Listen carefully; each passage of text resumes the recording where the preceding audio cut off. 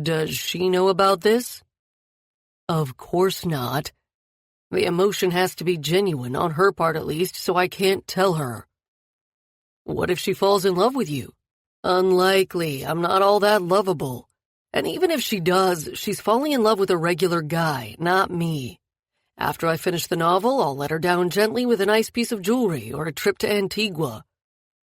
And if you fall in love with her? David sat back in his chair as though making sure he was out of range of Liam's fist. Not going to happen, man. Not going to happen. A bus stopped out in front of the cafe. The passengers got off. The majority trudged down the street toward their day jobs, looking bored already. Two walked into the coffee shop, an older man in a stained raincoat and a young woman in a dark gray fitted pantsuit. The drab color didn't hide her curvaceous hips or full breasts. Light brown hair, more golden in places, was pulled back into a long, thick ponytail. Her face was very pretty, with full pink lips, glass-cutting cheekbones, and light green eyes.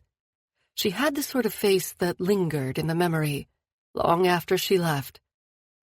Liam took a long swig of his coffee, hoping to drown the niggling sensation of pending doom in his stomach. There she is. David swiveled and nearly fell off his chair. Her photo didn't lie. I'll say it again, my friend. You are so screwed. Lorelei counted the number of people in front of her and then glanced at her watch. If everyone ordered promptly, she'd still make it to work on time. It was the ditherers who threw the day off. How could people spend 10 minutes in the lineup and then not know what they wanted to order when they got to the counter? She didn't even need to tell the cashier what she wanted. It was the same every day. Even though she'd only been in San Francisco for a little less than a month, she'd been coming to this coffee shop each workday. It gave her a sense of family, seeing the same faces each morning, which she missed having moved so far from home. Maybe that was her problem. She was too predictable, ordering the same thing every day, never spicing it up or trying something new.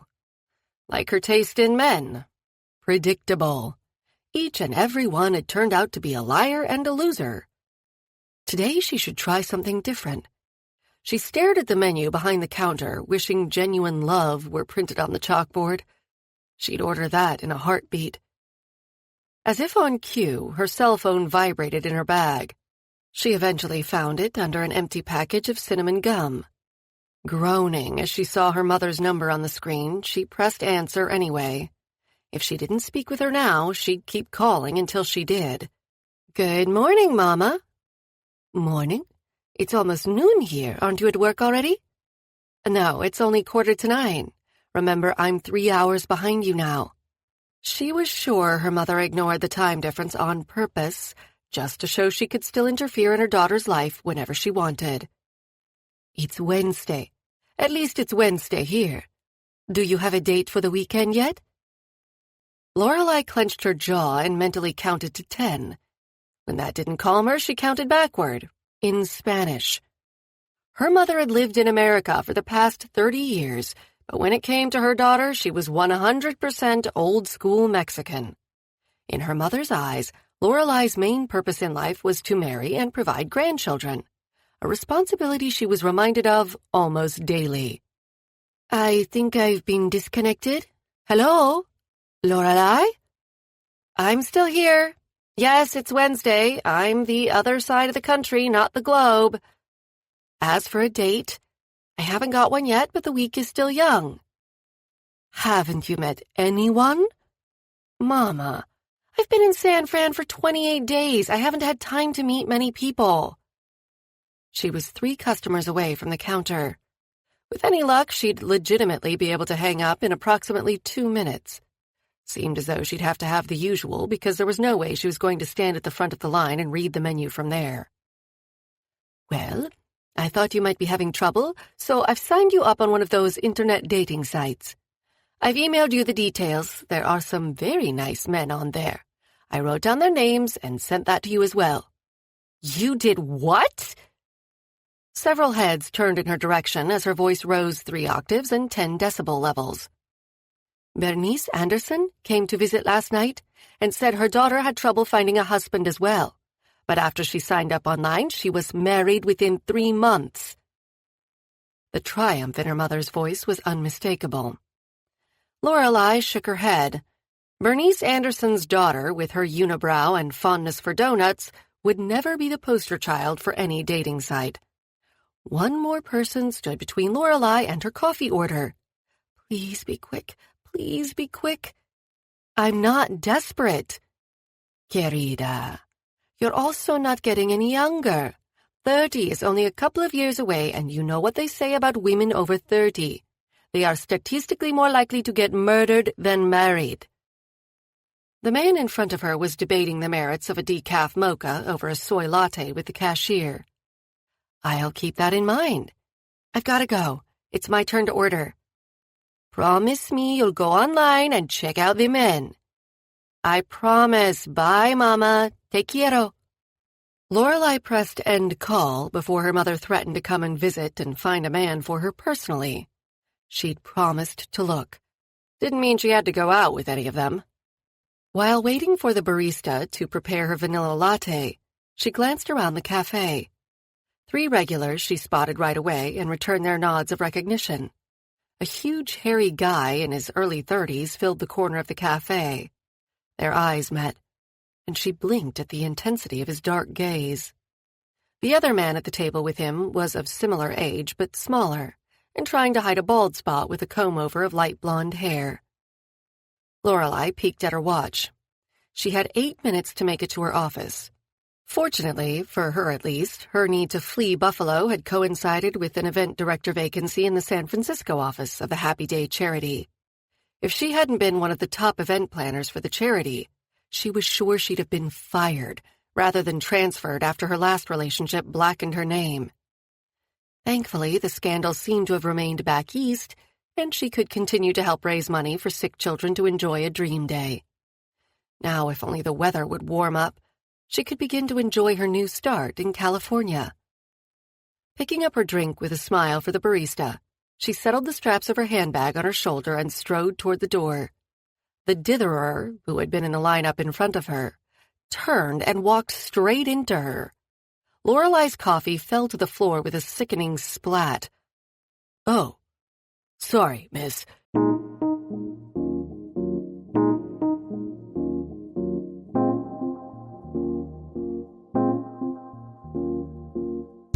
Brilliance Audio presents the unabridged recording of Played by the Billionaire by Alexia Adams.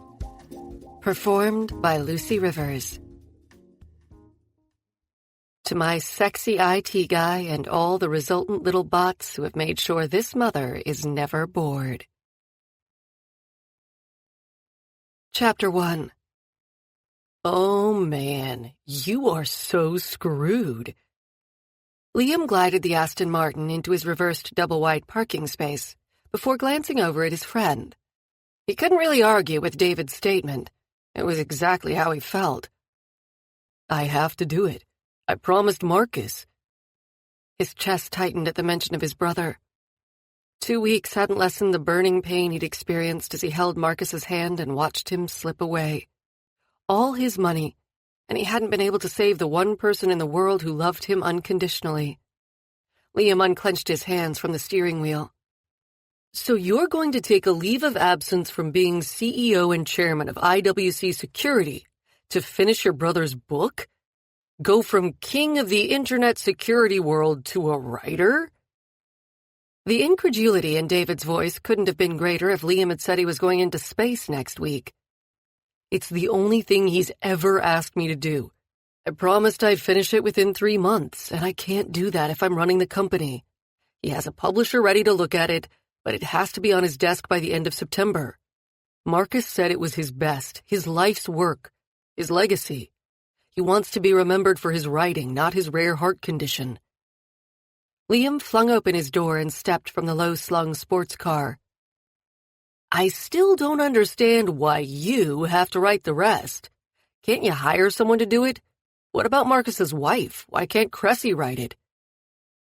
They climbed the concrete stairs to the main level of IWC Security corporate headquarters.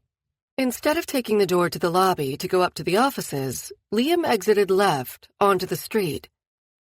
I promised Marcus I would write the rest personally. It was important to him that someone who loved him saw it through. Cressy is devastated and has gone back to St. Lucia. Besides, she's only been a part of his life for 4 years. I had 32 years to get to know how his mind worked. I've got an editor lined up to fix my bad grammar, and I've read all of Marcus's writing books. I've written stuff before, you know. You write security programs in a variety of languages, English not being one of them. Are you going to write the novel in Perl? Liam ignored his friend. Writing the book was the least worrying part in this whole stupid situation. It was the romance aspect that had him waking in a panic every night since he'd made the promise to his brother. By the way, where are we going? David was breathless. He had to jog to keep up with Liam's long strides. Liam slowed, seeing his friend start to sweat despite the chill in the air. It might have been July in San Francisco, but that didn't mean it was warm. To do some research, he said. What kind of research? Liam stopped and punched the pedestrian cross button. A young man, wearing a black hoodie with his pants halfway down his backside and a cigarette dangling from his mouth, took a step sideways out of Liam's path. A sardonic smile crept over Liam's face at the punk's movement. Why couldn't he have been this size in high school? Growing nearly a foot and developing muscles after he finished school hadn't made up for all the years Marcus had had to play protective big brother. That's why he had to do this now. Marcus had always been his champion, the only person to understand and love him. He'd do anything for his older brother. Liam's chest squeezed again, and he sucked in a huge lungful of air, hoping to relieve the pressure. The shrill chirping of the crossing signal, indicating it was safe to walk, broke through Liam's misery. Marcus was writing a mystery novel with romantic elements. The hero is an everyday guy who gets caught up in some intrigue. Along the way, he meets a girl and falls in love. The mystery bit I can write with no problem. Marcus outlined his plot on that one. The romance element is another thing. I'm not exactly out on dates every night, and evidently for the emotion of a scene to come across, I have to be familiar with it. So I need a girlfriend. Liam spat out the last word as though it were poison. Why don't you call up one of the women you've gone out with before? Trust me, I thought of that. According to Marcus, it has to be a real relationship, not one based on my wealth. All my previous girlfriends hung around for the expensive dinners, exotic holidays, and nice jewelry. What about that Latvian girl? What was her name, Svetlana? You dumped her as soon as the words I love you came out of her mouth. It was Ileana, and she was a model from Lithuania. Liam heaved a sigh. Once a woman says she loves you, she expects marriage and babies. I don't do marriage and babies. It was better to end it with an appropriately expensive present than for anyone to waste any more time on the relationship. For the story, the hero is an everyday guy, so I have to pretend to be a regular guy and get a regular girlfriend. No flashy dates, no trips on the private jet to the Caribbean, regular guy stuff. None of the women I've dated before would go for that. And how do you expect to get a girlfriend who doesn't know who you are? One Google search and she'll spot you in 20 seconds. That's why I'm going to shave off my beard, get a makeover, and use my middle name. Even if she searches, she's unlikely to think William Manning, rich guy, is the same person as Liam Mackenzie, regular guy. I've set up a couple social media profiles as regular guy Liam, and some mysterious virus has temporarily eaten any photos of William Manning on the internet. There's a limited lifespan on the virus, so they'll restore in a couple weeks' time. Save me having to go back in and fix them later. He pushed open the door to a small coffee shop. There were 10 people waiting in the order line. Signaling to the barista behind the espresso machine, Liam bypassed the long line and picked up the 2 coffees she placed on the counter. He smiled at the woman, whose cheeks turned pink, before leading David over to a small table in the corner. Hold on. Did you just say you were going to shave? Has anyone ever seen you without your beard and mustache? No, and that's exactly the point. No one will recognize me, and I can play the regular guy until I finish this stupid book and get back to my real life." He ran a hand over his beard, a bit longer than usual as he hadn't trimmed it since Marcus went into hospital for the final time. He'd never shaved since sprouting his first whisker at the age of 16. "What are we doing here? Are you researching what normal people do in the morning?" David took a gulp of his coffee. A flicker of surprise crossed his face as the rich flavor passed over his tongue. "God, this is so much better than the crap I normally drink." "That's because it's hot and freshly made. By the time you remember you ordered a coffee, it's cold with scum on the top. Not that I'm complaining, you're the best programmer I've got. I appreciate your single-minded dedication to your work.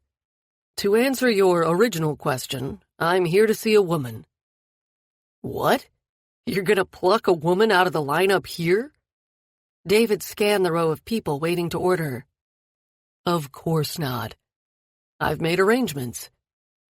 Liam sat back in his chair. He tried out the deep breathing technique Marcus had used to cope with pain.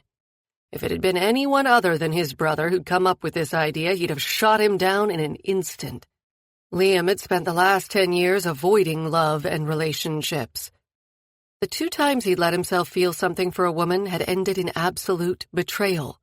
He was smart enough to know his limitations. He wasn't love material. Ileana might have said she loved him, but what she really meant was she loved his money and was willing to put up with the rest of him for the sake of a cushy life. The fact that she'd hooked up with another rich guy within a month of their breakup proved it. Forcing a smile to hide his discomfort, he glanced at his oldest friend. "Spill, Liam. That's the look you get when you're about to crack a competitor's system." "I did some research last night." Liam waved his hand in a vague gesture.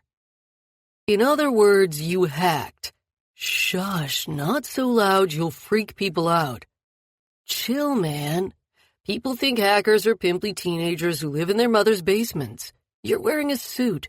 No one would ever believe you know more tricks to bypass security systems than anyone else on Earth." "I don't know more than anyone else on Earth, just the vast majority. Anyway, I went onto a dating site and found a woman. She's going to be my fake girlfriend.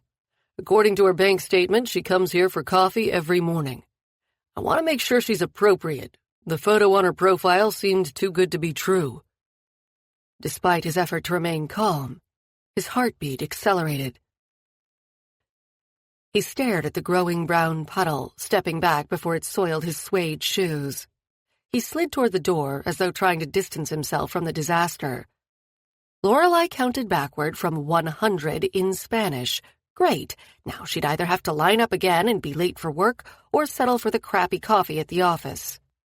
The guy with the beard and intense eyes from the corner table appeared at her elbow. He reached behind her and grabbed another cup, complete with lid, off the counter. When Lorelei turned to her, the friendly barista gave her a thumbs up. "I made an extra, by accident," she said. "Enjoy your day," the tall man said as he handed her the coffee. His voice was deep and silky, and she forced her gaze from the liquid chocolate eyes that smiled into hers. Giving herself a mental shake, she glanced at her watch again. Damn, now she was late. She stepped around the spilled coffee as a mop-wielding man arrived on the scene. "Thank you," she called over her shoulder. The man who had knocked her drink from her hand stood in the doorway as if trying to decide which way to go. Maybe her mother had the right idea. At least with internet dating, she could hopefully filter out some of the weirdos. Liam stood at the front of the packed conference room, knowing there were just as many people listening via conference call. All eyes were focused on him, the only sound a faint static from the telephone line. He rarely called all his staff together, as most programmers hated meetings as much as he did. But it was vital that rumors be kept to a minimum, and the only way to do that was to make sure everyone had the same information and from an accurate source. "I want to reassure you all that I am still in full control of the company. When I founded IWC Security, it was just David and me. Now we have over 300 employees in 6 countries. I built this company, and it will be an encryption-free day on the darknet before I let someone else take over. However, for the next 2 months, I will be working for an important project away from the office. When it's done, I'll be back. In the meantime, I'm delegating the day-to-day management of the company to the Chief Operating Officer, Cal Johnson. David Winston, as Director of Technical Operations, will remain your go-to guy for programming issues. Are there any questions? Does this mean we won't be getting emails from you at 4 a.m. telling us to fix a vulnerability only you could have found? Can I finally sleep through the night? Someone at the back of the room joked. I wouldn't count on it. I'll still be hands-on with client systems. His reply was met with a few groans and some nervous laughter. It wasn't that he didn't trust his staff, but the core technical work was likely the only thing to keep him sane in the next couple of weeks. He answered a few more questions about general office management, then called the meeting to a close. As the staff filed out, David sauntered over to him. Let's get down to the important questions. Am I going to have to eat my sister's cooking? David made a gagging motion and clutched his stomach. Liam had eaten a dinner Helen had prepared, once. It wasn't something he'd willingly do a second time. I'm giving up the commute to the office and the endless meetings, not my personal chef. He glanced at his watch. Speaking of meetings, I've got 2 more before I'm done for the day. I'll see you at home. He strode from the room and back toward his corner office. 3 hours later, Liam unlocked the door to his apartment and hung his raincoat on the stand. Kicking off his wet shoes, he grabbed a handful of peanut M&Ms from the bowl on the entryway table before heading into the kitchen. David was already perched on a bar stool, chatting with Jason, the cook. David poured a measure of whiskey from the bottle next to him and slid the tumbler toward Liam. How'd the board take your announcement? Liam took a swig of the whiskey, letting the warmth ease his tension. Not well. That's one thing I won't miss. Meetings are hell. The board had quizzed him endlessly on the nature of the special project he would be working on. Until he reminded them he held the majority of the company's shares and he was informing them of his temporary leave, not asking their permission. Their concerns were valid. They probably worried he was dealing with a medical issue that could potentially impact the profit margin. He could only imagine their reaction if he told them he was taking a break to write his brother's book. He leaned against the counter and watched Jason stir a white sauce. The aroma of the cooking was heavenly. He'd existed mostly on takeout or microwave dinners until he'd stopped one day to talk to Jason, who was living on the street outside his building. Liam had invited the young homeless man for a burger and discovered he'd trained in culinary arts. Unfortunately, Jason had turned to drugs to cope with the long hours and exhausting work in the kitchen of one of the city's top hotels. Within 6 months, he'd lost his job, his apartment, and his self-respect. Liam had paid for Jason to go into a private rehab clinic on the promise he'd then work as his personal chef. David and his sister often came over, and the 4 of them ate gourmet meals in the comfort of his home. Although David and his sister Helen had their own apartment across the hall, they spent more time at Liam's place than their own. Especially now with Marcus gone, Liam was happy he didn't have to spend too much time in an empty apartment. How long till we eat, Jason? Liam slung back the last of his whiskey and put the glass on the counter with a clunk.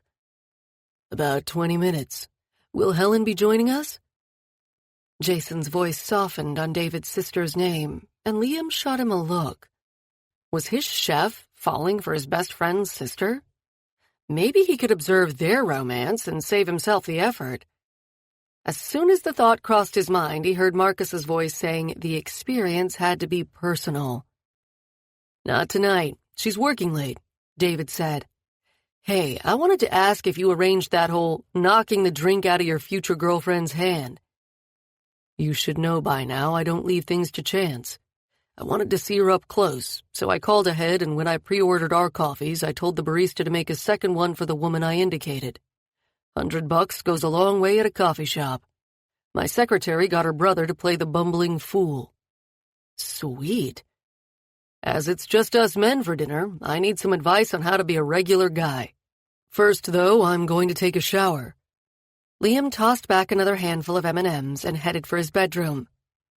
Regular guys don't drive Aston Martins or Maseratis, David said as Liam stepped out of the kitchen. He whirled around. Shit, I hadn't thought of that. What should I drive? A Ford or Toyota Corolla?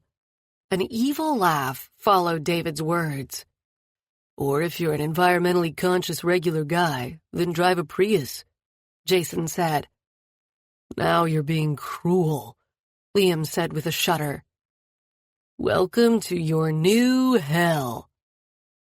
David's words rang in his ears as Liam stomped off to his bedroom. Chapter 2. Lorelei rubbed her hands over her eyes and tried to focus on the event plan. It was so much easier in Buffalo, where she knew everyone with money, what they liked, disliked, and how much cash they could expect to part with at a gala fundraiser. Here, every selection was a gamble, and the success or failure of the evening rested on research, gossip, and blind luck. Lorelei's office door creaked open, and her assistant appeared. Mandy had 2 steaming cups of coffee in one hand and 4 huge files clutched to her chest. Lorelei hurried around the desk to relieve Mandy of the burden. Her vivacious assistant had also become her first friend in San Francisco.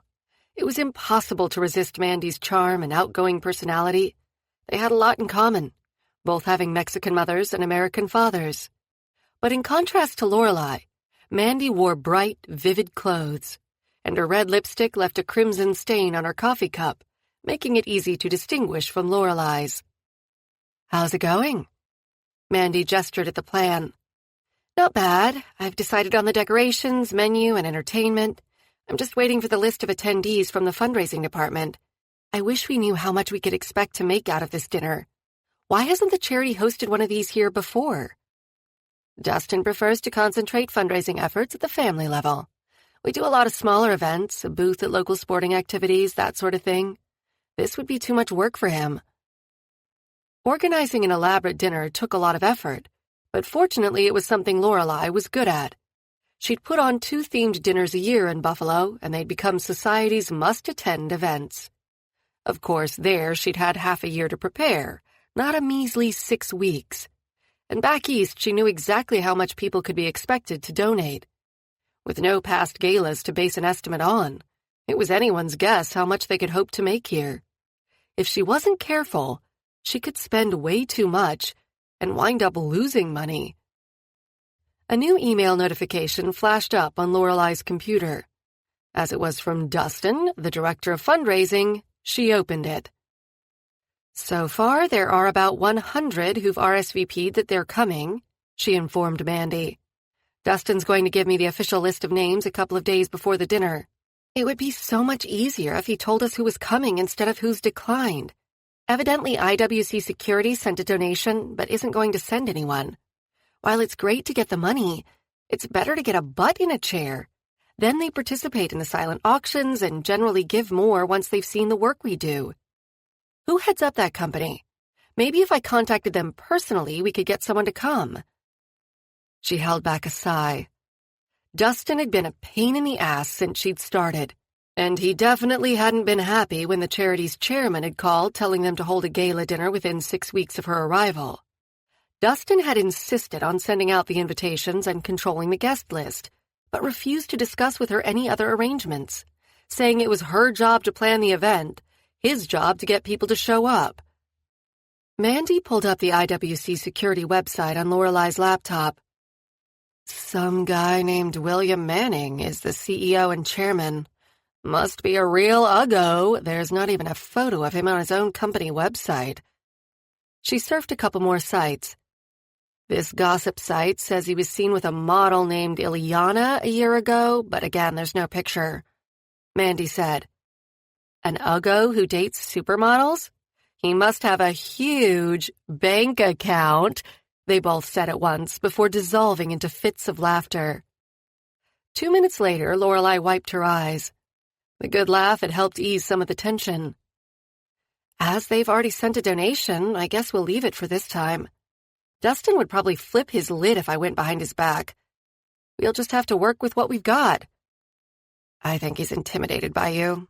He's not very good at his job. Rumor has it he's somehow related to the chairman, and that's the only reason he's still here. When he heard head office was appointing an event director, he lost it. He started spreading rumors about you before you even arrived.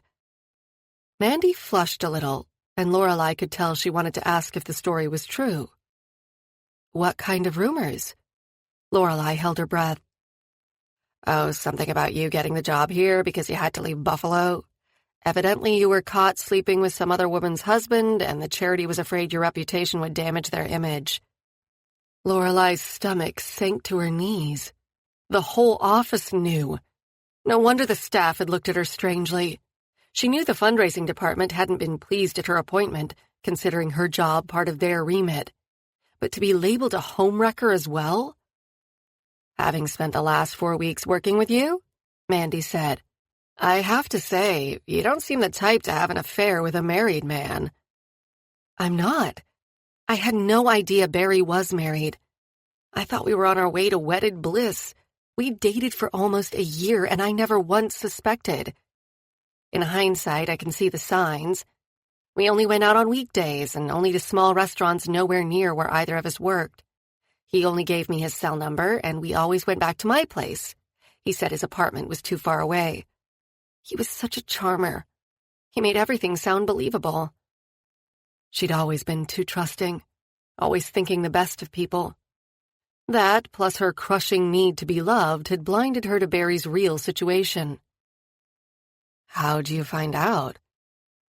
My mom sprained her ankle one Saturday night, and I took her to the ER. Barry was sitting there with his wife and 3-year-old boy who'd shoved a marble up his nose. The dog. Well, that wasn't what I called him. And after my little tirade, his wife added a few more names I'd never even thought of, and my mother would have slapped me silly if I'd said them in public. How'd the big cheese find out? Barry's wife made a complaint to the charity, threatened to go public if they didn't do something about me. It wasn't really grounds for dismissal, but the chairman felt it would be better if I stepped out of the limelight, as he called it, for a period of time. So you got shipped out here. Yeah, I had no idea about the dynamics of the office here. Dustin is sure not happy to see me. No, but the rest of us are. It's time things got a shake-up around here, and I, for one, will be ecstatic if I don't have to attend another Little League baseball game. Fancy dinners are much more my scene. Hey, can I expense my shoes and dresses? Unfortunately, we don't have our own budget yet, and I have to get all expenses approved by fundraising. I've already had a run-in with Dustin about the cost of the flowers. Can you believe he actually asked if we could use plastic ones? And what's with not giving us the guest list until 2 days before the event? Mandy's laugh rang through the office. I think he's paranoid. He guards his contact list like it's a state secret. Only he and his secretary have access to it. I was more than happy to leave his department. I like working with you. Coming to work is fun again. Same here. You've made the transition from Buffalo so much easier. Speaking of transitions, any news on your fiancé's visa? No, nothing yet. It's been almost a year. Mandy twirled the small diamond ring on her left hand. I never got a chance to ask. How'd you two meet? I'd broken up with my last dog boyfriend and decided to treat myself to a holiday in Italy. I've always wanted to go there. So I sold my car and off I went for 2 weeks. I met Antonio on my first night in Rome, and we've been in love ever since. Don't you worry he's just after a green card? No. We're in love, I can tell. Dios mío. Was that how I sounded when I was dating Barry?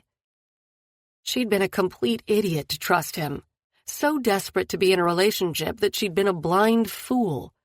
It was a good thing she was better at her job than choosing men. Although, do you think I've been set up to fail? Lorelai asked the question that had been bugging her since she'd taken the call from the charity's chairman, instructing her to hold a gala fundraising dinner. I don't know. We've never raised $1 million in 6 months before, never mind one night. Another rumor I heard is that head office is looking to consolidate, and San Fran branch might be disbanded with everything run out of L.A. The sinking feeling in Lorelai's stomach doubled. If this event flopped, she'd be taking the blame. And now she not only had her job on the line, but the entire staff's. Well then, we are going to make this an epic night. All of San Francisco will hear about it and be begging to come to our next one, she said with more confidence than she felt. 2 hours later, Mandy tapped the table with her crimson fingernails. I think this is going to be spectacular. Now, if Dustin can fill the place, the guests will be so amazed the money will leap out of their wallets. Shall we go get a drink to celebrate? I can't tonight. I have a date. Wow, you go, girl. Not even in the city a month and you've already met someone. We haven't really met. My mom, who is the supreme ruler of interfering mothers, signed me up with an internet dating site. There was actually one guy who seemed a bit interesting. He's an architect who's traveled the world and now wants to share his life and love of travel with the right woman. Is that your dream? To travel the world? Actually, my dreams are a bit more home-based. Ever since I was a little girl, I've wanted a big family. I had 10 dolls I used to call my babies. I took those dolls everywhere. It was quite a sight. You can't want 10 children. That's barbaric. I'd settle for 4 or 5 now. Of course, my mother keeps reminding me I've left things rather late. Do you have lots of brothers and sisters? No, it was only me and my mom. My dad, well, he wasn't around. I do have tons of cousins. One of my aunts had 8 kids. I was so jealous. They were always laughing and yelling. It was so quiet at my house. I wanted brothers and sisters to play and fight with. Well, there are ways these days to do that without a man. No. I want the whole deal. Loving husband, lots of noisy children. If that makes me a Neanderthal, then I'll be the one hanging out with the dodos. She stared at her desk to avoid the pity she was sure was written on her friend's face. In this age, when women were striving for equality in the corporate world, she felt like a sellout for wanting to be a stay-at-home mom caring for her husband and children. So, where are you meeting your internet date? Mandy's voice broke through her reverie. At that bar you told me about on Montgomery Street. Lorelai took another sip of now cold coffee, hoping to drown the butterflies dancing around in her stomach. She was always nervous before going on a first date. Usually, though, she'd at least met the man in person, or he'd been recommended by a friend. Want me to come along as protection? No, I'll be all right. The place will be crowded on a Friday night. If I think he's dangerous, I'll ask for help. It's the ones who seem normal who kill you in the shower, Mandy said. Gee, thanks. At least if she were dead, she wouldn't have to preside over a disastrous charity event that was sure to not only get her fired, but cost the entire San Francisco office staff their jobs. No pressure. Yo, Liam! You home? David's voice called out from the front of the house. I have got to take his keys away before he barges in at an inopportune time. He'd given David a set of keys in case of emergency, but his friend had become so accustomed to coming over, he now let himself in and out any time of day or night. Yeah, I'm home. Be right out, he said from the bedroom. Liam glanced once more in the full-length mirror. The face that stared back was alien. Were these the features his mother hated? According to rumor, he was the spitting image of the father whose name he didn't even know. As a child, seeing his face every day had reminded his mother of her stupidity in throwing away her marriage to Marcus's father for an ill-fated affair with a man who loved only himself. When he'd been little, he'd gotten through the pain of being hated by his own mother by imagining he'd been kidnapped as a baby and was being raised by a wicked stepmom. Every time they'd gone to the grocery store, he'd scour the milk cartons to see if any of the missing children looked like him. When the first whisker had appeared, he'd never shaved it off in the vain hope his mother would realize he was not his father. But by then her indifference had been insurmountable, no matter what he did to try to please her. Now, however, it meant there would be no chance of anyone recognizing the new Liam, as the reclusive billionaire with a penchant for Eastern European supermodels. Grabbing his leather jacket from the bed, he wandered out to the main room. He could hear David rummaging around in the kitchen. "Jason has the night off, and I'm going out," Liam said. David stared forlornly at the empty stove. "Are there any leftovers from last night?" David opened the fridge door and stuck his head inside. "Probably." Liam leaned against the doorframe. David eventually emerged from the fridge with 2 large plastic containers in his hand. As he turned and caught sight of Liam, his mouth flopped open and he dropped the food on the floor. A chicken drumstick rolled to a stop against Liam's foot. "What the hell?" "That bad?" Liam glanced down at his clothes. He usually wore either a custom-made suit or jeans and a t-shirt. The sales clerk at the mall insisted that chinos and a button-down shirt with the leather jacket had "regular guy" written all over them. David stepped over the mess on the floor and scrutinized Liam up close before retreating. "I can see now why you grew the beard. You're broken." "Excuse me?" Liam ran a hand over his now bare chin and cheeks. The smooth skin felt weird under his fingers. "You've got a dent in your chin and a hole in your left cheek as well. Definite defects. When this is over, you'd better grow the facial hair back as soon as possible." "Thanks." "Damn, man. You're wearing makeup." "I've got a bit of color on because the newly shaved areas are whiter than the rest of my face. I don't want to look like I've just changed my whole appearance," Liam said. "But you have." David's stare was becoming uncomfortable. "Yes, but I don't want to look like I have. She might think I've recently been released from prison or something. Or the mental hospital. This is a completely asinine idea. You think I don't know that, but I promised Marcus and I have to give it a shot. As my friend, you should support me. My mom always told me if all my friends were going to jump off a bridge, I shouldn't join them. Except that one time when I cracked the bank security system and the cops showed up at the door. Then she was actively encouraging it. I'm not jumping from any bridge.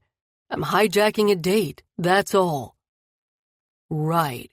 Now this is the bit of the plan that confuses me."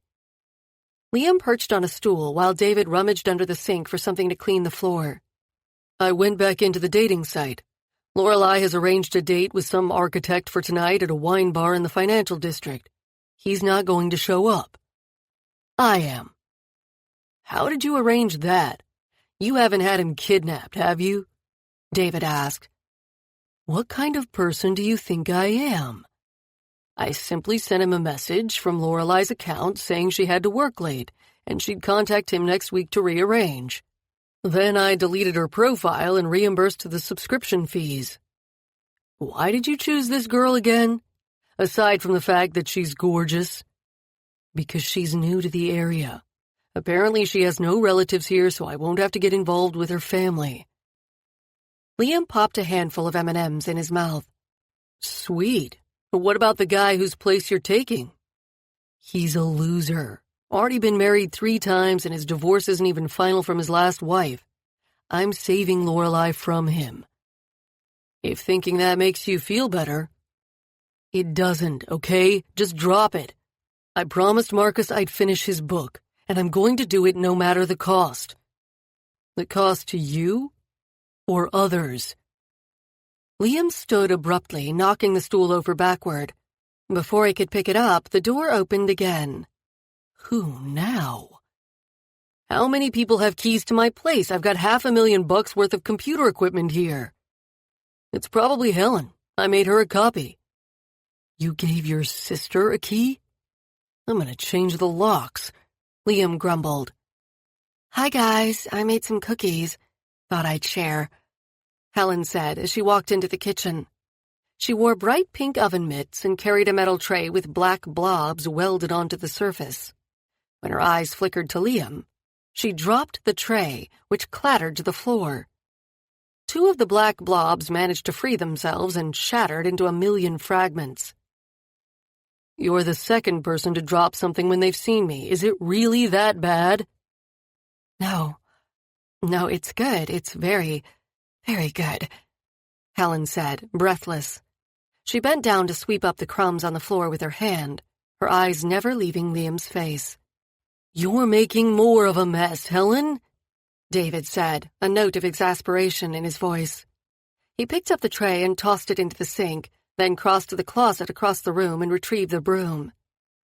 Still, Helen stared at Liam. "So, I need some advice on how to approach Lorelai," Liam said. "Tell her she's too beautiful to sit alone," David said as he emptied the dustpan into the garbage.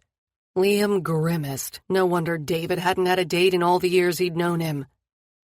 "I don't think you need to say anything," Helen said. Her gaze dropped to the floor. "Excuse me, I think I left the oven on." She raced from the room, both Liam and David staring after her. "Women are crazy. Are you sure you want to get involved with one?" David said as the door slammed behind Helen. He picked up the jacket from the stool next to him and shrugged into it. "I'm not getting involved, not really anyway. Make sure you lock up and put the alarm on when you finish trashing my kitchen, and leave a note telling Jason you made the mess. I'm not taking the rap for it." With another handful of M&Ms for good luck, Liam strode out the door. Time to put the first act in motion. Chapter 3. Lorelai sat next to the window at the trendy wine bar. The chair opposite her was empty, for now. She'd arrived 5 minutes late, hoping Richard, her internet date, would already be there waiting. She didn't want to appear eager. Apparently neither did he, and 20 minutes later she still sat alone. Picking up her phone from the table, she checked again for a message. He had her email address, but not her cell number. It had seemed too stupid to give a man she'd never met her phone number. At least with the email account, she could block his messages if he annoyed her. Pity she hadn't thought to get his. She was rusty at this blind date thing. She stared out the window. People were emptying from office buildings as though getting their first taste of freedom after doing 20 years. A group of 3 junior execs in cheap suits pointed across the street to the bar, as though discussing whether to go there first or home to their wives and girlfriends. How much longer should she give him? 10 minutes? He'd said his office was in Oakland, but he had a meeting in San Fran today. Perhaps his meeting was running late. It didn't bode well for her fundraising dinner if she couldn't even get an internet date to show. Her phone vibrated on the table with an incoming text. "Where are you? Tried your home number." Her mother's number appeared on the call display. "I'm on a date," Lorelai texted back. "Then why are you writing me back? That's rude." "He's in the washroom." "Has he been in there long? Maybe he has a problem. When he gets back, ask him if he eats enough fiber." And this was why she didn't let her dates meet her mother. "He's back. Gotta go."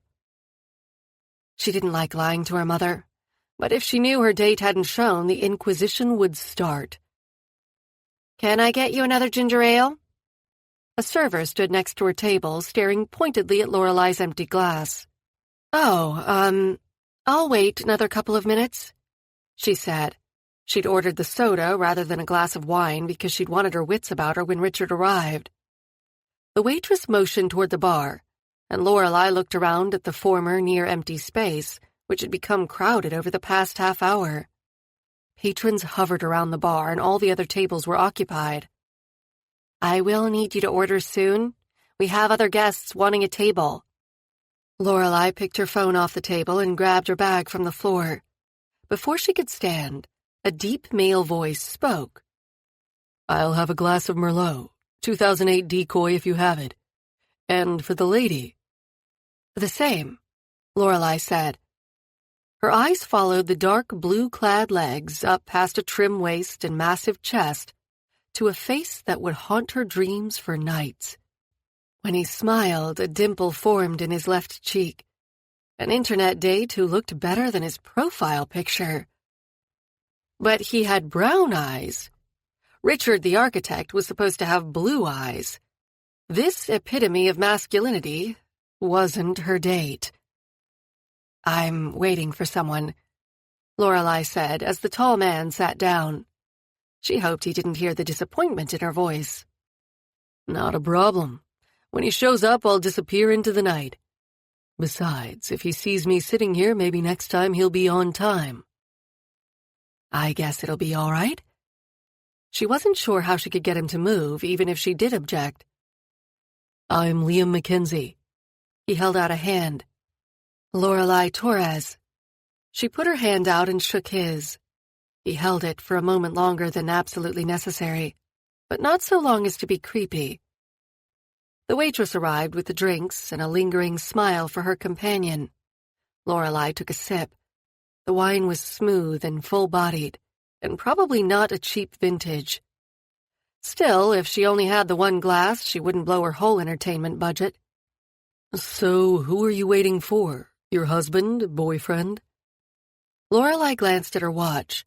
Richard was 40 minutes late and hadn't let her know. He was done. "Doesn't matter. What about you? Are you waiting for someone or trolling?" Liam laughed. "I was supposed to meet a client, but he canceled last minute. I saw you sitting all alone and decided my night didn't have to be a complete waste." "Well, I don't sleep with men I've just met, so if you want to move on to easier pickings, I'm sure you can have your choice of women here tonight." She tamped down the rising disappointment. After the way Barry treated her, it was difficult to believe a man was interested in more than her body. Liam laughed again. "I'm not here for a hookup, but thanks for the vote of confidence. I thought maybe you wouldn't want to walk out of here alone, having sat at the table by yourself for the past 30 minutes. "You've been watching me?" "No more than I've been watching everyone else.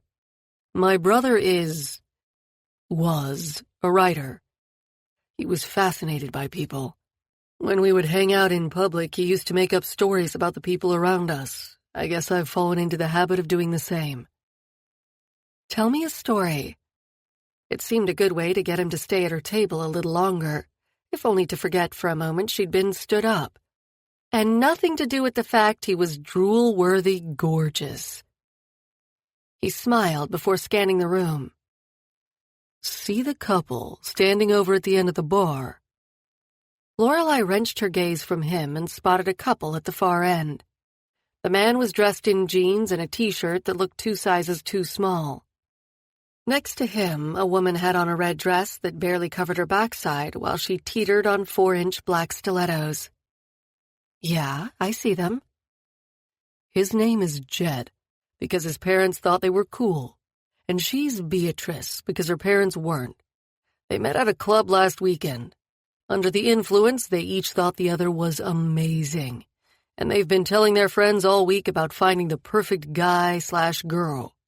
But now, in the light of day, they're not too sure. They have nothing in common, and she thinks he's a douche for checking out all the other women here, and he thinks she's boring because she doesn't like motorbikes." "That's not very romantic," she said.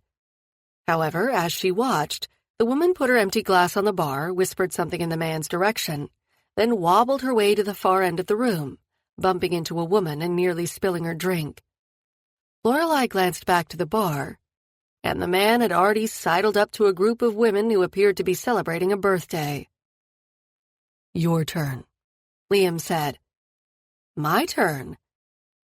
Lorelei turned back to her companion, and a frisson of excitement shot through her when his dark eyes met hers. "Choose a couple or group, and tell me a story." At least it would stop her from staring at him. "Okay." Lorelei gazed around the room. A woman in a black dress stood next to a man wearing a suit. He had his arm around her shoulder, and they seemed engrossed in each other. "The couple, over there." She nodded her head toward the 2 happy drinkers. "The woman in the dress that was too great a bargain to pass up even though it's uncomfortable, and the guy trying to compensate for his lack of height by wearing pinstripes?" Yeah. They're a married couple who work nearby. They've met up for a drink before going to dinner, then home," Lorelei said. They're thinking about starting a family, but worried over the cost and who will give up work to look after the baby. I can already tell you're a good person, because you want people happy, he said. So, what's my story? Lorelei took a sip of her wine. With Liam's full gaze on her, she put her hand on her chest, fingering the silver necklace her mother had given her on her 21st birthday. She pressed the points of the star into her fingers to stay grounded. It would be so easy to lose herself in his eyes, forget what she wanted in life and take whatever crumb he was offering so she wasn't alone. I can't figure you out. That's why I came over. You're far too beautiful to be sitting here alone. He grimaced at the corny line, but carried on. And any guy who stands you up must be an idiot. What I can't work out is why you would date an idiot. It was a first date. I didn't realize he was an idiot. I'm new to San Francisco. Well then, on behalf of the men of San Francisco, let me welcome you to our city. I'd like to take your date's place and have dinner with you. He leaned across the table, cutting the distance between them. She caught a whiff of his cologne, and it tingled her nostrils, making her want to inhale deeply. I don't think... Please. I hate eating alone. All that's waiting for me at home is an empty apartment and a frozen meal. What do you say? His deep brown eyes gazed into hers. She was mesmerized by their chocolatey depths, with no desire to escape. Another set of brown eyes flickered into her memory, only to evaporate in a surge of heat as he smiled and the dimple in his cheek appeared. She'd always been a sucker for dimples. I guess dinner would be okay. After all, she'd planned on going on a date. Did it matter which guy she ate with? Great. I booked a table at Domenico's to take my client. If we hurry, we can still make the reservation. Are you done here? Liam signaled to the waitress and pulled out his wallet. I can pay for my drink. Lorelei reached for her bag under the table. No need. I'll expense it. I work for a mega-rich company that can afford a drink and a meal. He handed a couple of bills to the waitress and waved the change away. Aren't you supposed to be dining with a client? Do you own a computer? Yes. She wondered at the non-sequitur question. Well, I'm in the computer industry. If you own a computer, then you are, in effect, a client as well. Don't you think that's stretching it a bit? She stood next to him. He put an arm out, inviting her to lead the way through the crowd, taking up a protective stance behind her. Not for you, he murmured so softly she wasn't positive that was what he said. Chapter 4. The cool night air cleared the slight wine buzz that had fogged Lorelei's brain. It did nothing to the buzz of attraction, which drew her to the man next to her. She hadn't even felt that way when she'd first met Barry. It had taken several dates before she'd felt anything for him. Before we take another step, I have to ask, are you married? Liam held out his left hand. His ring finger was bare, with no sign of a tan line. Nope. No girlfriend in the background either. I find that hard to believe. After all, you're not exactly ugly. Heat coursed through Lorelei's face. Well, the man must own a mirror. He had to know. He smiled again, and the dimple reappeared. Thanks, but it's been a tough year. Oh, I'm sorry. He turned and peered down the street. Obviously, he wasn't a man who talked about his feelings. Doesn't matter. The restaurant is about 5 blocks away. Do you want to get a taxi? I'm all right walking, if you are. Sure. He seemed about to reach for her hand, but shoved it into his pocket instead. So, were you born in San Francisco? A little farther down the coast, but I've lived here for the past 20 years, so I consider it home. What about you? Where are you from? Buffalo. I lived there until about a month ago. Then I decided it was time for a change. Would the question about whether or not I'm married have some bearing on your decision to move? Yeah. The heat was back in her face. Hopefully Liam didn't notice. She'd come all the way to San Francisco to distance herself from the Barry debacle. Making the same mistake with the man beside her was unthinkable. Her boss had overlooked one misdemeanor in her personal life, 2 blots on her reputation, and she'd be out of a job, with little chance of securing another in the charity field. "Here we are," he said, as they stopped in front of an Italian restaurant. He held the door while she entered and then spoke quietly with the maitre d'. The older man looked her up and down, and then led them over to a booth at the far back of the restaurant in a secluded corner. Liam held her chair while she sat. "This is the table you reserved for your dinner with a client?" She raised an eyebrow as he sat next to her. She couldn't imagine a more romantic setting. "Of course," he said, straight-faced. "The seclusion allows for a frank business discussion without fear that a competitor will overhear." "Ah," she said, not convinced at all. He smiled, and she forgot what her objection was to the quiet table. Her companion was charming, and the meal passed quicker than any other she'd had in recent memory.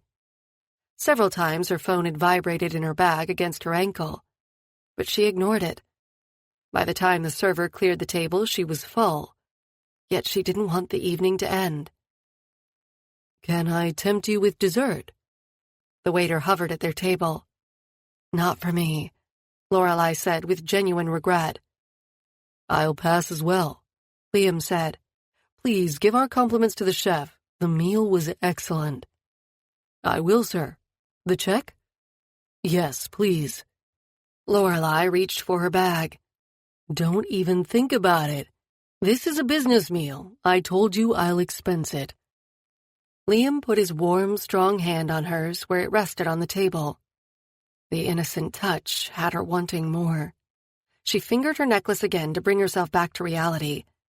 They were strangers, no matter how her skin tingled when he touched her.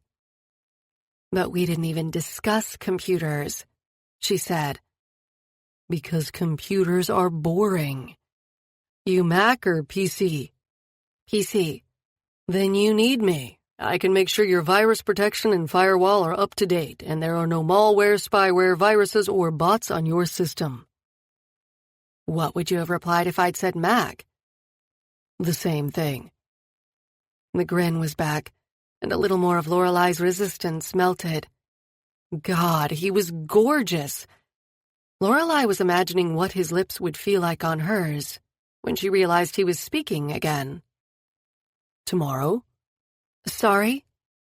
"I asked what you're doing tomorrow. It's supposed to be one of those rare, sunny, warm summer days. As a native Californian, it is my sworn duty to show you the sights." "Really?" "Yup. When we get our first voter registration card, we have to promise to show at least one East Coaster what living is really about. You'd be doing me a great favor, 'cause this responsibility has been hanging over me for a while now, and I can't imagine anyone I'd rather spend the day with." "I'd love that. Helping you out, that is. It's the least I can do to repay you for tonight." Despite the left side of her brain telling her it was just a friendly invitation and meant nothing, the right side was sending all kinds of conflicting signals through her body, and a slow-burning heat began to smolder in her belly. He wanted to see her again. "I hoped you'd see it that way." He waited while she gathered her bag and the jacket she'd discarded after the second glass of wine. Following her out at the restaurant, he placed a hand on her back. She knew it was simply a support as she wobbled a bit as she walked, but couldn't help wondering what it would be like to have Liam holding her for another reason. She shook her head. This was her whole problem. One nice guy who hadn't spent the entire evening talking about himself, and she was already picturing them together. What she needed was to take a step back and listen to reason and not her heart. There was a first time for everything. Standing on the street, Liam helped her into her jacket. The cool breeze off the ocean sent a shiver up her spine. Or was it another whiff of his cologne as he straightened her collar? He scanned the street, then pulled his phone from his pocket. "I'll get taxis for us." he said as he waited for the call to connect. "So what do you want to see tomorrow?" "You're the native. I'll let you choose where we go." "Sure, put all the pressure on me." "There's an Italian coffee shop on Vallejo Street, just east of Columbus Avenue. Why don't we meet there at 9 o'clock? "I know the place. What should I wear?" "Comfortable shoes. Anything else is optional." The dimple was back. A taxi pulled up and Liam opened the door for her. "The taxi is on my company account, so don't worry about paying him. I'll see you tomorrow, Lorelei. I've really enjoyed this evening." "I have as well. Thank you." She shifted her weight from one foot to the other and dug her fingernails into her palm.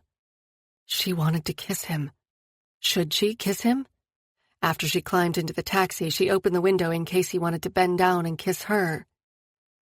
Liam handed the driver a couple of notes and instructed him to take her where she wanted to go. He stood back as the taxi pulled away from the curb.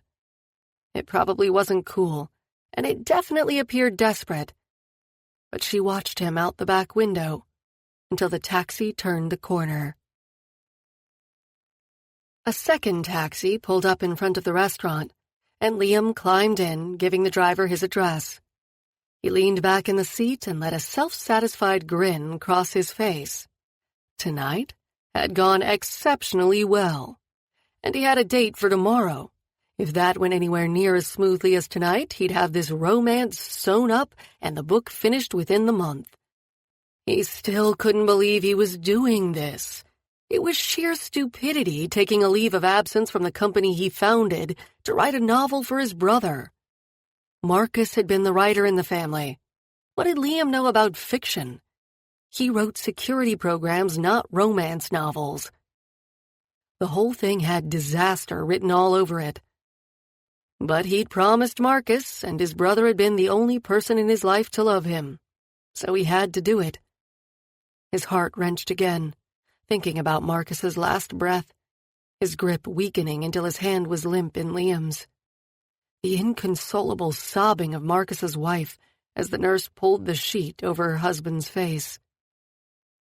To stop the memories from overwhelming him, he stared at the taxi's ceiling and remembered Lorelei's green eyes, which crinkled at the corners when something amused her. His fingers longed to run through her hair, to scatter the pins that had welded it to the back of her head and see it tumble down her back, preferably her naked back. He gritted his teeth. No. He couldn't go there. No sex. It was one thing to lead her on and romance her for the sake of his brother's book. He couldn't go as far as sex, as much as he wanted to. He'd seen a flash of vulnerability in her eyes that had nearly made him want to tell her right there the whole thing was a sham. But was it? So far, they'd had a meal together. Tomorrow they'd do some sightseeing. It was no big deal. Except he had a sinking feeling it was about to be. What had David said? He was so screwed. 10 minutes later, the taxi pulled up in front of his building. Climbing out, he handed a 20 to the driver. Near his door, he could hear the subwoofer throbbing to some action-adventure film.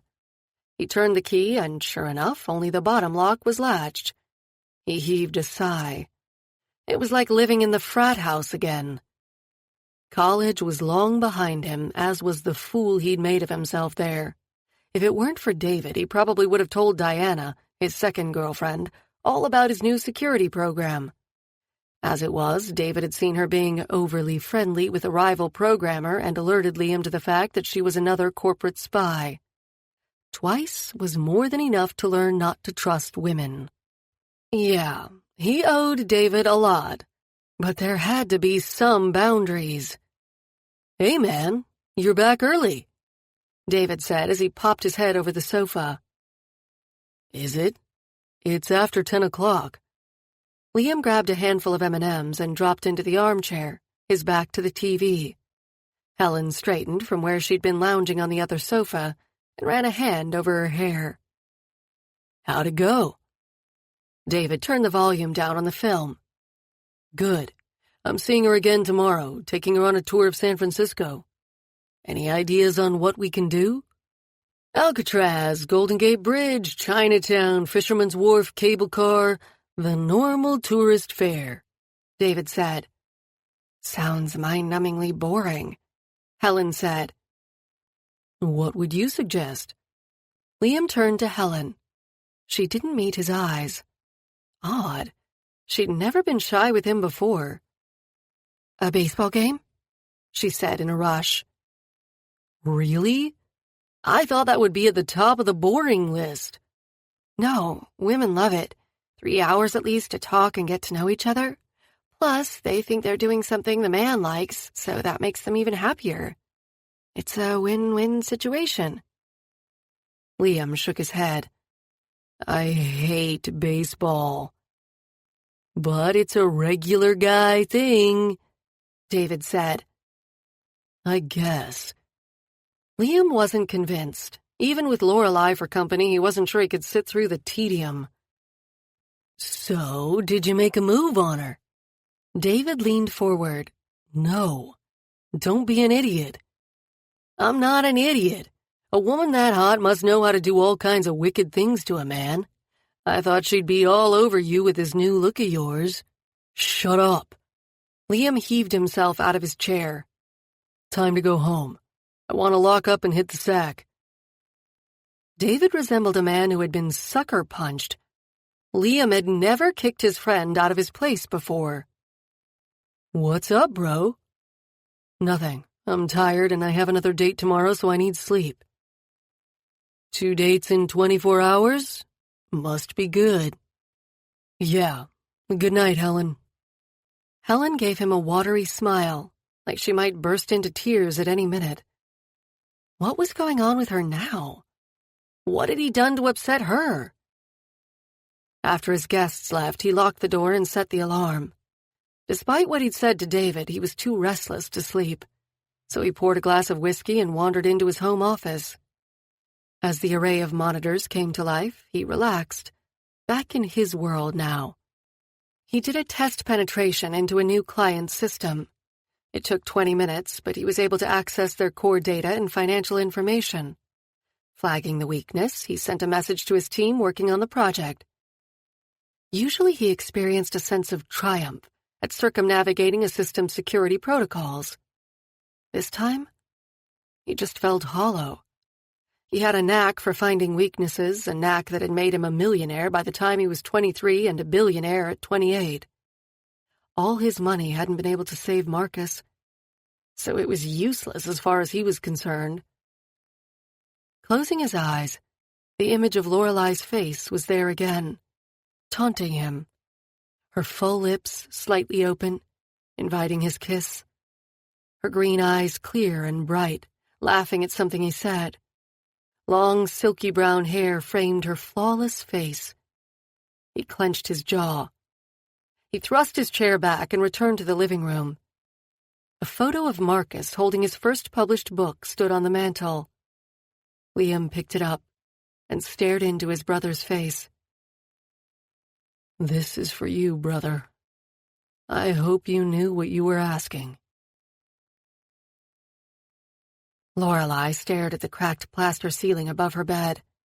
If she didn't have a death grip on her grandmother's hand-quilted bedspread to anchor her to reality, she'd float up to the overhead light. She'd flopped there after arriving home from her disaster-turned-dream date. She couldn't believe the evening had turned out so well. She flipped over and grabbed her laptop from her bag by the bed. She opened it and waited for it to boot up. This time she was determined to be sensible, not let herself be used just so she wasn't alone. A friend had once suggested that because she had no relationship with her father, she sought approval from other men. She dismissed the accusation at the time, but after the disaster with Barry, she had done a lot of thinking.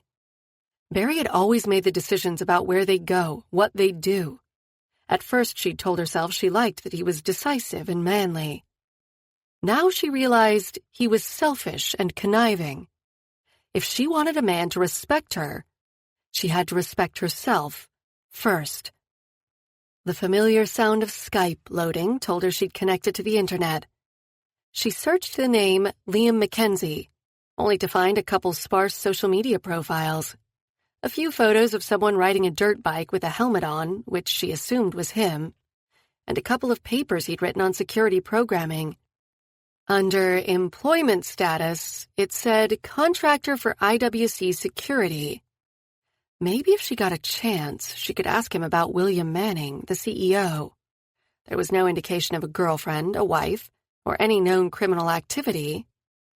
She searched Mrs. Liam Mackenzie, just to be sure, but nothing came up. Liam had a job and a sense of humor, and he treated her like a perfect gentleman. Her mom would love him. Lorelei groaned. For Dios's sake, she was a 28-year-old woman, not some flighty teenager. Still, her heart raced when she thought of seeing Liam again tomorrow. She needed someone to talk sense into her. Her 3 close friends from Buffalo were all on vacation. She was supposed to have gone with them, but it was yet another thing Barry had screwed up. When she'd been offered the lifeline of the job here in San Francisco, it hadn't seemed like the time to ask if it could wait until she got back from vacation. Rolling off her bed, she found her cell phone and sent a text to Mandy to see if she was still awake. Within a minute, her friend replied. Rather than have a conversation via smiley faces, she called her number. How'd it go with the globe-trotting architect? Are you going to have beautiful babies together? He didn't show, Lorelei said. She'd forgotten about Richard. Dog. I'm sorry, sweetie. There'll be another guy. Maybe a trip to Europe will help. No need. I met someone else. She couldn't help the triumph in her voice. You picked up some guy in a bar? Technically, he picked me up. Is he there now? Mandy whispered, as if afraid to be heard by Lorelei's date. No, of course not. What kind of girl do you think I am? Actually, since Mandy knew about Barry, she probably thought Lorelei was easy. She wouldn't be. Not this time. Then an image of Liam with a mischievous smile on his face flitted through her mind, and her knees went weak. Well, I was hoping one of us might see some action this weekend. So, who is he? His name's Liam. Lorelei caught herself twirling a lock of hair around her finger. Dios. Next thing she'd be writing Mrs. Lorelei Mackenzie in her math book. And he works for IWC Security. So I may ask him about William Manning, see if I can get some info on him to use for future reference. Forget work. What's Liam like? He's gorgeous and kind and considerate and not married, definitely not married, Lorelei said. Sounds too good to be true. Yeah, he does, doesn't he? Maybe her luck had changed. There was the eternal optimist again. Well, I'm glad to hear you had a good time. See you Monday. Then I can tell you about our date tomorrow, Lorelei said. What? You're seeing him again tomorrow? Yep, he's taking me on a tour of San Francisco. You go, girl. Do you think I'm being a bit rash? So much for getting some sense knocked into her. Mandy was no help. Lorelei climbed off the bed and paced the floor from the bedroom to the kitchen. 10 steps. Pacing wasn't going to ease her restlessness. A 2-mile jog wouldn't ease her restlessness. You're asking the woman who agreed to marry a man she'd only known for 2 weeks. I don't think I'm the one to lecture you on taking things slow. So you don't think I'm being over hasty or appear too eager? How do you feel? Lorelei heaved a sigh. Like I'm walking on clouds. Well, be careful, sweetie.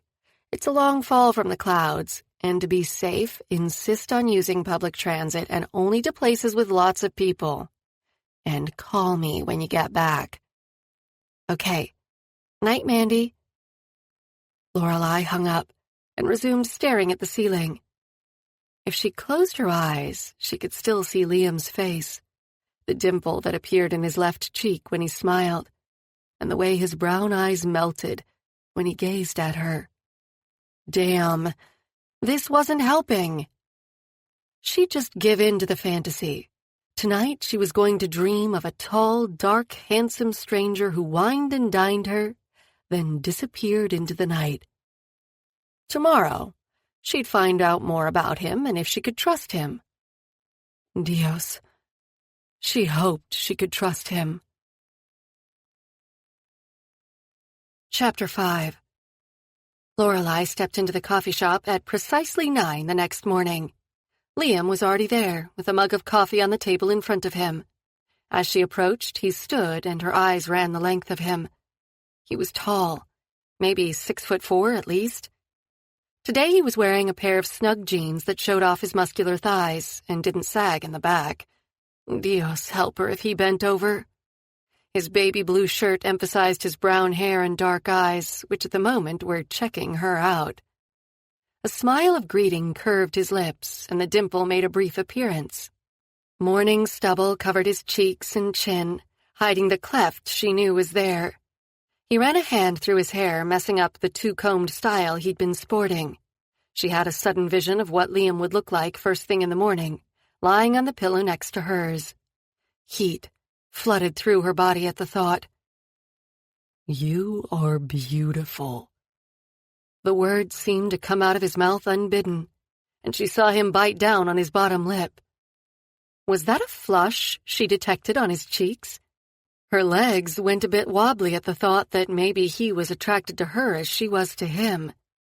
She repeated her new decision-making mantra. Cabeza, corazón, cuerpo. Head first, heart second. Body, definitely last. Thank you. She didn't add that she'd been up since 6 trying on various outfits, finally settling on a pair of jeans, fitted enough to reveal her shape without cutting off her circulation, and a cotton peasant top with blue flowers embroidered around the neckline. She hoped it said casual elegance and not, I couldn't be bothered. Do you want a coffee before we head off? He stared at her mouth this time. Was he thinking about a kiss? Her lips tingled and she ran her tongue over them. His eyes widened in response. She cleared her throat before she could answer. No, I'm good. I had one at home. No way was she going to risk coffee breath if Liam decided to take action on his thoughts. My car is around the corner. I thought we'd take public transit. That way we get the real local experience. Public transit? Liam regarded her like she'd suggested they crawl on their knees around the city.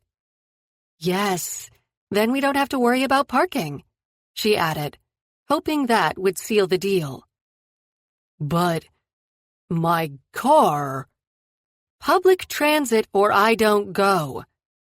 She crossed her arms and waited for him to adjust to the change of plan. You drive a hard bargain, lady. I'm going to have to brush up on my negotiation skills. Lorelei smiled. At least he wasn't having everything his way.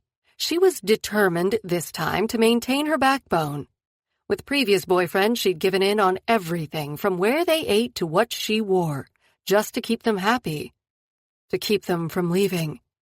Great. Let's get you a one-day passport so we don't have to find correct change all the time. Liam grumbled something she couldn't understand. After a minute, he shrugged off his sulk and started to tease her. You're not one of those environmentalists, are you? Who think cars are evil and everyone should ride bikes and wear hemp and bamboo clothes? No, of course not. I had a car in Buffalo. It's just everything is so convenient here, I haven't felt the need to get another one. And... She put her hand on his shoulder and stood on tiptoe to get near his ear. I have at least 20 pairs of leather boots, she whispered. Liam stopped walking and turned to face her. 20 pairs of leather boots? You decadent woman!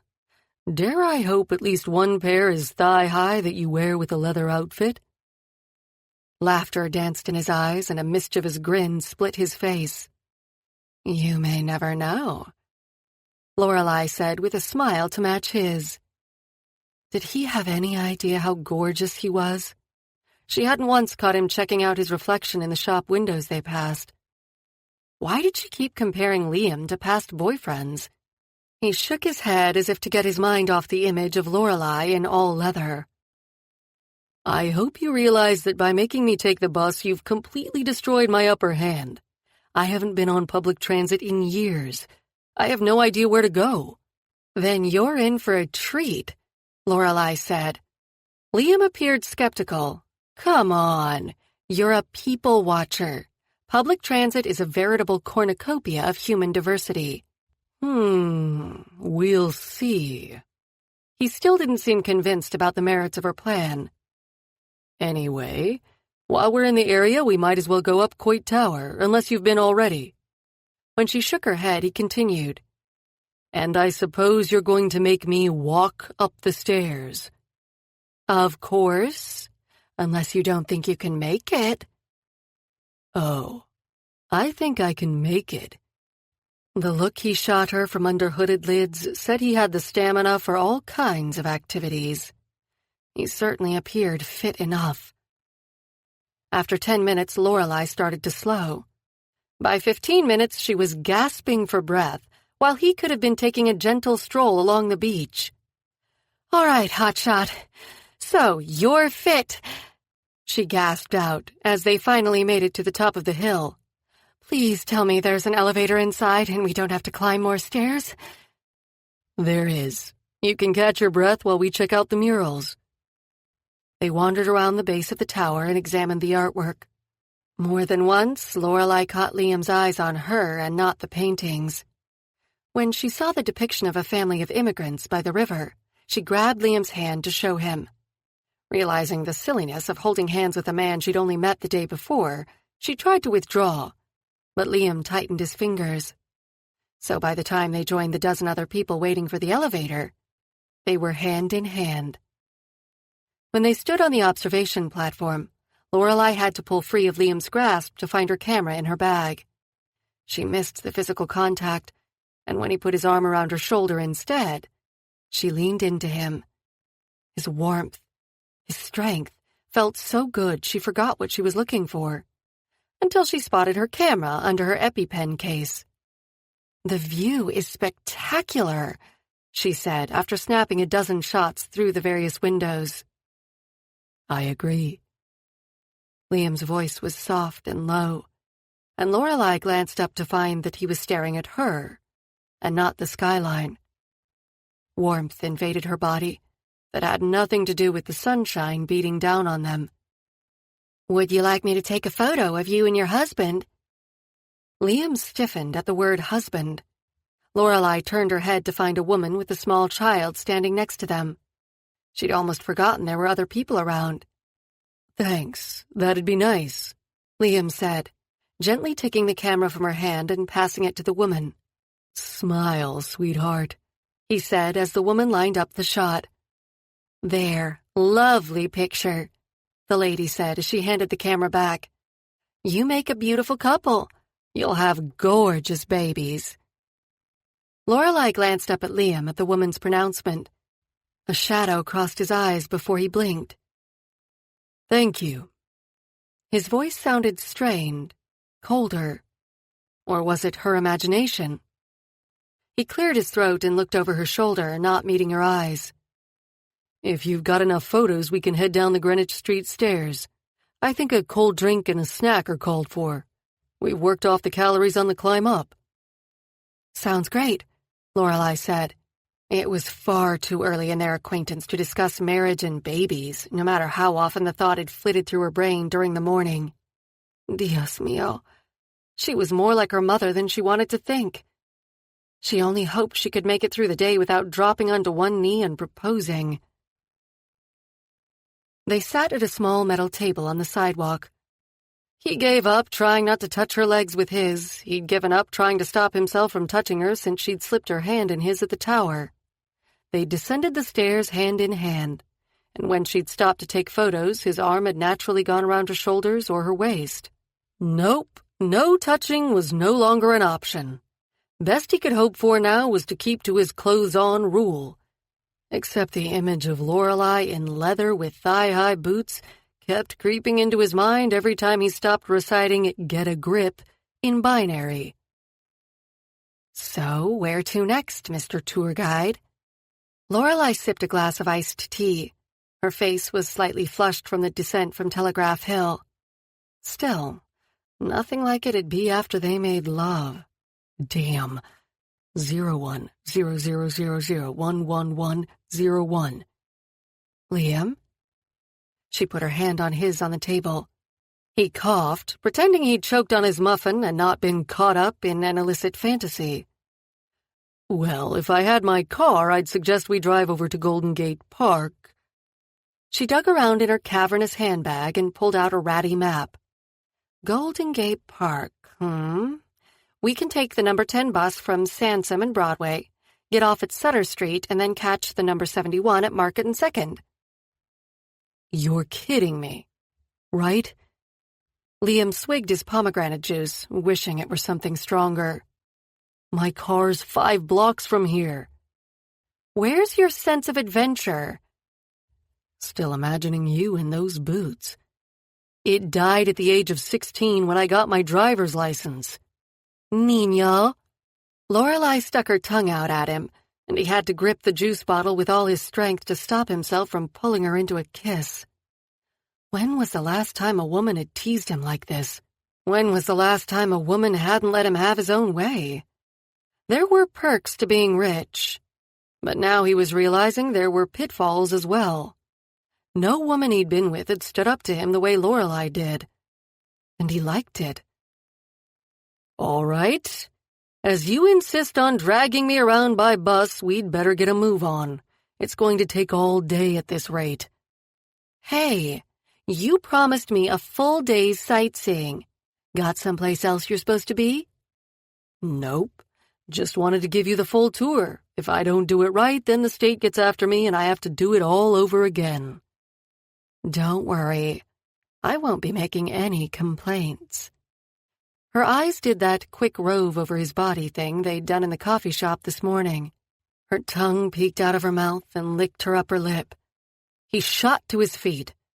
If she did that one more time, he'd drag her to his car and take her back to his place for a sightseeing adventure of an entirely different variety. An hour and a half later, Liam pulled gently on the oars as they sat in a boat on Stowe Lake. Lorelei trailed her fingers in the water, a blissful expression on her face. This is absolutely gorgeous. I never knew a place like this existed in the city. To be honest, I've never been here before either. I read about it last night and thought it sounded interesting. Are you sure you're okay rowing? I don't mind walking around. The view's better from the water, he said, distracted. Actually, rowing kept his hands busy and less likely to roam all over her sexy body. He gave himself a mental shake. This was only a game to get into the spirit of Marcus's character. At least he'd managed to get half a chapter written last night when the hero and heroine first met. It was complete crap, and read like a 5-year-old had written it. But the words were down. Liam had to give it to his brother. It was slightly easier to write how the main character felt at seeing the heroine, having experienced the same feelings himself a few hours earlier. Today's adventure had given him further fodder for the growing romance between the characters. So, what exactly do you do with computers? Lorelei looked as though she was trying to keep a grip on reality as well. I work for a company that specializes in security. We analyze our clients' systems for vulnerabilities and then suggest changes or sometimes even create programs to prevent hacks and breaches. Sounds interesting. How do you check for vulnerabilities? We try hacking into their system. The longer it takes, the better their security. Have you ever hacked into a system of someone who wasn't your client? I plead the fifth on that one, he said quickly. She hesitated for a moment, then asked, What company do you work for? IWC Security. A bead of sweat trickled down his brow and he wiped it with his sleeve. He hadn't been prepared for an interrogation.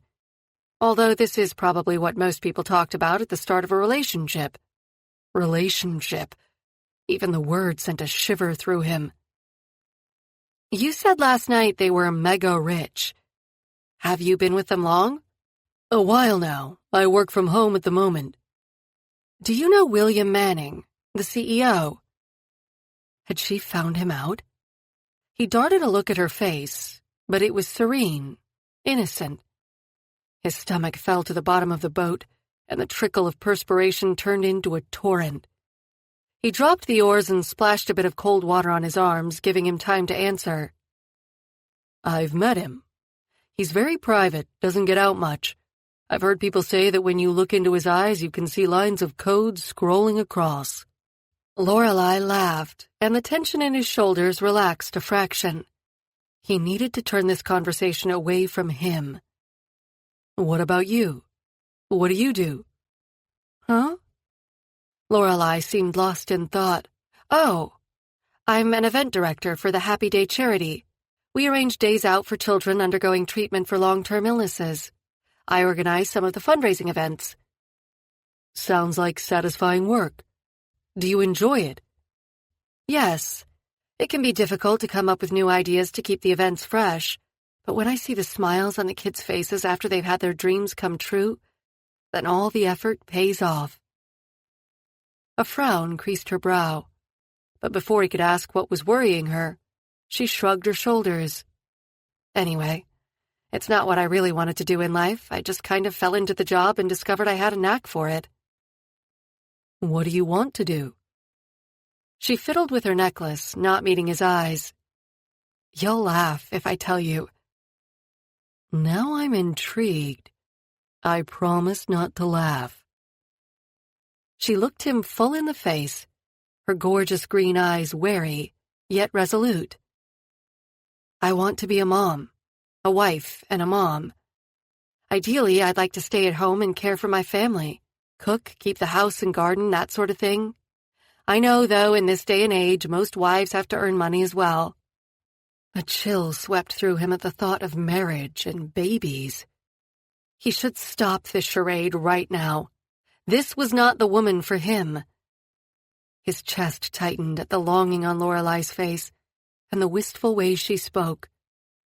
It had been bad enough when the woman at Coit Tower assumed they were married and said they'd make beautiful babies. To see the same desire written all over her had him wanting to jump out of the boat and swim for shore. He had to clear his throat before he could draw in the air to answer, and judging by her face, he needed to answer. I don't think that's funny. I think it's great. Most women want a career at the expense of family life. It's refreshing to find someone who wants to put her family first. From the expression of relief that flooded over her face, he knew he'd made the right reply. Oddly enough, he hadn't had to think long before he spoke. Was your mom the stay-at-home kind? Or did she work? Lorelei's innocent question unleashed a torrent of painful memories. She worked. He hadn't meant to speak so harshly. Lorelei's smile faded. He plastered a grin on his face and pointed at the shore. There's Huntington Falls. You should get a picture. After Lorelei snapped a couple of photos, Liam headed back to shore. I don't know about you, but I'm starving. Let's get a bite to eat at the Japanese tea garden. He'd been about to suggest Spruce, one of the priciest restaurants in the area and one he'd frequented before with some dates. That probably wasn't in keeping with a casual date for a regular guy. There must be a hot dog stand somewhere nearby. Lorelei was quiet, and Liam wished he hadn't been so abrupt when she'd asked about his mother. She had no idea of the loathing that churned in his stomach when he thought of the woman who had given birth to him. He took Lorelei's hand in his and led her along the tree-lined path to the garden. So, why did you choose to move to San Francisco? Was it your job? Seems a big move if it's not something you plan on doing long-term. I wanted to leave Buffalo, and this job became vacant at the same time. It was a win-win. Well, Buffalo's loss is San Francisco's gain. Oh, man, that sounded so trite. Where was the comfortable companionship of earlier in the day? He'd ruined it by snapping at her. He'd have to make up for it with their next destination. So what human cargo containers do we have to take to get to Alcatraz? They sat at a park bench eating hot dogs. Thank God she wasn't a vegetarian. He hadn't paid any attention to what she'd ordered last night at the restaurant. He turned and noticed the color leave her face. Now what had he done? I don't want to go to Alcatraz. I have no desire to see the inside of a jail. She stared across the park, not meeting his gaze. There had been a chill between them since she'd mentioned his mother. Now the talk of a prison visit put her on edge. Okay, it was only a suggestion. I thought it was a compulsory stop for a sightseeing day, he said. Where do you want to go? I want to ride a cable car. That we can do. He stood and put a hand out to help her up. Quickly, she wiped her fingers on a napkin and then took his hand. He didn't let go as she stood. He stared at her face until heat infused her body again. You have a spot of mustard on the corner of your mouth. I'm trying very hard not to kiss it off, he whispered. Oh, thanks. She wiped the napkin across her mouth before she realized his suggestion for mustard removal was the better option to go with. So, cable car. What level of public transit hell do I have to go through to get to that? Liam lightened his question with another one of his devastating smiles. If you liked the bus, you're going to love the metro. Come on. She grabbed his hand and they walked toward the Muni station. 20 minutes later, Liam turned to her. Have you got a mirror in that big bag of yours? Yeah, why? Lorelei opened her handbag and rummaged around. I think I must have something on my face you haven't told me about. People keep staring at me and then whispering. She had noticed the odd behavior too. But considering how handsome Liam was, she'd figured regular transit users weren't used to seeing such a gorgeous man on their system. No wonder he hadn't taken the Muni before. There's nothing on your face. Maybe they can sense a transit virgin coming of age. Liam had just taken a swallow of water from his bottle and nearly sprayed the couple across from him at her statement. If you told me earlier there was to be a loss of virginity on this date, I would have worn newer underwear, he whispered in her ear after he caught his breath. The thought of Liam in his underwear caused a fresh surge of heat to flood through her body. Any minute now, the lady across the aisle would ask if she was running a fever. This is our stop. She stood, nearly falling as the train lurched to a halt in the station. Liam's strong arms came around her, and the wobbly sensation in her legs had nothing to do with the near accident. Careful, he said. I don't want to have to take you to hospital and explain how you got injured while I lost my virginity. It's almost worth getting hurt to hear you tell the nurse. Come on, let's get on this damn cable car. After that, we can wander around Chinatown for a while, then find a nice restaurant to eat at. I've had enough of being ogled by transit riders for one day. Of course, Liam. I wouldn't want you to be uncomfortable. Lady, I haven't been comfortable since you said the word bus first thing this morning, he grumbled. They waited for the cable car with a horde of tourists. 3 elderly ladies had on T-shirts that proclaimed their heart was lost somewhere in San Francisco. When the tram arrived, they all piled in and sat on the long wooden benches. Liam had his arm around Lorelei, and she leaned back into his chest. Over the course of the day, they had progressed from holding hands to full-on body contact. Out of the corner of her eye, she saw one of the older ladies nudge the one sitting next to Liam. The nudged woman shook her head, yet her companion seemed insistent on something, urging her to go ahead. Eventually, she touched Liam on his arm. Excuse me, has anyone ever told you that you look remarkably like Michael Donnelly? No, can't say anyone has. Who's he? Liam smiled at the lady. He was an actor on The Holbys, a soap opera that was on in the early 80s. Liam stiffened next to her the second the TV show was mentioned. He sat upright, and the arm around her shoulders dropped. "Sorry, I don't know him. If you'll excuse us, this is our stop." Liam stood, he grabbed her hand, and they jumped from the cable car as it came to a halt at an intersection. "Liam, what's wrong?" Lorelei searched his face. It was tight. His eyes scrunched up as he pulled out his cell phone and typed away. He stared blankly at the phone for a moment, until Lorelei pulled his hand down to see what he was glaring at. On the screen was a picture of a man who looked just like Liam.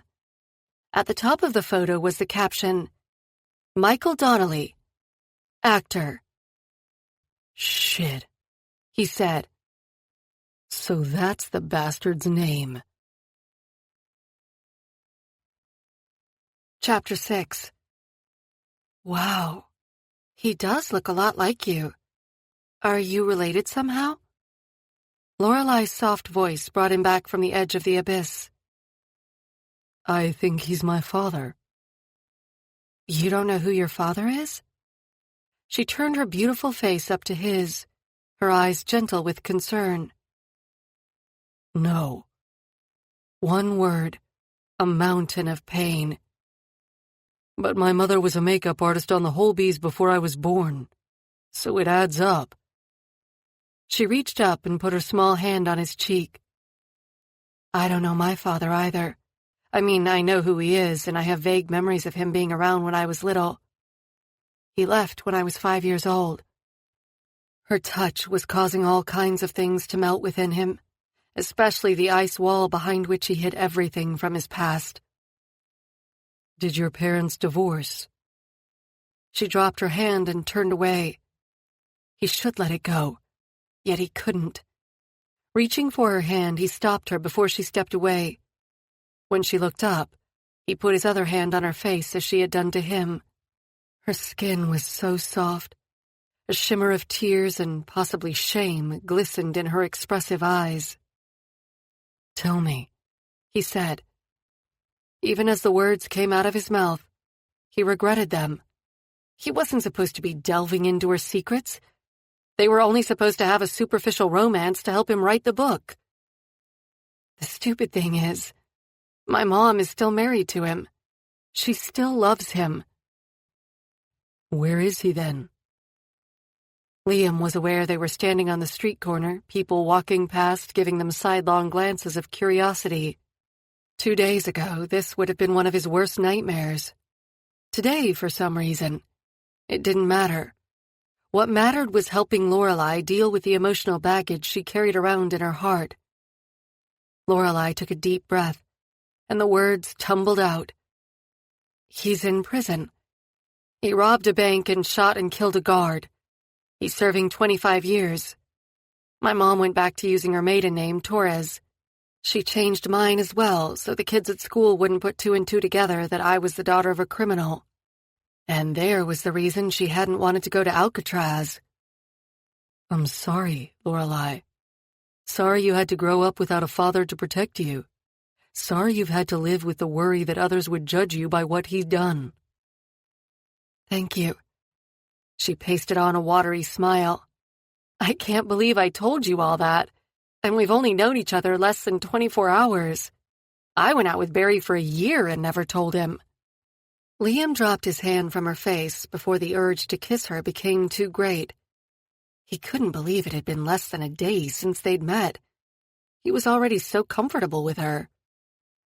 Who's Barry? Even saying the other man's name made an odd sensation occur in his chest region. Why should he care? Maybe it was someone she could go back to after they broke up. Lorelei started to walk down the street, and Liam followed, still holding her hand. When he thought she wasn't going to answer his question, she said softly, He was my boyfriend. I thought we were going to get married. Why didn't you? 'Cause he was already married. Ouch. Yeah, I was stupid. Liam stopped walking and waited until she gazed up at him. You weren't stupid. You were trusting. He's the jerk. He knew he was married. It was his mistake. Thanks. Unfortunately, that wasn't the prevailing opinion when it all came out into the light. I was called a homewrecker by more than one person and nearly lost my job. Liam clamped his jaw together so he didn't say something he regretted. He wanted to pound someone for treating Lorelei so badly. Do you know any men who aren't jerks? I know you. Liam's heart stalled. How long before he joined the jerk list? She'd already had one man lie to her. He should tell her. Tell her now, except, looking into her gorgeous green eyes, the words wouldn't form. He couldn't say goodbye. Not yet. You know, we've been sightseeing all day and you haven't bought one souvenir yet. We're letting down the local economy and the state will be on my back again. Let's see what we can find in Chinatown. Lorelei accepted the change in conversation willingly. It had probably been getting too heavy for her as well. Sightseeing and shopping? This day just keeps getting better.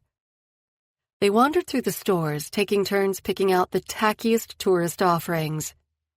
Come on. Every house needs a Golden Gate Bridge snow globe, Liam said, shaking the cheap plastic ornament to see the snow fly all over the picture of the orange bridge. Do you have one? Lorelei cocked her head to one side. Of course. On the table next to my bed. It's the first and last thing I see every day. Liar. Lorelei laughed, a full-bodied, loud laugh that he felt deep within himself. She wandered over to a rack of silk Oriental-style dresses. Pulling a red one with a dragon embroidered on the fabric, she held it up against her. What do you think? I think you'd look beautiful in it. Then again, I think you'd look beautiful in that green and pink shapeless bag thing you showed me earlier as well. What did you call it? A muumuu? You're no help, then. Do you mind waiting while I try it on? Can I help? No. Oh, all right. Although I think it's the least you could do considering this amazing sightseeing tour I've given you. Go back to shaking your snow globes, mister. I'll be less than 10 minutes. Liam watched her retreat to the back of the store, admiring the rear view as much as the front. He glanced at his watch and was shocked to find it was already 6:30. Where had the day gone? When he'd embarked on this charade, he'd thought the dates would be worse than a never-ending meeting.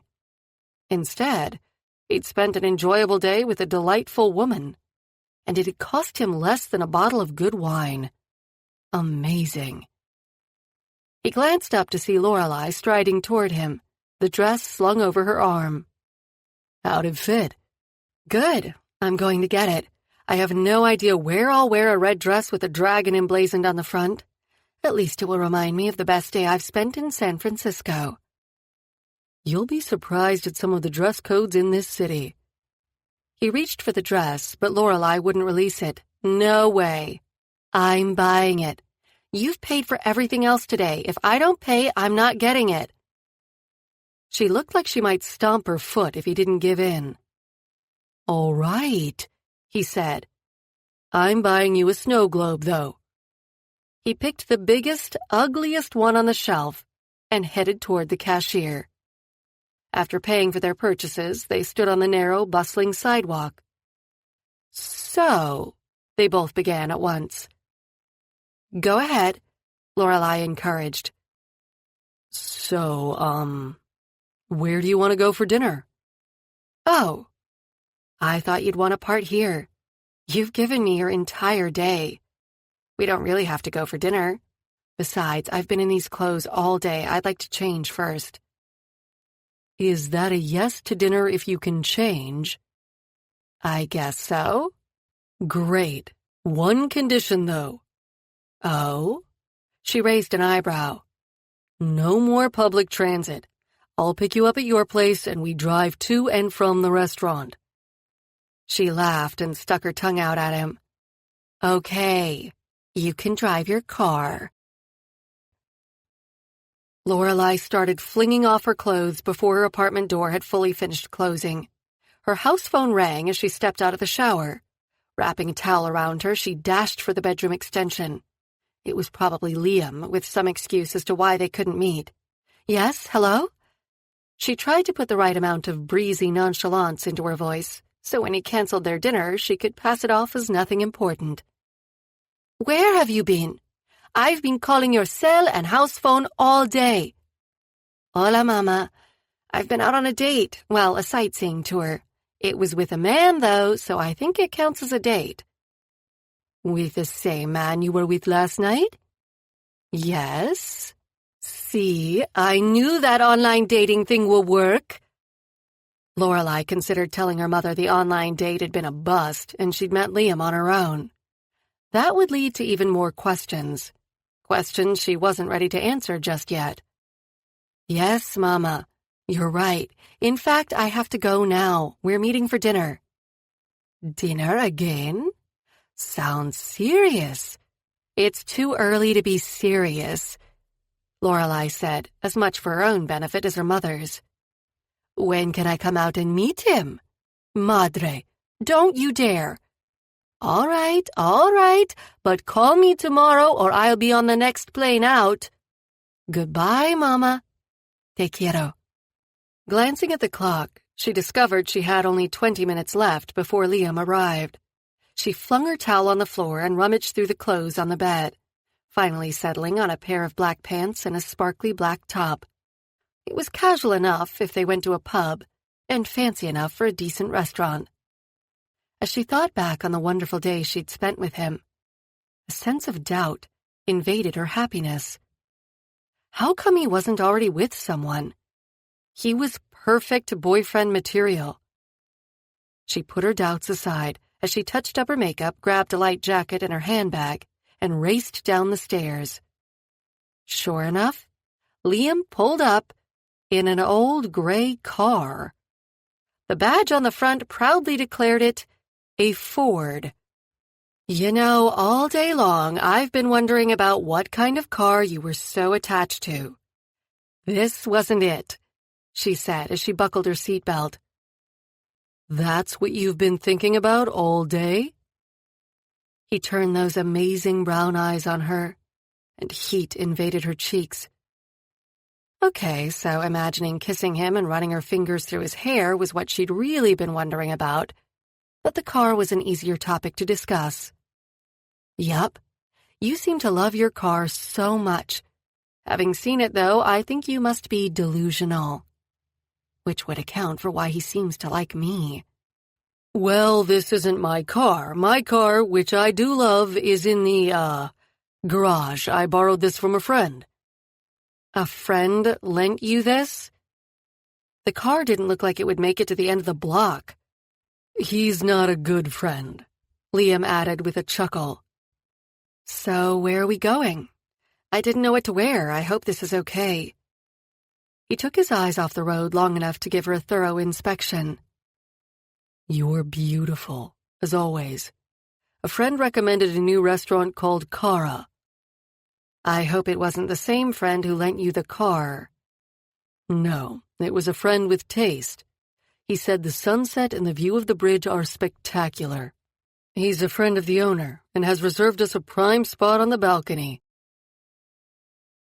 Liam drove around for 10 minutes before he found a spot to park, a block away from the restaurant. Really, he should leave the car in the middle of the road and let the city tow it away. He had no idea where David had found the hunk of junk, but he'd obviously bought it to annoy Liam. God, he missed the Aston. He'd have to visit it tomorrow, run his hands over the sleek black lines, hear the engine growl. "There it is, across the road," Liam said as he spotted the elegantly scripted restaurant sign. The place seemed okay. Jason had recommended it as it was run by a fellow graduate of his culinary class, and he'd helped out in the kitchen when they were short-staffed. Liam grabbed Lorelai's hand and, after checking to make sure there were no cars coming, was about to step into the road. "Wait! We can't jaywalk," Lorelai said. She planted her feet on the sidewalk and wouldn't move. "There's a pedestrian crossing just up the street. We can cross there." "Are you kidding me?" Liam was astounded that she objected to jaywalking.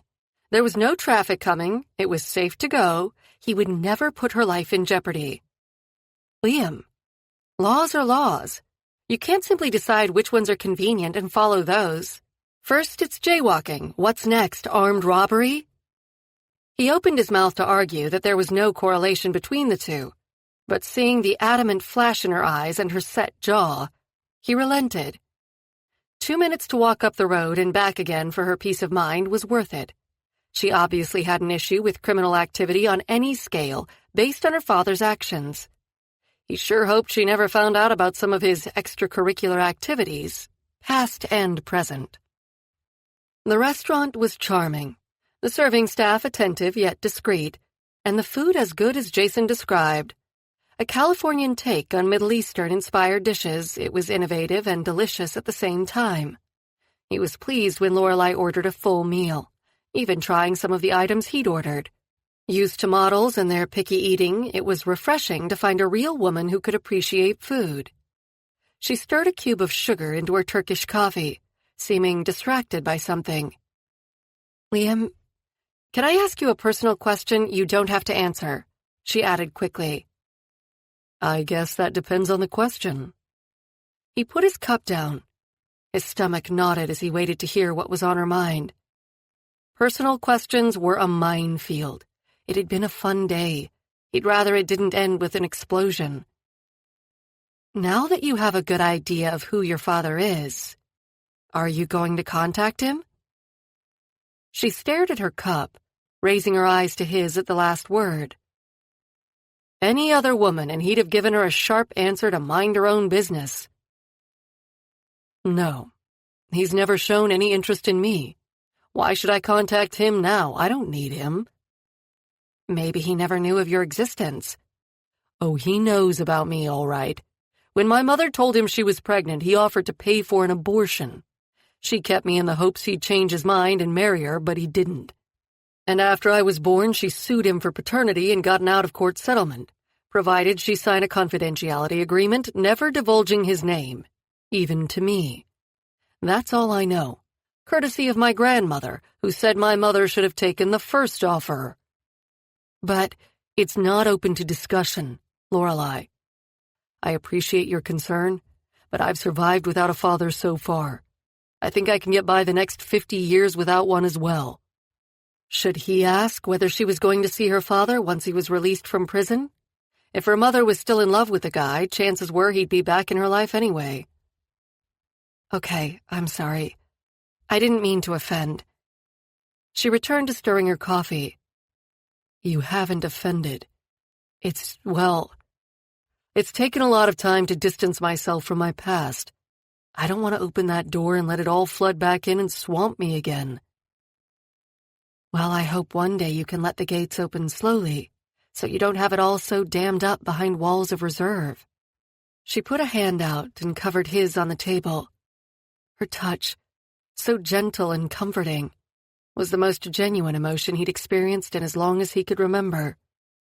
The now familiar tightness in his chest increased as his heartbeat went into double time. He wanted to pull his hand away, but couldn't. It felt too good. For the first time, he thought of forgetting his promise to Marcus and getting out while he still could. He paid for dinner and then drove Lorelai back to her apartment. She was quiet beside him, her fingers fiddling with her handbag, and his brain was too busy trying to convince his body that he should say goodnight and never see her again, that he couldn't think of anything to say. Lorelai deserved more than him. She deserved an honest, trustworthy man who would marry her and give her lots of babies, not some bastard who was wasting her time just to get some romantic experience for a book he didn't even want to write. Thanks for today. I had a great time, she said as he pulled up in front of her apartment. Would you like to come up for a coffee or something? I think we both know it's too soon, and I don't trust myself. But I would like to see you again. Can I call you? Of course. She dug in her bag and pulled out her business card. She handed it to him, and he held her gaze as he kissed each of her fingers. A soft glow infused her face, and he had to force himself to stop there. Lorelai was pure temptation, and he was becoming addicted. Chapter 7.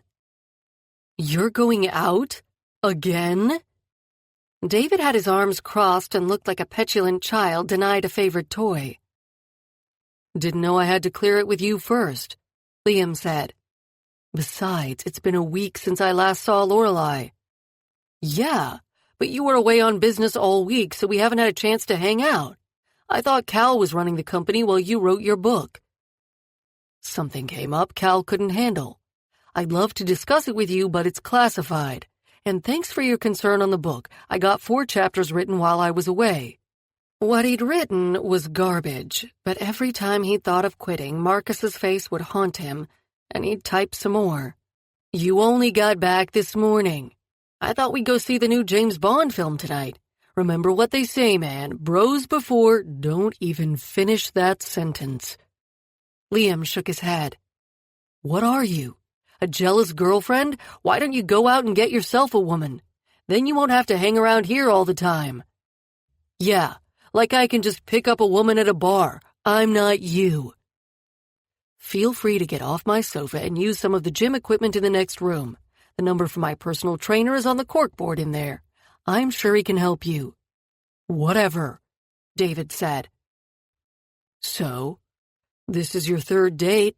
Got protection with you? What? Liam paused in putting on his jacket. 3rd date. It's when a guy gets laid. Everyone knows that. You packing? For your information, I usually get laid on the 1st date. This thing with Lorelei is different. It's research. I have no plans to sleep with her. Liam caught a glimpse of himself in the hall mirror and turned away. Even after a week, he still wasn't used to his new appearance. At least his skin tone had evened out, and he didn't need to either go unshaven or wear the dreaded makeup. And now that he knew how closely he resembled his alleged father, he wasn't too enamored with the face that stared back at him. He wondered what other traits of his father's he'd inherited. Despite telling Lorelei he wanted nothing to do with his dad, he'd found himself doing a little investigating. If the gossip magazines were anything to go by, his mother wasn't the only one to have fallen for Michael Donnelly's charms. There was a string of broken hearts that could circle the globe. His alleged father was a Class A bastard, and Liam had no intention of contacting him. You're not going to sleep with her? Why the hell not? Liam had forgotten David was still in the room. Because she's a nice girl, and I don't want to screw her up. She's already going to be pissed when and if she finds out what I'm up to. I don't want to damage her. God, he hoped he could stick to his no-sex rule.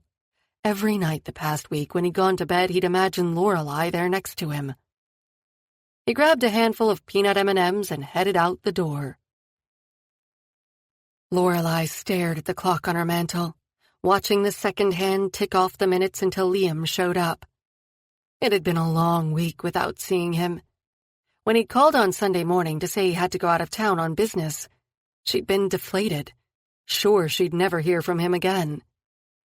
On the plus side of the week, a major donation had come in and the fundraising gala now had a 50-50 chance of succeeding. Dustin was claiming all the credit for it, but even he seemed mystified as to its source. There was still a lot to do, but she was feeling more confident. Now she could put work worries behind her and concentrate on Liam. The door buzzer blared through the minuscule space, making her jump even though she was expecting it. She wiped damp palms down her skirt and cleared her throat twice before pressing the intercom button. Hello? Hi, it's Liam, he said unnecessarily. His deep, silky voice had played over and over in her head all week. She was sure she'd recognize it years from now. Hearing him again released a swarm of butterflies in her stomach. Come on up. I'm in apartment 29 on the 2nd floor. Turn left out of the elevator. She pressed the open door button and waited.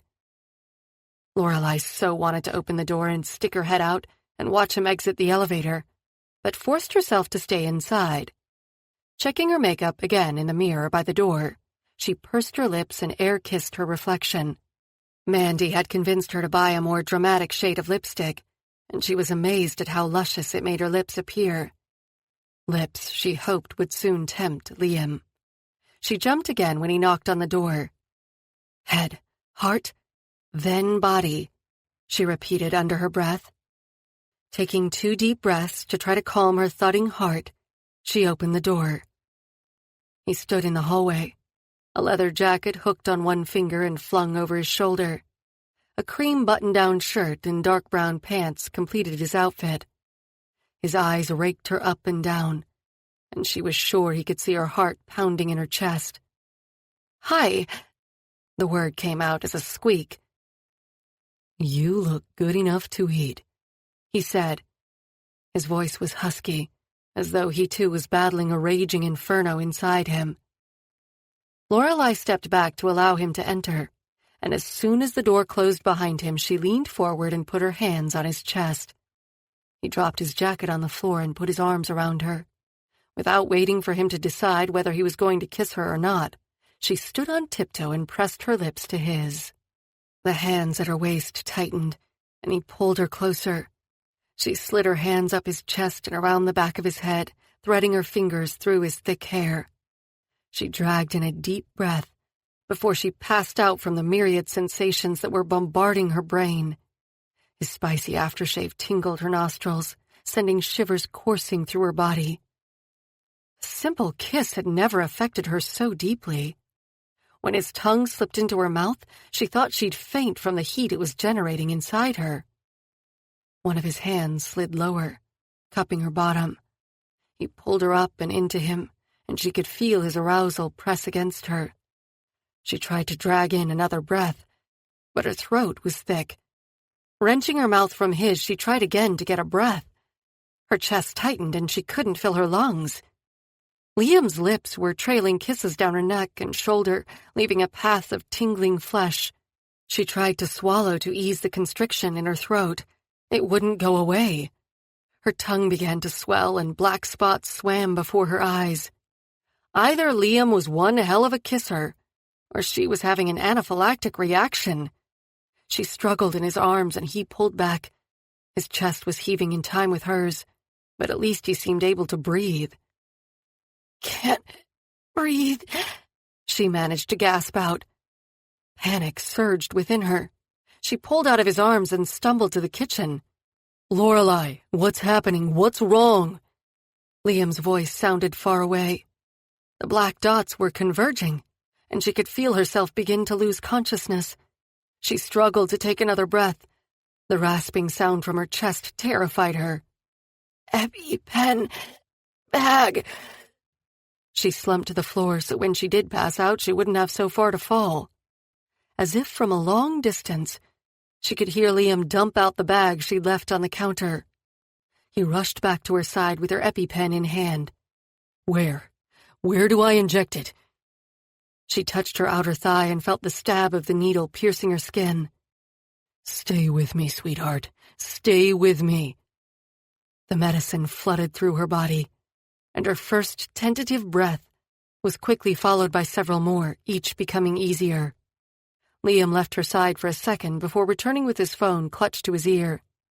She could hear him giving her address and imploring someone to hurry. "The ambulance will be here in a minute. What do you need? How can I help?" He reached for her hand and took her pulse, seeming slightly relieved it was beating strongly. "I'm okay now," she said as she tried to sit up. "No, stay there." He pressed her back onto the floor but kept hold of her hand, rubbing the back of it with his other one.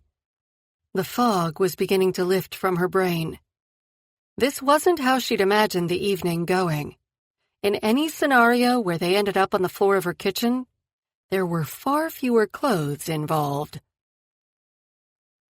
Liam strode through the doors of the emergency department and searched for Lorelei or the paramedics who had brought her there. The medicinal hospital smell assailed his nostrils. His throat ached as he thought of all the times he'd been there to visit Marcus. Being back in the hospital where his brother spent his last days made his stomach clench, and a burning inferno invaded his gut. He set aside thoughts of Marcus and focused on the reason for his current visit. Years of suppressing his emotions came to his aid, and he approached the nurse's desk. The harried healthcare worker did a double-take as he loomed above her. "I'm looking for Lorelei Torres. She was just brought in by ambulance." The nurse checked her board. "The doctor is with her now. Take a seat, and I'll ask him to speak with you as soon as he's done." She gestured toward a seating area swamped with people in varying states of distress. He wanted to demand to see Lorelei immediately, to assure himself she was okay. But the glare the nurse gave him withered the words on his tongue. It would be better to let the doctors do their work. His job was to comfort and support Lorelei. As he stood next to a vending machine, he thought back to the dramatic turn of the evening's events. He was overwhelmed by his reaction when Lorelei opened her apartment door. She looked so beautiful, and the radiant smile on her face had made him feel as though he'd come home. He'd never been so exhilarated to see someone, and so at peace with himself. Then she'd put her hands on his chest and her lips on his, and all his arguments about not letting the relationship get physical evaporated in an instant. Her soft lips and sweet taste had done more than elicit a physical response. A wall of restraint had begun to crumble as well. It terrified and thrilled him at the same time. "Are you here for Lorelei Torres?" Liam cast his eyes up to see a young med student standing in front of him. "Yes, can I see her now?" He followed the white coat-clad man into a curtained area behind the nurse's desk. Lorelei was sitting up in the bed, an oxygen mask on her face. His chest constricted, and his breathing became shallow, as if he were now struggling to get air. He moved to her side and took her small hand in his. She was so tiny, so fragile. "How is she?" Liam asked the med student, who was reviewing her chart. "She's doing better. We've run some tests and are waiting on the results. She's comfortable and her blood oxygen level is at normal. We'll keep her here for observation for a while, then she can go home, unless the test results come back with some surprise. She seems to have experienced a severe allergic reaction. Miss Torres has indicated she's allergic to peanuts, but says she hasn't consumed any. It may be worthwhile if she were tested for other potential allergens." "I ate some peanuts about half an hour before we met. Then we kissed," Liam said. "That would do it," the doctor said. "I didn't know." Lorelei pulled the mask away from her face. "It's not your fault. I didn't tell you. I had a reaction once when I was very young, 3 or 4 years old. I don't remember it. Having the EpiPen is more of a habit. I don't even take it with me half the time. I'm sorry I've ruined our evening." "That doesn't matter. All that's important is you're okay. Well, you may want to reconsider eating peanuts if you will be having close contact with Miss Torres in the future," the doctor said. He wrote a note in the chart and hung it back on the end of the bed. "I'll be back when the test results come in," he said, before pulling aside the curtain and leaving. "Really, Liam, it's not your fault. Stop looking so worried. I'm fine," Lorelei said as he sat on the edge of her bed, holding her hand. "Liam, I thought I heard your voice." Another doctor appeared through a gap in the curtain. "What brings you back?" Liam stood at the doctor's entrance. "Dr. Tanner. How are you? I'm here with a friend, Lorelei." Turning to her, he said, "Dr. Tanner treated my brother Marcus numerous times. I wanted to thank you personally." "No need, doctor, no need. Are you working the ER?" The last thing Liam needed tonight was for Lorelei to discover his wealth, because he was pretty certain regular guys didn't buy heart-lung machines for hospitals.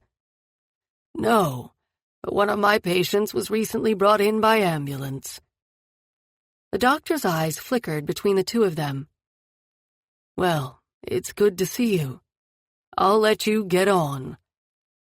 The doctor closed the curtain again, and Liam turned back to Lorelei, although he couldn't force his eyes to meet hers. Guilt burned at the back of his throat. "I remember you mentioning your brother when we first met. Said he was a writer. Is he okay now?" Lorelei asked, her hand reaching for his. Liam swallowed before responding. Marcus died last month. He had a heart defect, and although he was on the heart donor list for years, he had such a rare blood type no heart became available before he died. She squeezed his hand in silent support. I'm so sorry for your loss. Were you close with your brother? He was everything to me. I'd have given him my heart if I was a compatible match. He closed his eyes and Marcus's pleading face appeared before him. Finish my book. Please. It has to be you, only you. Liam hadn't been able to deny the entreaty, and his botched attempt to fulfill his brother's last request had led him here, back where he'd started. When he dared peek at Lorelai's face, silent tears were coursing down her cheeks. Was living up to the promise he'd made to his brother worth hurting this woman further? If he had to choose between Marcus and Lorelai, he wasn't sure which way he'd go. Chapter 8. Lorelai clutched Liam's jacket to her chest as she pressed the doorbell. He'd been so concerned about her after her episode, he'd forgotten to take it home. In the pocket was a receipt for a laptop. The recipient was IWC Security, but according to a Google Maps search, the delivery address was for a converted warehouse and not the head office. As Liam said he worked from home, she'd taken a gamble that it was his place.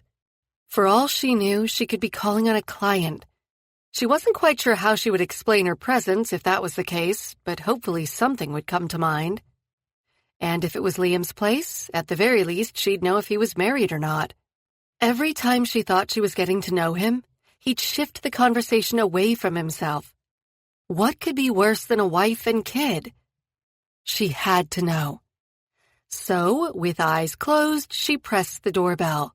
Despite the loud pealing of the bell, all she got in response was the faint babble of a radio or television set. She was about to walk away when she heard a woman's voice call out Liam's name. A red haze stopped rational brain function, and she pressed the bell again, holding it down for maximum annoyance. Light footsteps ran to the door, and it was wrenched open. "All right already. Keep your shirt on," a petite blonde woman said. Lorelai was about to thrust Liam's jacket in her face and turn on her heel when the woman exclaimed, "Oh, you must be Lorelai. Come in." Confused, Lorelai stepped into the apartment after the woman. What wife would welcome her husband's new girlfriend into their apartment? "Liam, your woman's here," the blonde yelled. Unsure whether she should follow the woman back to the sofa where she'd retreated or stay where she was, Lorelai surveyed her surroundings. The apartment was a loft style, the floor all polished hardwood. Off to the right, the door to the kitchen was open and she could see top-of-the-range appliances. Several pots were bubbling away on the stove, and a heavenly smell permeated the air. The warm, wood-filled apartment was not the place she'd imagined Liam lived in. She'd figured him for a chrome and leather kind of guy. This place was airy, yet had an atmosphere of cozy comfort. Opposite the door where she stood was a huge flat-screen TV, mounted on the wall surrounded by 3 plush, overstuffed sofas arranged in a U-shape. Over to the left, next to a wall of windows, was another seating area with a round table between 2 high-backed chairs. Liam appeared from around the corner on the far left of the sofas, followed by a much smaller man who seemed vaguely familiar. "Lorelai, how are you?" He rushed over to her side but didn't kiss her. After the last kiss, he was probably as nervous as she was. Besides, they had an audience. "I'm fine. Thanks for the flowers and for calling. You should have let Mandy wake me up." "I didn't want to disturb you, just to make sure you were okay." He stared into her eyes. His hand shook slightly as his thumb brushed across her lips before he dropped it to his side again. "You forgot your jacket at my place." Now that she was face to face with him again, her knees started to quiver. She shouldn't have come. If he'd wanted to see her, he would have called. Someone coughed, and he whirled around as though he'd forgotten they were being watched. Who were all these people? He'd said all he had to go home to was an empty house and a frozen dinner. Maybe he was having a party. She quelled a sense of disappointment he hadn't invited her. He cleared his throat. "Oh, thanks. Come on in, we were just about to eat. Join us." "It looks like you're having a party. I didn't mean to intrude." She backed toward the door. "Ha! If I was having a party, I wouldn't invite any of these people," Liam said with a laugh. He reached for her hand and gently pulled her into the room. "Let me introduce you to Helen and her brother David. They live in the apartment across the hall, but as they are here more than there, I think I should be charging them rent. David and I work together." He gestured at the man who had retreated to the kitchen. "That's Jason. He's a chef, so he gets volunteered to cook when we're all together. It's a long story." "Oh, pleased to meet you," was all she could think to say. At least he wasn't married. Lorelei glanced up at Liam, who shifted his weight from one foot to the other. He threw his jacket toward the hat rack, not bothering to pick it up when it fell short. "I was going to call you again, but this work assignment got out of control and I lost track of time." "I didn't mean to interrupt. If you have work to do, go ahead," she said. "David can finish it. Come, sit down." He motioned to the smaller man, who retreated toward the back of the apartment. Lorelei sank into the comfy sofa. Liam sat next to her, although not close enough so they were touching. He was wearing a pair of well-worn jeans and an old faded navy blue t-shirt, and socks. He was casual, comfortable, and so sexy Lorelei had to dig her fingernails into her palms to stop herself from reaching out to run her fingers through his tousled hair. His friends obviously knew about their relationship, whatever it was, but she wasn't sure how he would feel about public displays of affection. Helen continued to stare at her, and Lorelei had to fight the urge to run her tongue over her teeth in case she had something stuck in them. The smile the other woman gave her never reached her eyes.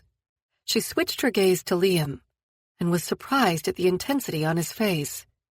Meeting his obviously tight-knit circle of friends, she was very aware of how little she knew about this man, and how much she was coming to care for him. "How did you find my home?" Liam sounded nonchalant, yet there was steel hidden beneath his words. There was a receipt in one of the pockets. "I'm sorry, Liam. I should have called first, but after Barry—" "I understand. You needed to make sure I wasn't married." He smiled, and the much-loved dimple reappeared. "Really, if you need to finish your project, I don't mind. Helen and I can talk." Lorelei sent a smile toward the other woman that wasn't returned. "If you're sure. It will only take a couple more minutes, then we can all have dinner and watch a movie. It's Helen's night to choose again, so it will undoubtedly be a romance." "I've gone with a classic this time. Casablanca," Helen said. "Oh, that's one of my favorites," Lorelei said. "Sounds as though you have a lot in common. Make yourself at home. I'll be back in a few minutes." Liam kissed her hand before almost running toward the back room. What are they doing back there? Lorelei turned to Helen, who had also watched Liam's retreat, a look of longing on her face.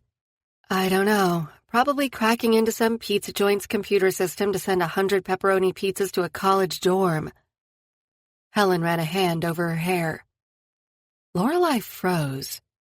Did Liam engage in illegal activity on the side?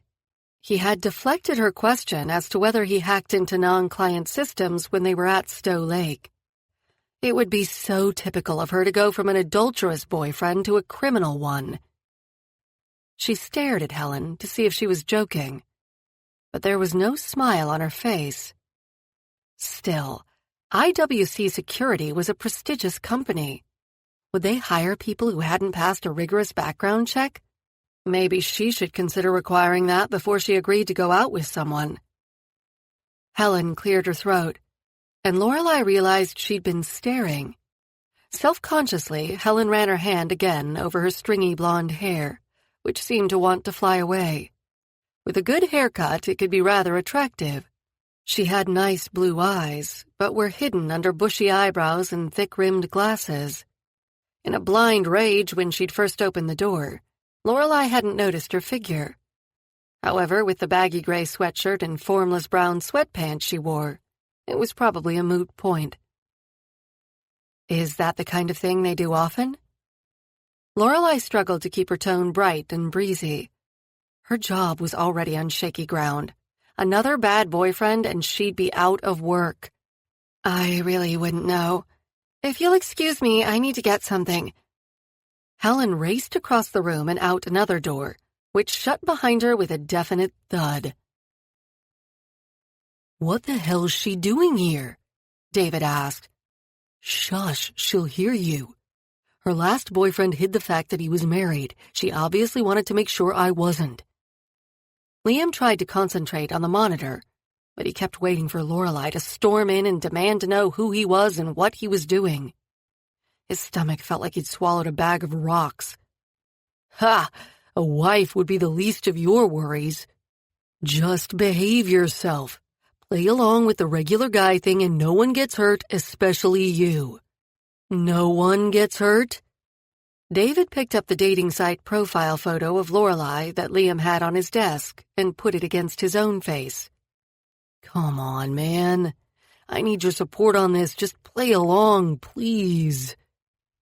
Liam grabbed the photo and the background information he'd printed out and shoved it into a folder. I'm going back out there before Helen tells her something she shouldn't. Liam stormed out of the computer room, leaving his friend to finish the penetration test. Lorelei's invading his sanctuary was not part of the plan. She'd found a way into enough of his life and heart, finding out about his father and Marcus. Having her here, where he had no defenses, was too risky. He returned to the front of the apartment to find Lorelei alone, flipping through a copy of Wired. His heart rate accelerated, and his mouth went dry. She was so beautiful. For a moment, his legs went weak. Where did Helen go? She said she forgot something and left, Lorelei said. She flashed a quick smile and flipped a few more pages in the magazine without looking at it. You have a beautiful home. Thank you. I haven't read that issue yet. Anything interesting? She tossed the magazine back on the coffee table and lounged against the sofa cushions. Liam couldn't deny she belonged right there. If the others would go home, they could retry the kiss they'd started at her place. It says hemlines are going up next spring. Ah, that must be the Wired Fashion Edition. Glad to hear about the hemlines, though. I appreciate a great pair of legs. His gaze roved over her body. He could imagine her legs around his waist, urging him on. The lower half of his body clenched at the image. I was reading about programming. I wanted to know what you do. It's amazing. Can you really read all those languages? Most of them. However, they're not very good for communicating between people. He couldn't help staring at her mouth. Her lips fascinated him. Her cheeks turned pink as he continued to stare. I shouldn't have come unannounced. I'm sorry. My insecurities got the better of me. She fiddled with her silver necklace, no longer meeting his eyes. He stepped around the table and took her hands in his, waiting until she gazed up at him. You're welcome here any time. It's just that I'm working. I've got a big project, otherwise I'd have invited you over. I wasn't sure how long it would take and didn't want to end up ignoring you. But I'm so glad you came. You're safe here, by the way. I got rid of anything with peanuts in it and have banned them from the apartment. I'll go. We can meet for dinner when you're not so busy. She made a move to stand. Lorelei, this is the best surprise I've had in weeks. You're here now, please don't go. Join my friends and me for dinner. Then I'll finish up the work on my laptop while the movie is on, and after it's done, I'll drive you home. If you're sure. He leaned over and kissed her on the cheek. She smelled of flowers and sunshine, and he had to resist turning her face so he could ravage her mouth. As it was, the tiny, intimate gesture lit a flame in the pit of his stomach. Maybe he should tell her to go, come back when he was more in control. I'm sure. Her cheeks had turned pink when he pulled back, and only a noise at the other end of the room prevented him from trying to deepen her blush. Jason had set a steaming casserole dish on the table and called out that the meal was ready. Liam escorted her to the table as Helen slipped back into the apartment. Jason's an excellent chef. He used to work at a top-end hotel. He's experimenting with Mexican tonight. Wonderful. It will be like eating at home. My mother is Mexican, and it's pretty much all she cooks. Hear that, Jason? You've got an expert in the house. My cooking speaks for itself, Jason called back. Liam led her to the seat next to his. As he sat, his leg brushed against hers, setting off another avalanche of desire. Her eyes widened, and her tongue peeked out from between her luscious lips. 10 minutes ago, he'd been starving. Now all he wanted was to carry her from the room and feast on her voluptuous body. Except this relationship wasn't about sex. It was about finishing Marcus's damn book. His stomach rolled, but he forced a smile onto his face and dug into the food on his plate. The meal started quietly. David seemed nervous about blurting out the wrong thing. Helen seemed annoyed there was another woman there, and Jason seemed overly concerned about Lorelai's opinion on his dishes, asking several times if they were authentic enough. When Lorelai told them an amusing incident about her first trip to Mexico, it broke the ice, and after that his friends warmed to her. She teased David about his quirky habit of smelling each forkful of food, and handed out easy compliments to Jason, who then begged to know if she had any secret recipes she was willing to divulge. By the time dessert was on the table, it was as though she ate dinner with them every night. The ease with which she fit into his life sent a chill through him.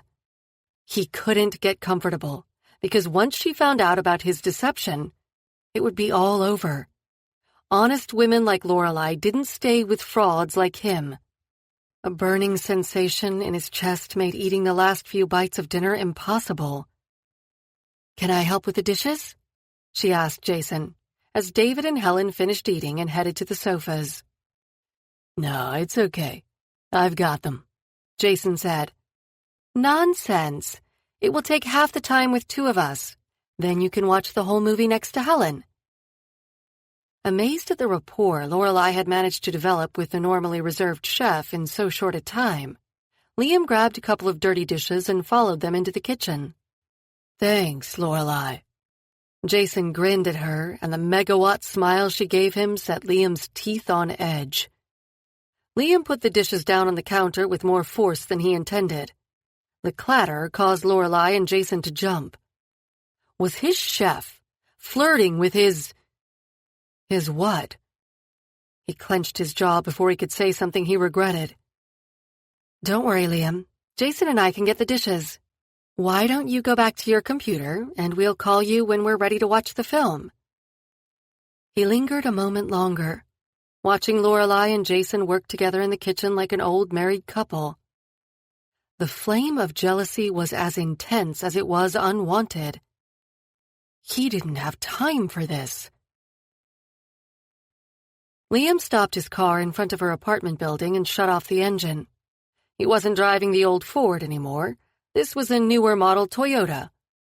It was almost 1 o'clock in the morning, and the street was deserted. One movie had turned into 3, and the group had laughed and joked until Helen had fallen asleep on the sofa, her head on Jason's shoulder. What happened to the other car? She broke the silence that loomed between them. Liam seemed deep in thought, as though weighing the pros and cons of his next action. "It died, and as it had a 'Do Not Resuscitate' bumper sticker, I let it go. At least with this one, I can be fairly sure I'll get to my destination." It's still not quite you, though, is it? Maybe Liam was one of those men who weren't all that into cars. "What kind of car do you see me in?" Liam raised an eyebrow. "I don't know. Something sporty, a Mustang maybe?" Huh. Never really considered myself a Mustang man. But for you, I'd try anything.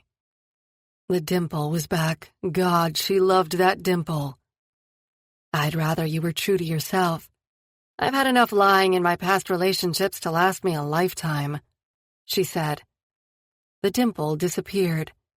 I have to go back to Washington this week, but I should be back by Friday night. Can we get together then? She tried to hide her disappointment at another whole week without him. The fundraising gala I've been organizing is Friday night. It's my first foray into the San Francisco charity world. I'm a bit nervous. Would you like to attend? You don't have to donate, but it would be nice to see at least one friendly face who isn't paid to be there. Liam hesitated. If you'll be working, I don't want to distract you. We can meet up on Saturday. No, really. I'd love it if you would come. Everything is all set up. The chairman of the charity is flying in from New York and will be doing all the speeches. I'm kind of on probation. If this doesn't go well, if we don't hit our target donations, I may be out of a job. She thrust the thought aside. She didn't want to think of her work issues now. Not when Liam was inches away from her, looking like he might kiss her any minute. Her body tingled all over, anticipating his touch. He gazed into her eyes, still undecided. Okay, I'll come, but only to be with you. Galas aren't really my thing. It'll be fun, I promise. Oh, it's a black tie event, so you'll need to rent a tuxedo. Is that okay? Actually, the thought of seeing Liam in formal attire would keep her going all week. He had the height and build to really make the suit sexy. He'd be like James Bond without the license to kill. He shifted in the seat, resting his left arm on the top of the steering wheel. I think that'll be okay. He smiled again, and her heart fluttered. He was so handsome. What was he doing with her, and why wasn't he already taken? For the moment, however, she was going to revel in the knowledge he wasn't married, and for some reason was interested in spending time with her. Would you like to come up? He peered into her eyes again. I would love to, but I have an early flight in the morning. It's better if I say goodnight here. What time do you want me to pick you up on Friday? Actually, I have to be there early to supervise the setup. Can I meet you at the Four Seasons at 7:30? Sure. Liam reached out and put a hand on her cheek. His dark eyes searched hers in the dim light. He ran his thumb down her nose until it rested on her lips, pulling her bottom lip slightly away from the other. Popping her tongue out, she tasted his finger, eliciting a sharp inhalation from him. His forefinger replaced his thumb and ran back and forth over her bottom lip. I haven't had peanuts in a week. Do you think it's safe if I kiss you goodnight? I'm willing to risk it. I've got a new EpiPen in my bag if I stop breathing again. Noted, he said, his lips a millimeter away from hers. His touch was gentle at first, but as she opened her mouth and responded, the hand on her cheek shifted to the back of her head, his fingers making short work of her artfully created updo. Liam slanted her head to get a better angle. He tasted faintly of the whiskey he'd had a few hours ago, and his spicy aftershave was even better close up. It must be a crime the man could look, taste, and smell so good. While he ravaged her mouth, her own hands went exploring. One was wound into the silken strands of his hair. The other was roaming over the contours of his back and shoulders. His right hand, which had been resting on her waist, found its way under her top and ran over her back, leaving sparks of sensation along her skin. With one deft maneuver, he undid the clasp of her bra. His thumb ran along the side of her body until it reached the underside of her breast. A low moan filled the air, and she realized it was coming from her. He released her lips, trailing a series of kisses across her cheek. She drew in a deep breath just to make sure she could. It did nothing to relieve the haze of desire that engulfed her body. At least if she was going to pass out this time, it would be from passion and not asphyxiation. When Liam's thumb ran over the peak of her breast, her back arched, encouraging his exploration. His other hand left her hair, which was now falling down her back, and joined his first one under her shirt. He teased her breasts, feathering touches over the taut peaks, circling them before rolling her nipples between his thumb and forefinger. His mouth came back to cover hers, ravaging and demanding her surrender. Little did he know she had no intention of fighting this attraction. He released her lips, burying his face in the crook of her neck. Liam's breathing was heavy, his heartbeat easily felt through his shirt. His hands moved from her breasts back down to her waist, pulling her shirt back down. Her nipples, still highly sensitized, protested the loss of his touch. Another moan joined the belabored breathing, this one the sound of disappointment rather than encouragement. "See why I can't come up?" he whispered into her ear. No. She was dimly aware they were still sitting in his car in front of her apartment. The windows were all fogged up. Any minute, a police officer could come by and knock on the window, demanding to know what was going on inside. And she, for once, didn't care. All she wanted was for Liam's assault on her body to continue. He chuckled. "Temptress, I've got to be on a plane in 5 hours, and that is not nearly long enough to do justice to your incredible body. And I hate leaving things half done. I'm an all-or-nothing kind of guy." She moaned again. What had come over her? She sounded like a bad actress in a porn film. "All right, but you'd better get some sleep while you're away, 'cause you won't be getting any when you get back," she said. Heat invaded her face. Dios mío, where did that line come from? He'd think she was a complete tramp, sleeping with married men and propositioning others in cars outside her apartment.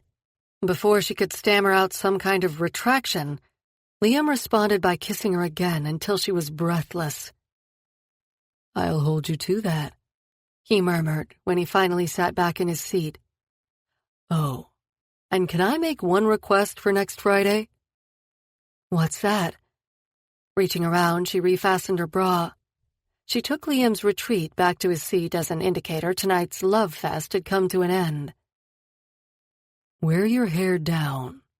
It's so beautiful, and it'll remind me of where we left off tonight." He reached out and ran a hand over her tousled hair. All right. She'd already been planning an elaborate hairstyle, but the desire in Liam's eyes overrode that idea. Personally, she wouldn't need any reminders. She'd be replaying the entire scene over and over until she saw him again. Until Friday, then. He picked up her hand and kissed each of her knuckles, staring into her eyes as he did so.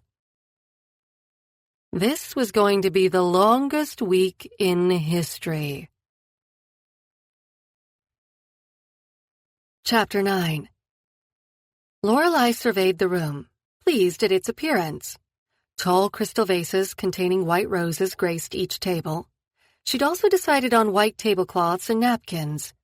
A group of children had decorated each place card, adding a splash of color. Against the walls, tables had been set up with thank you notes from the children who'd recently had happy day experiences, with some background information and photos showing the work the charity did. A black-clad pianist was playing softly on the grand piano, on a raised dais in the center of the room. At such short notice, she hadn't arranged a full-themed dinner. Instead, she'd aimed for understated elegance. And given the reaction from the staff and early guests to arrive, she'd achieved it. She glanced at her watch. There was just enough time before the official start for her to run upstairs to one of the rooms that had been reserved for the night and change. One of the benefits of being an organizer was that she could stay overnight if she so desired. and based on the way she and Liam had departed, an overnight in one of San Francisco's best hotels was definitely in the cards. He'd called 3 times during the week, after 10 her time, which was 1 a.m. in Washington, so she knew he was working hard. He had sounded exhausted, and she really wouldn't blame him if he canceled coming this evening. With that thought, she checked her cell phone for a message of regret. But so far, nothing. She slipped on the black evening gown she'd agonized over for days. Was it too revealing for a charity function? Although fairly modest at the front, showing only a hint of cleavage, it plunged to a deep V at the back, making wearing a bra impossible. If that wasn't enough, there was a thigh-high slit on one side, which as long as she stood still, no one would notice. However, if she took too large of a step, the top of her stocking showed. Not that she was likely to take large steps in the 4-inch heels, which evidently were required to show the dress off to the max. Mandy had picked out the dress, and after Lorelai tried it on, her friend had insisted she buy it. She should have stuck with the dress she'd originally intended to wear, before she'd invited Liam. That one had been fade into the curtains boring, and would have rendered her virtually invisible among a room full of San Francisco's elite. However, she'd wanted to wear something to wow Liam.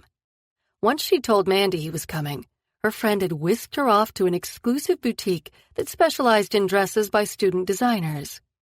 It had also cost her 2 weeks' salary. She hoped she kept her job to pay for it. Her phone buzzed and Lorelai swallowed. A lead ball took up residence in her stomach, as she was sure it was Liam calling to say he was too tired to make it.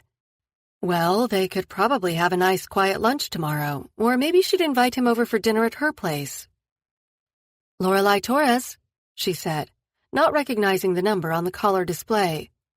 "Miss Torres, one of the guests is asking to be moved to a different table. Perhaps you could suggest an alternative placement?" The hotel event manager's voice held a hint of exasperation. "I'll be right down," Lorelai said. And so it began. An hour later, with a huge fake smile plastered on her face, she surveyed the room again. She'd moved 3 couples and adjusted 4 other tables where people had canceled, according to Dustin's secretary. She had a sneaky suspicion the director of fundraising had invented the names and then had his minion tell her they weren't coming at the last minute, just to screw with her plans. Even with the large anonymous donation, ticket sales had only been so-so. They needed to clear $250,000 from the silent auction or on-site donations to make their target. The lead ball in her stomach started to roll around. Snagging a glass of champagne from a passing waiter, Lorelai waved at Mandy across the room. Trust Mandy to show up in a crimson-red gown. At least she no longer felt out of place. She'd intercepted a few admiring glances from men and a few envious stares from women. But so far, no one had insisted she go home and change. Mandy glided across the floor and air-kissed both of Lorelai's cheeks. "Looking good, girl," was Mandy's summation of Lorelai's appearance. "Likewise," she said. "Madre de Dios." Mandy's dire pronouncement had Lorelai perusing the room for the latest disruption. If one more person wanted to change tables so they'd be sitting with someone more famous, so help her, Lorelai would catapult them into the Yerba Buena Gardens. What now? Over by the door. Mandy's gaze was transfixed on the entrance. "I was so worried about you that night you had the peanut allergy thing and your boyfriend asked me to stay with you, I didn't get a good look at him." Lorelai swiveled and scanned the entryway, uttering her own expletive as her eyes locked on Liam. He made James Bond look like a homeless beggar. Liam's tuxedo fit his form as though it had been molded to him. Taller than most men in attendance, he surveyed the room like he owned it. As she stared, he caught her gaze. The lazy smile that creased his face accelerated her heartbeat to a dangerous level. "Watch your back, my friend. Every woman here tonight will risk the death penalty and kill you to have a chance at one night with him, Mandy said. Except you. Lorelai kept her eyes on Liam as he approached. He sauntered across the room and she was held motionless. I don't know. I'm having a terrible time remembering my fiancé's name right now, Mandy whispered as Liam approached. Good evening, Mandy. You look very nice, Liam said as he reached them. Thank you, her friend muttered before disappearing. Lorelai, you are stunning. The heat in Liam's gaze could have melted the dress right off her. He leaned down and pressed a warm kiss on her cheek before whispering in her ear, Thank you for wearing your hair down. The tingle of his breath raced from her ear canal straight to her toes, which curled in her killer heels. It rebounded and settled in the pit of her stomach, sparking a warm glow that infused her body. It keeps my back warm, she said, doing a spin to show him her otherwise naked back. Can we leave yet? His normally deep voice had dropped another octave. All the stress of preparing the event, all the annoyances of dealing with people's petty requests and complaints, suddenly meant nothing. She was here with Liam, and she wanted the world to know they were together. Not yet. However, I do have a room upstairs, she said. Keep the key handy. His sultry voice had her wondering if she could fake a headache and leave now. Lorelai, who's this then? Two of her colleagues stood to Liam's right, like hungry piranhas ready to swarm should he take one step toward the water. This is Liam. Liam, this is Susan and Victoria. They work for the charity in the Dream Logistics Department. They organize the Happy Day for the sick children, according to what the child wants and is able to do. Liam shook hands with them both, but aside from being socially polite, showed no interest in their provocative displays. Oh, there's Mr. Holborn. I want to introduce Liam, if you'll excuse us, ladies. Lorelai took Liam's hand and pulled him away from the two salivating women and toward a fictional guest.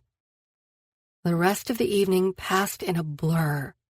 Her squished pinky toes stopped hurting, and Liam's arm around her waist or his hand skimming her naked back set off a cascade of sensation that numbed all the other niggles.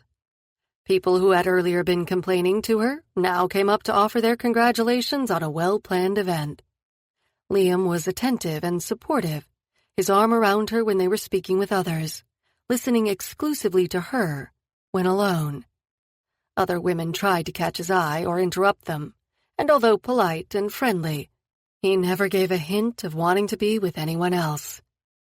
By the time dessert was served, Lorelai admitted to herself that for good or bad, she was falling heart over reason in love with him.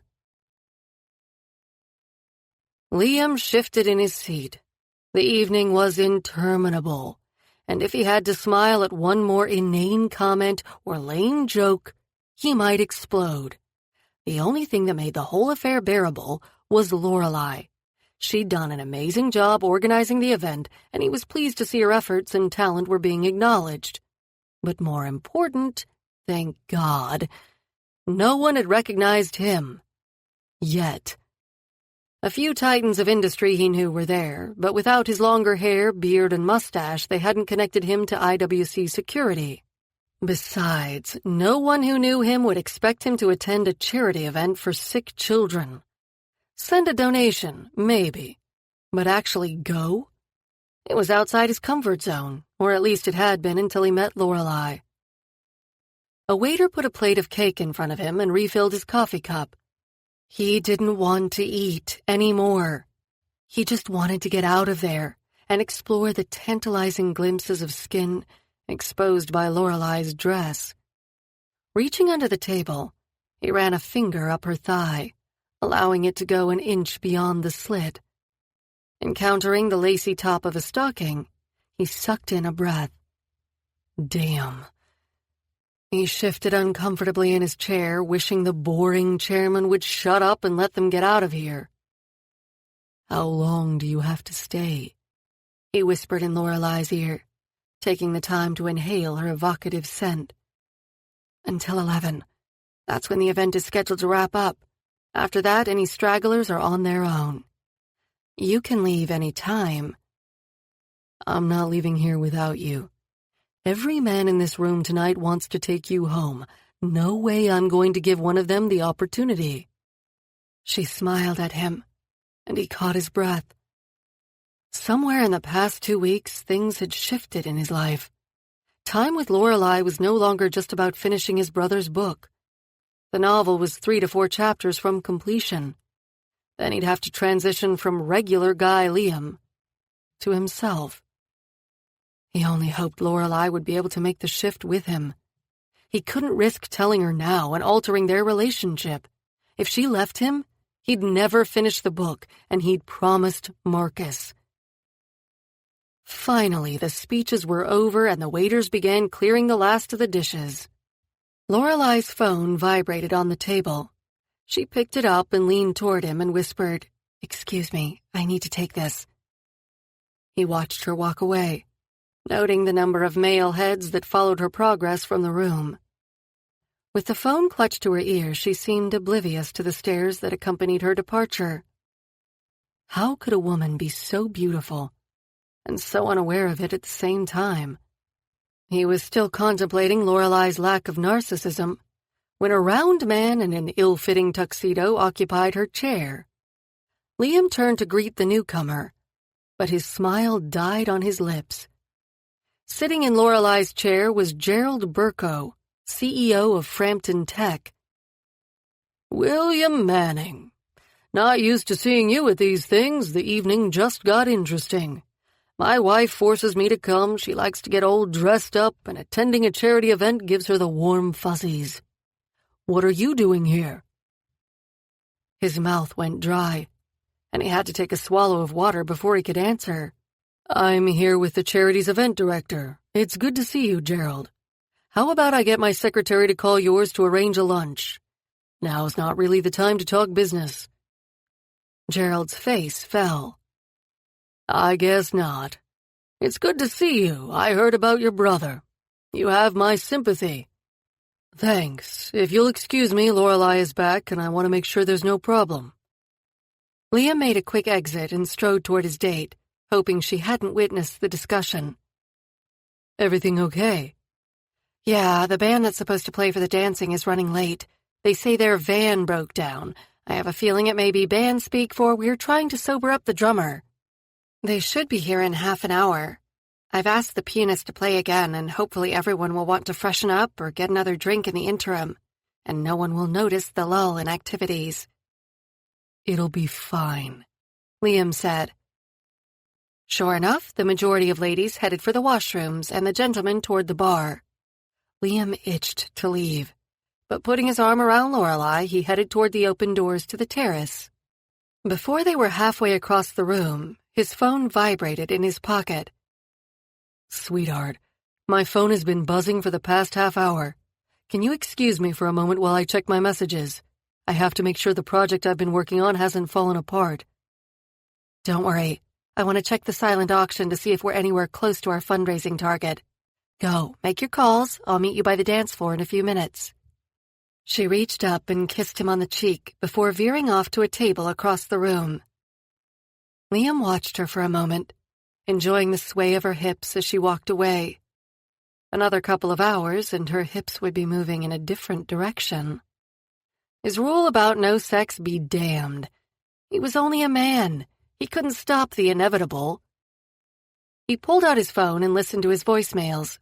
Several of those he'd met earlier in the evening waved at him or nodded as he passed. They were the kind of people who had bullied him in school. Beautiful people who acknowledged only those who shared the same social standing. He made his way out to the far end of the terrace and dialed the number of the last caller. 10 minutes later, Liam ran a weary hand over his eyes. Was it only 9:30? He contemplated asking Lorelei for her key, going upstairs and having a quick nap before she finished for the evening. Things had gone askew again in Washington, but he dispatched David to deal with it, His friend was always asking about the type of work he did for the government. Maybe if he realized how boring it was, he wouldn't be envious anymore. Lorelei wiggled her shoulders, hoping to relieve some of the tension. What she needed was a good massage, and she knew exactly whose hand she wanted on her. She closed her eyes for a moment and fantasized about unbuttoning those little black studs on Liam's shirt front, spreading the fabric wide and letting her hands rove over his muscles. She'd seen him flex in a t-shirt. She knew they were there, and it was time she got her hands on them. "Lorelei." She opened her eyes. Unfortunately, it wasn't a tall, dark, handsome Liam who stood before her, but rather the short, portly figure of Dustin, the director of fundraising. "Dustin, I didn't see you earlier. Have you just arrived?" "No, I've been here all along, watching you try to steal my job. Seems other women's husbands aren't the only thing you like to take." A red haze appeared before her eyes. If she wanted her event to be talked about, slamming Dustin's face repeatedly into the ice sculpture would be one way to do it. But with the chairman watching, it probably wasn't the wisest career move. She put a lid on her temper and straightened to her full height, dwarfing the director of fundraising. "I have no interest in your job. My only ambition is to raise money so those poor children can enjoy a day away from the hospital." Dustin's raised voice had caused a few people to stop their own conversations and listen. "Then how the hell do you explain William Manning?" William Manning? Had Liam told his boss about the event and he'd shown up? Why hadn't he introduced her? She searched the crowd for an uggo with computer code scrolling across his eyes. She'd spent hours memorizing faces and names, and didn't see anyone she didn't recognize. William Manning? "The man sat next to you. I've been trying to get him to donate for years, but I guess I don't have the right equipment." Dustin leered suggestively at her breasts, and it was all she could do not to flatten him on the spot. Dustin might be more incompetent than she thought. He'd probably heard that Liam worked for IWC Security and assumed he was the big boss. Liam certainly looked the part in his tux. "I think you must be mistaken. I sat next to Liam Mackenzie. He's my date. I paid for his ticket myself." "Does he work in the internet security field?" "Well, yes." A shadow of doubt clouded her vision, and she swayed in her 4-inch heels. The words, "too good to be true," flitted through her mind.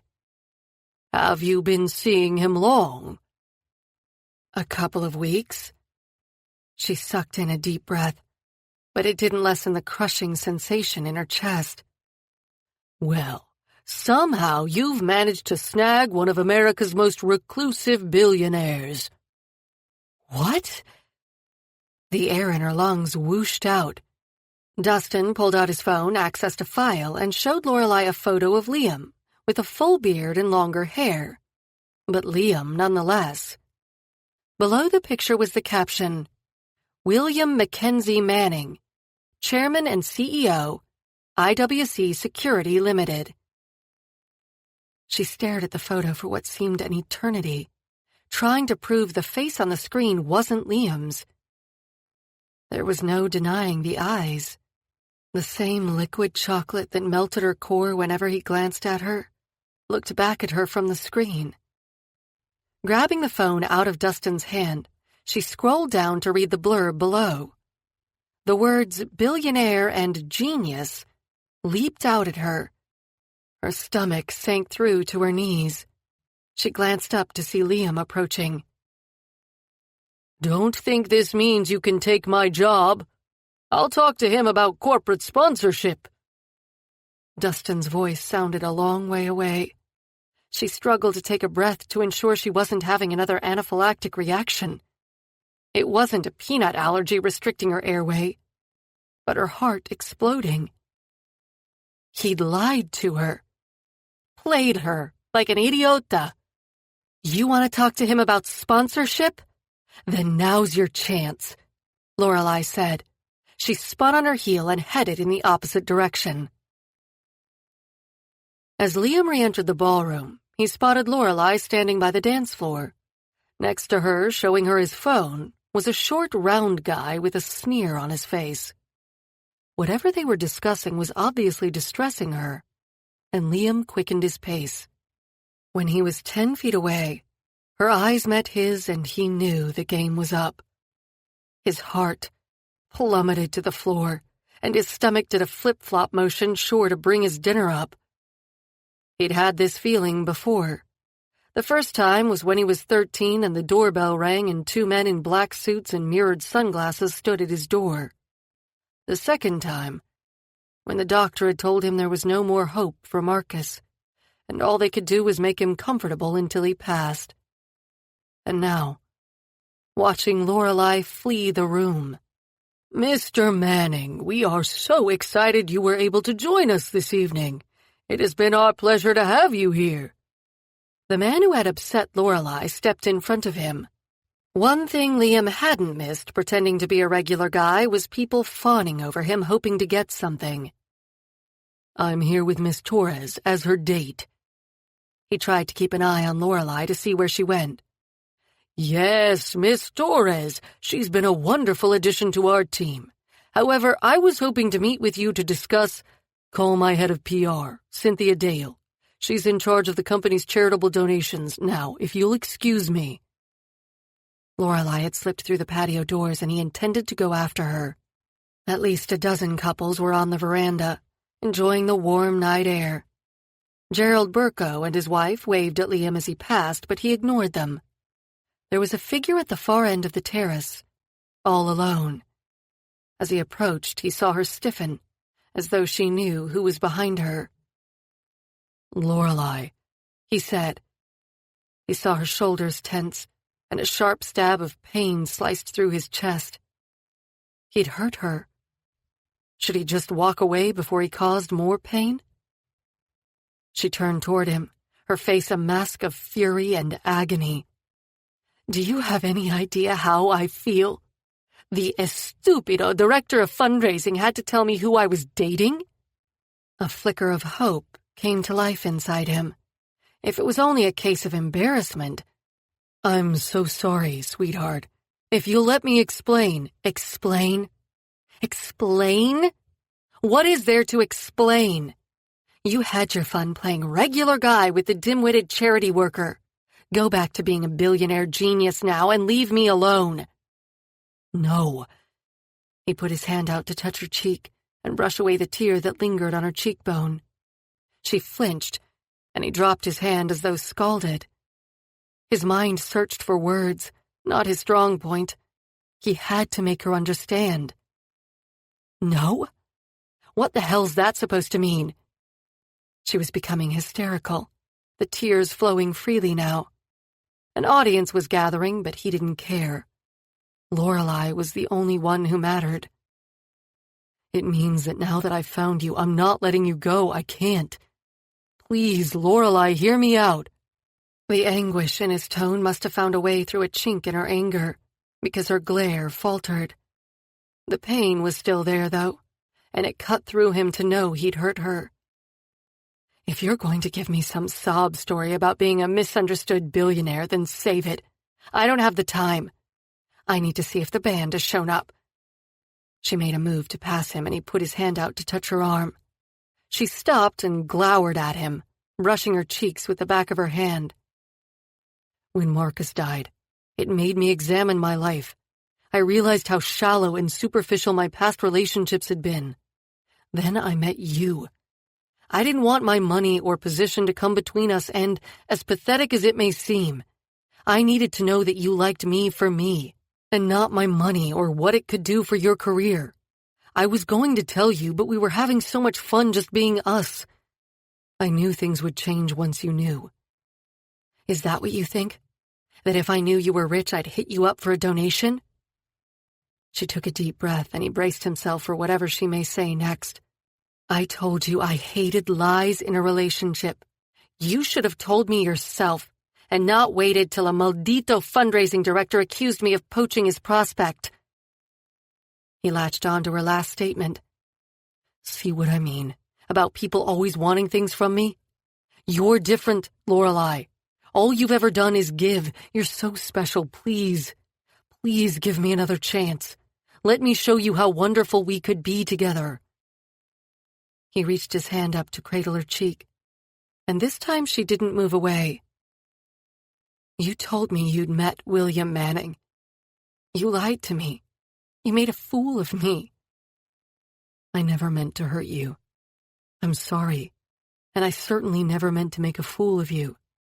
When I looked in the mirror, I realized I don't like William Manning much. He's self-absorbed and just thinks about computers all the time. Then I met you, and I wanted it to be different. When I'm Liam Mackenzie, when I'm with you, the world is a better place. I'm a better man. You make me a better person. Please don't stop now. I need you. She searched his eyes, and he hoped she saw his sincerity. Every word he'd said had been true. It's not there, she said, her voice breaking. He froze, every muscle clenched. He couldn't do it without her, and at the moment he wasn't entirely sure what it was, finishing his brother's book or breathing. What's not there? The lines of code scrolling across your eyes. He released the breath he'd been holding. That's because of you as well. What do you say, Lorelei? You did ride the bus to be with me, she said through her tears. A faint smile played about her lips at the memory of his discomfort. I've never ridden the bus for any other woman, and once you've been in my Aston Martin, you'll realize how much of a sacrifice I was willing to make to be with you. A shadow of fear passed over her eyes, and she switched her attention to the ground. I'm not from your world, Liam. I may dress up and rub elbows with the rich, but when I go home I eat pizza straight out of the box and cut coupons to save 75 cents on cookies. You've already been part of my world for 2 weeks. You had dinner with David, Helen, and Jason. They are my world. You are becoming my world. This is a huge thing, Liam. It's going to take me time to adjust. Adjust to what? I'm still the same person I was an hour ago. I haven't changed. Putting his other arm around her waist, he pulled her against him. He took her lips in a gentle kiss. But when she melted into him, passion ignited, incinerating reason. Somewhere at the back of his mind, he registered the multitude of people watching. It didn't seem to matter. He was with Lorelei, and her taste and scent were driving him wild. He must be more tired than he thought, because he was on the edge of losing his mind. Someone in the crowd coughed, and he realized things were getting a little out of control for a public display of affection. Burying his face in her hair, he whispered, "And this explosive chemistry hasn't changed between us either. Please, Lorelei, give us a chance." She took 2 breaths before raising her head. She pushed away from him and stood with her arms crossed over her stomach. I need some time to think, to make sure this relationship is right for me, and I can't do that with you around. I would appreciate it if you would leave, and I'll call you in a couple days. His heart fibrillated for a minute before racing. If he told her about the book now, she'd definitely end things, and he couldn't risk that. Not until he'd finished the story. Not until he had worked out how he was going to cope without her. Not until he'd regained his sanity. He searched her face, then turned on his heel and walked away, feeling like he'd just been shot in the chest. Don't think this means you can take my job. I'll talk to him about corporate sponsorship. Dustin's voice sounded a long way away. She struggled to take a breath to ensure she wasn't having another anaphylactic reaction.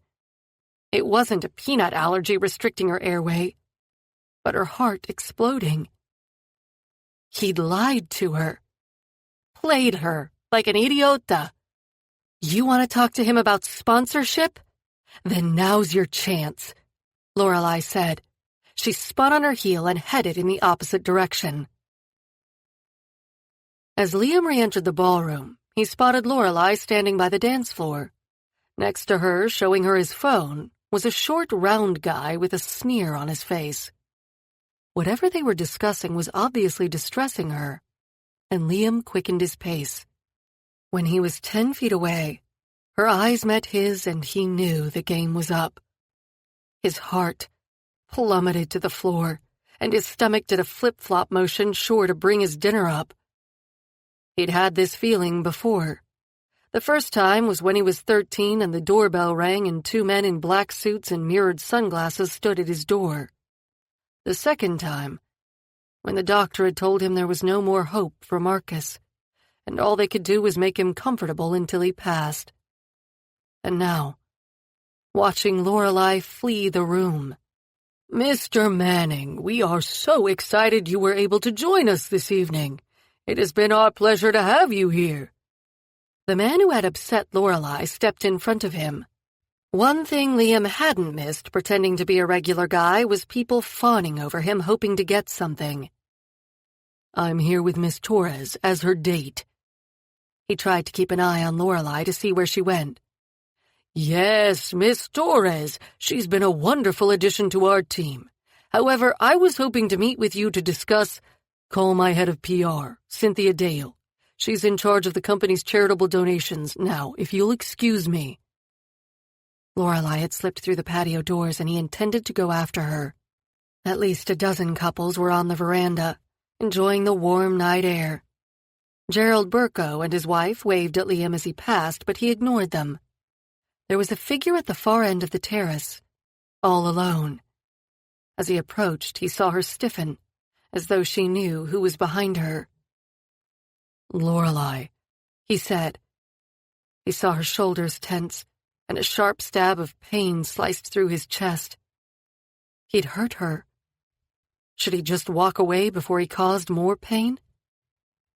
She turned toward him, her face a mask of fury and agony. "Do you have any idea how I feel? The estúpido director of fundraising had to tell me who I was dating?" A flicker of hope came to life inside him. If it was only a case of embarrassment. "I'm so sorry, sweetheart. If you'll let me explain." "Explain? Explain? What is there to explain?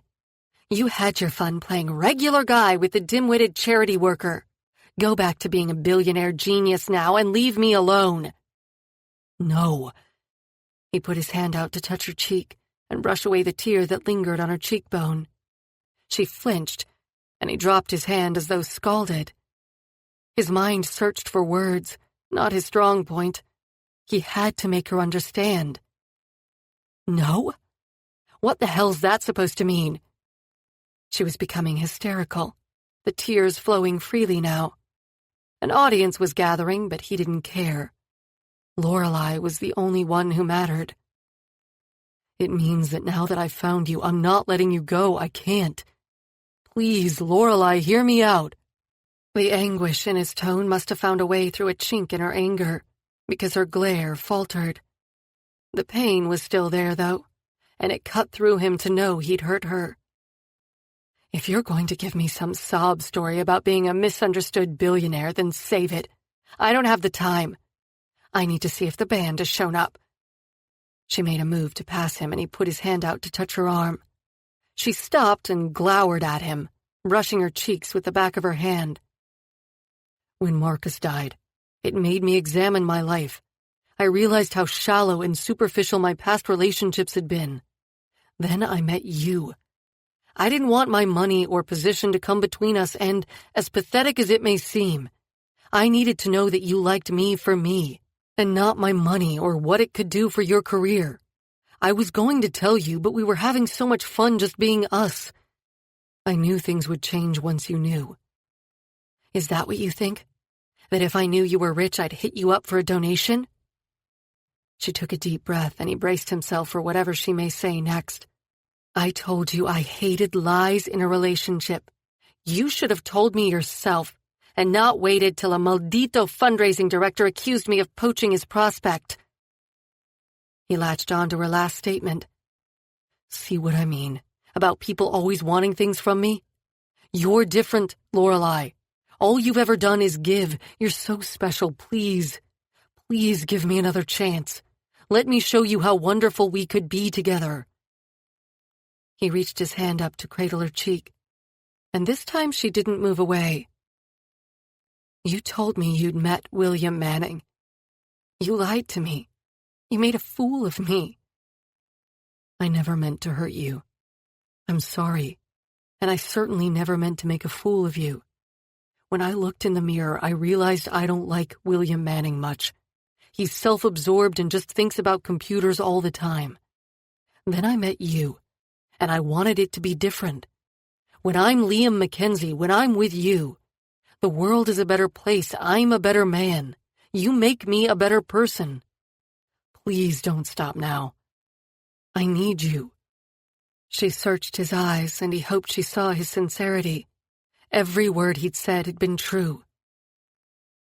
It's not there, she said, her voice breaking. He froze, every muscle clenched. He couldn't do it without her. And at the moment he wasn't entirely sure what it was, finishing his brother's book or breathing. What's not there? The lines of code scrolling across your eyes. He released the breath he'd been holding. That's because of you as well. What do you say, Lorelai? You did ride the bus to be with me, she said through her tears. A faint smile played about her lips at the memory of his discomfort. I've never ridden the bus for any other woman, and once you've been in my Aston Martin, you'll realize how much of a sacrifice I was willing to make to be with you. A shadow of fear passed over her eyes, and she switched her attention to the ground. I'm not from your world, Liam. I may dress up and rub elbows with the rich, but when I go home I eat pizza straight out of the box and cut coupons to save 75 cents on cookies. You've already been part of my world for 2 weeks. You had dinner with David, Helen, and Jason. They are my world. You are becoming my world. This is a huge thing, Liam. It's going to take me time to adjust. Adjust to what? I'm still the same person I was an hour ago. I haven't changed. Putting his other arm around her waist, he pulled her against him. He took her lips in a gentle kiss. But when she melted into him, passion ignited, incinerating reason. Somewhere at the back of his mind, he registered the multitude of people watching. It didn't seem to matter. He was with Lorelai, and her taste and scent were driving him wild. He must be more tired than he thought, because he was on the edge of losing his mind. Someone in the crowd coughed, and he realized things were getting a little out of control for a public display of affection. Burying his face in her hair, he whispered, "And this explosive chemistry hasn't changed between us either. Please, Lorelai, give us a chance." She took 2 breaths before raising her head. She pushed away from him and stood with her arms crossed over her stomach. I need some time to think, to make sure this relationship is right for me, and I can't do that with you around. I would appreciate it if you would leave, and I'll call you in a couple days. His heart fibrillated for a minute before racing. If he told her about the book now, she'd definitely end things, and he couldn't risk that. Not until he'd finished the story. Not until he had worked out how he was going to cope without her. Not until he'd regained his sanity. He searched her face, then turned on his heel and walked away, feeling like he'd just been shot in the chest. Chapter 10. Lorelai pulled her borrowed dressing gown around her and stared at the ceiling. She just called Liam and told him she'd have dinner with him on Sunday night. She needed to make sure this was right for her, because she was pretty sure she wouldn't recover if she let herself fall further in love with him, and he ditched her after a couple months. But it was so hard when he was so tempting. Her decision mantra, head, heart, body, was turning into body, body, body. See, that wasn't so hard, was it? Mandy stood with her hands on her hips, her belligerent stance at odds with her tear-ravaged face. The bombshell of Liam's true identity had coincided with Mandy receiving a text from her fiancé, asking for his ring back. Both women had left as soon as the clock struck 11, and raced back to Mandy's apartment to soothe their heartache with ice cream and tequila. Not a great combination the following morning. No, but... Lorelai stared at the phone still in her hand. She could call him back and say they could meet for a quick lunch, but that would probably turn into a quick trip back to her place or his, and the next thing she knew, they would be arguing over who was going to get out of bed to make breakfast. He lied to you. He deserves a day in the doghouse. Lorelai suppressed a sigh. Yeah, but he had his reasons. Did you see all the people who tried to talk to him after word got out who he really is? I even heard one woman ask if he could attend her fundraiser next week for some charity she's involved in. At least her own job was rock solid as long as she was with Liam. No way would the chairman fire her when there was a possibility IWC Security would become a corporate sponsor. But neither would she stay with him just to keep her job. That would be despicable. No. If she had a future with Liam, it had to be because they were in love. He assumed you would be like the rest. He should have told you sooner and himself, Mandy said. She blew her nose loudly and went in search of a fresh box of tissues. Lorelai stared at her phone once more before putting it back on her friend's coffee table. She thought she'd awaken this morning in Liam's arms. Instead, she'd spent the night at Mandy's place, listening to her friend bewail the loss of her one true love. Lorelai's stomach dropped. Would she be singing the same sorry tune a couple of weeks from now? Even if she could get past his deception, Liam was way beyond her league. Perhaps she should cut her losses and save herself more pain. Her phone buzzed with an incoming text. Her heart raced at the thought it could be Liam, not willing to wait until tomorrow. After all, he was probably used to getting what he wanted right away. How did your party go? Are you with him? Darn, it was her mom. How was she going to explain the change in circumstances to her? It'd be best to wait until she was sure where she stood with Liam. If she told her she was involved with a billionaire, her mother would probably start shopping for mansions. Party went well. I'm with my friend Mandy. We'll call you later and explain. She hoped that would hold her off. Except a minute later, her phone buzzed again. Have you broken up with him? I checked credit card bill and the dating site refunded my money. Do you want me to sign you up again? She texted the word no back to her mother, and her fingers shook as she put the phone down once more. A cold chill swept down her spine. That was odd. She hadn't checked the site again after meeting Liam. In fact, she'd forgotten all about the architect guy she was supposed to meet. He'd probably sent her some message about why he'd missed their date. A flicker of suspicion entered her mind that Liam was responsible. He was, after all, an extremely adept hacker by all accounts. Though she was pretty sure she hadn't mentioned any internet dating site when they'd met. She shrugged off the nagging feeling that something wasn't right. Just because he'd hidden his wealth and not told her his full name didn't mean he'd lied about everything. And he said he had his reasons. Mandy, can I use your computer?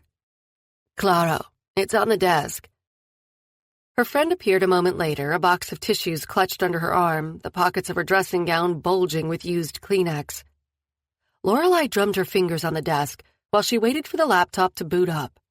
If Dustin had been able to get a photo of Liam, or rather William, to load, then clearly they'd missed something when they'd looked.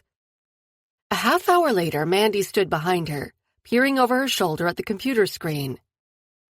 We definitely know he's not an uggo. Although, what's with all the facial hair? What about the bank account? Oh, it's huge, all right. There's a magazine article from 4 years ago when he made his first billion. The rest is mostly about papers he's written or conferences where he's been a guest speaker. On the gossip sites, there's only the one supermodel mention, that they know of anyway. He told me last night that when his brother died, he looked at his life. Maybe he decided that shaving was going to be the start of a new him. The internet search had unsettled her. She knew less about Liam now than when she'd started. There was no hint of the warm, funny man who had sat next to her on the bus, whispering incredulous suggestions about the lives of their fellow passengers. What does your gut tell you? Mandy sat on the arm of the sofa and stared into Lorelai's eyes, so there was no hiding. I wish I knew. At the moment, I just want to be with him. I guess I'll take it one day at a time and try to get to know the real man this time. Or maybe you already know him. The rest is window dressing. Mandy shrugged. Dios mío. I hope so.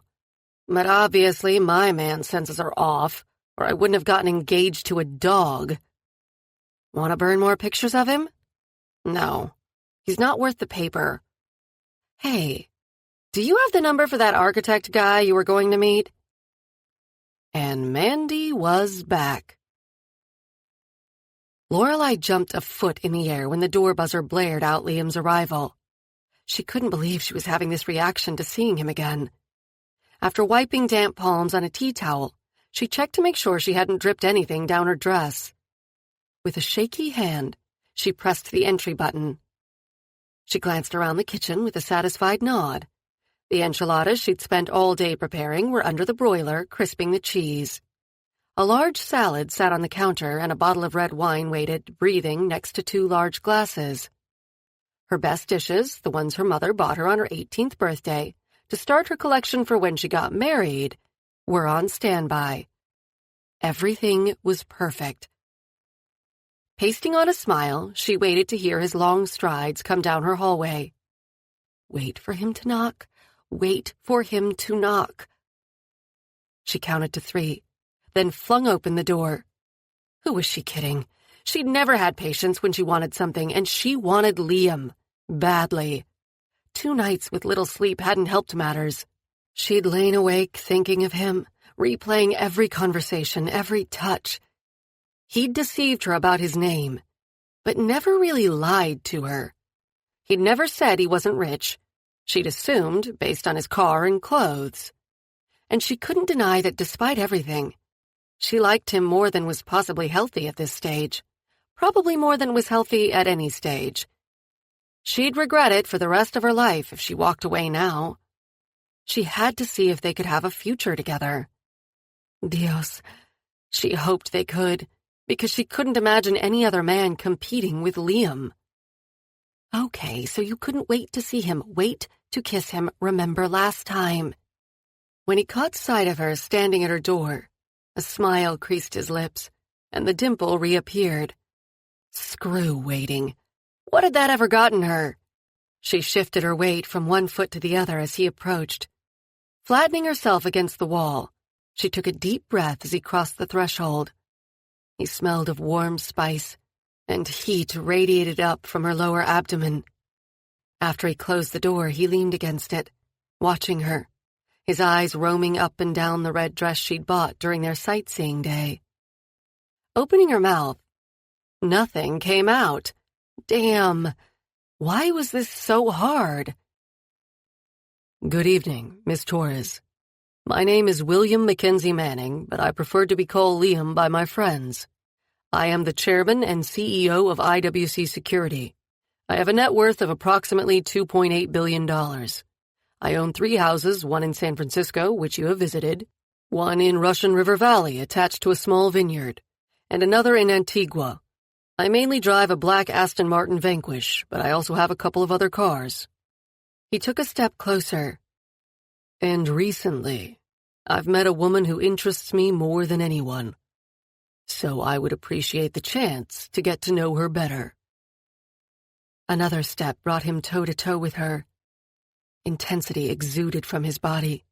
The scent of his aftershave drifted over her. Only by locking her knees did she stop herself from leaning into him. "Is there anything else you'd like to know about me?" he whispered. She had to clear her throat twice before she could speak. "Have you eaten any peanuts lately?" "Not in weeks." His face was deadpan. "Then I have one last question." Liam raised an eyebrow. "Yes?" "How long before you kiss me?"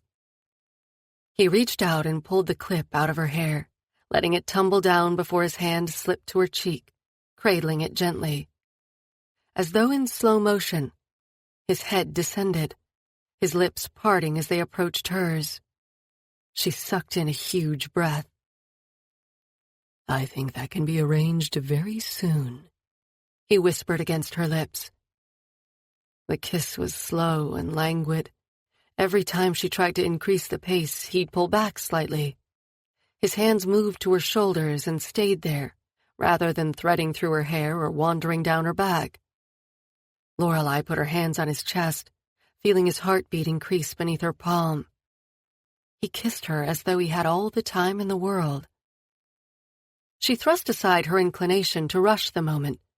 If Liam just wanted her body, surely he would be pushing home his advantage.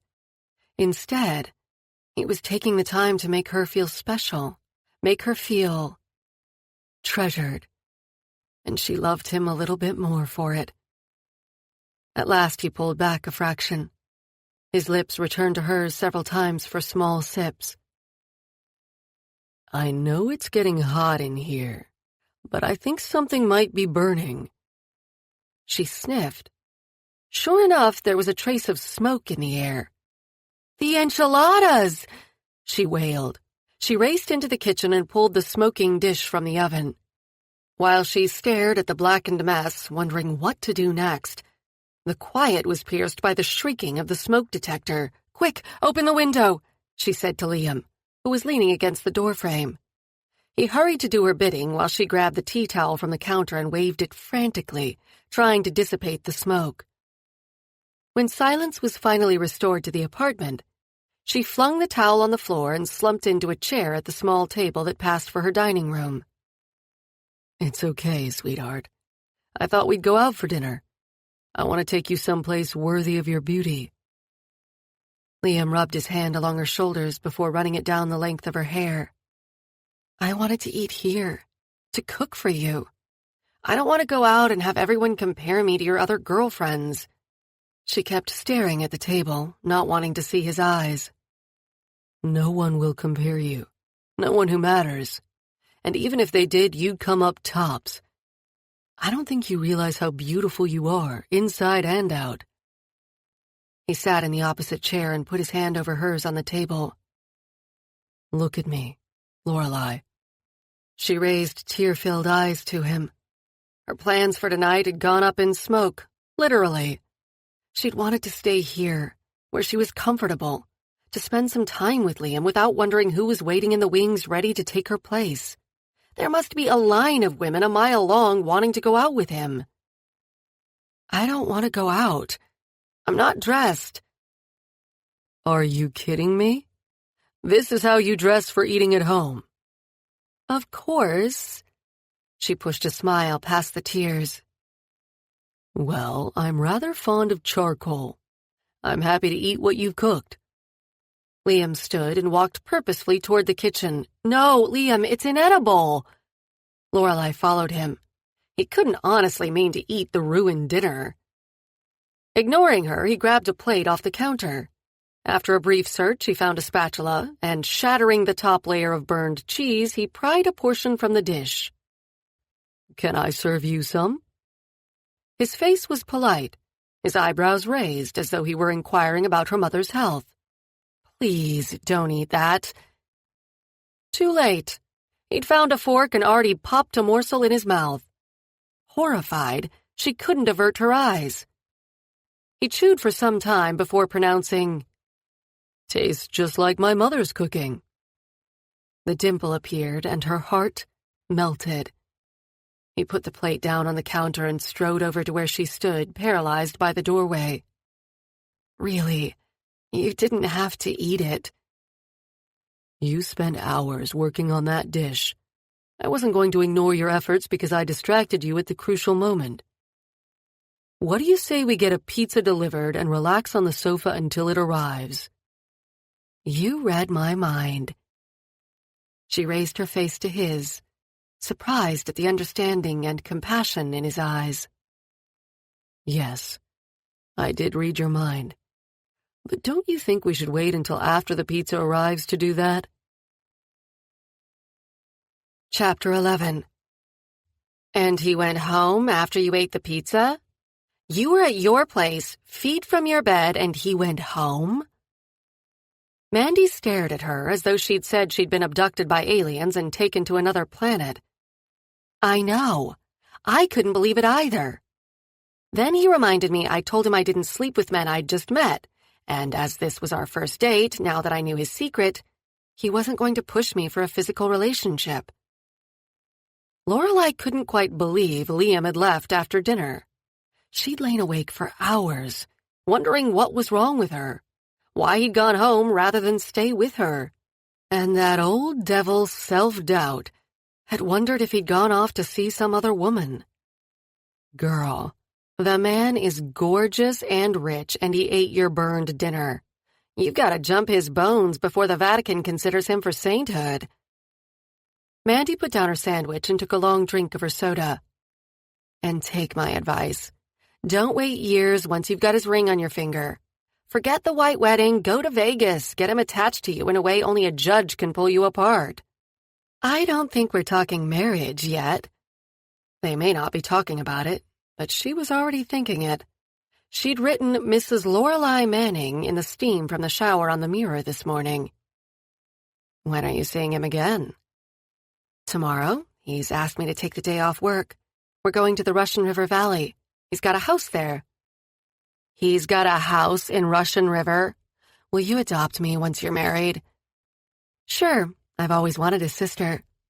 Oh, by the way, have you seen the final figures from the gala? 1.25 million. Dustin is claiming it's all his doing, but I suspect most of that came from your date. At least the office is safe from closure for now. Lorelai tried to paste a smile on her face. It was a hollow feeling, knowing the only reason the night had been a success was because she'd somehow managed to pick up a billionaire in a bar. The famous line from Casablanca flitted through her head. Of all the bars... It seemed blind luck was better than her talent. Her phone buzzed on the table. She snatched it up, hoping it was Liam. He hadn't called since they'd parted after another long kiss on Sunday evening. But then he said he would be busy trying to clear his schedule to take her out on Wednesday. Her heart plummeted when it was her mother's number and not Liam's on the caller display. Hola, Mama. Lorelai, I know you have a boyfriend now. However, that doesn't mean you can forget all about your poor madre. I haven't forgotten you, Mama. I've been busy at work. She turned away from Mandy, who was making kissing faces. Well, listen. I've downloaded Skype on my computer and got a camera and everything. So next time your boyfriend comes around, I want to see his face. I can't believe my little girl is dating someone I've never even met. It's not right. Lorelai groaned. You never met Barry until we'd been dating for 6 months, she said. See, and look how that turned out. If I can't see him on the computer, then I'm going to come out and meet him. Okay, next time he comes over, I'll Skype you. All right, querida. See you soon, her mother said before hanging up. Lorelai put her head in her hand. She wondered if she should ask Liam to hack into her mother's computer and permanently disable it. Liam pulled up in front of Lorelai's apartment building and was surprised to see her standing on the sidewalk, waiting for him. Her eyes widened as he came around and opened the car door for her. Everything okay? He inquired after giving her a brief kiss in greeting. He'd rather hoped to have a more intimate, lengthy encounter in the confines of her apartment. His need for this woman was out of control. Yeah, it's just I promised my mom that next time you came to my place, we'd video call her. By meeting you outside, technically you haven't come up, and therefore I won't be lying when she asks why I didn't Skype her today. She glanced at him out of the corner of her eye. He almost laughed at her sheepish expression. She had the worst poker face ever. Liam was torn. Lorelei had spoken often of her mother, with a mixture of love and exasperation, and he was curious to see the woman who inspired such devotion from her daughter. If their relationship were conventional, he really should meet her even if only via webcam. However, their relationship wasn't ordinary, and he'd chosen Lorelei specifically because she was new to town and he wouldn't have to do the whole meet the family thing. "Maybe another time," he murmured. He started the engine and the car roared to life. Lorelei ran her hand over the butter-soft leather seat, a look of awe in her eyes as she surveyed the interior. "You know, we could always take the bus," he teased as he pulled away from the curb. She snuggled into the seat, making a soft purring sound. "Oh, I think we'll go your way today. We did my thing last time." "Excellent. Sit back, relax, and let me wow you." "You could have done that on my sofa," she said. Immediately, her face went red and she turned away. She was such a mix, confident one minute, shy the next. She was like a baby bird, afraid to trust her wings. "Patience, sweetheart. Good things come to those who wait," he said. Pretending to concentrate on the traffic, he sneaked peeks at his companion as she stared out the window. He'd only just managed to leave on Sunday night before ravishing her. It had actually hurt to walk out the building, seeing the disappointment on her face. Still, it was for the best. Today, however, he wasn't sure he had the strength. It was sheer stupidity, taking her to his place in Russian River. Of all his homes, it was the most him. He'd sat with the architect for hours, making sure each room matched his vision, personally picked out each piece of furniture and painting. If any one place on the earth told the story of Liam Manning, it was that house. As they left San Francisco behind, he relaxed. It was a warm, sunny day. He was with a beautiful woman who, as far as he could tell, had no agenda, and he was going to one of his favorite places, driving his favorite car. He glanced over at Lorelei. Her eyes were closed, contentment on her face. She opened her eyes and smiled at him. His breath caught in his throat, and he turned his attention back to the road before she could see his longing. How the hell had he let himself become so entangled with this woman? It's so different here from the East Coast, but I expected the trees to be taller.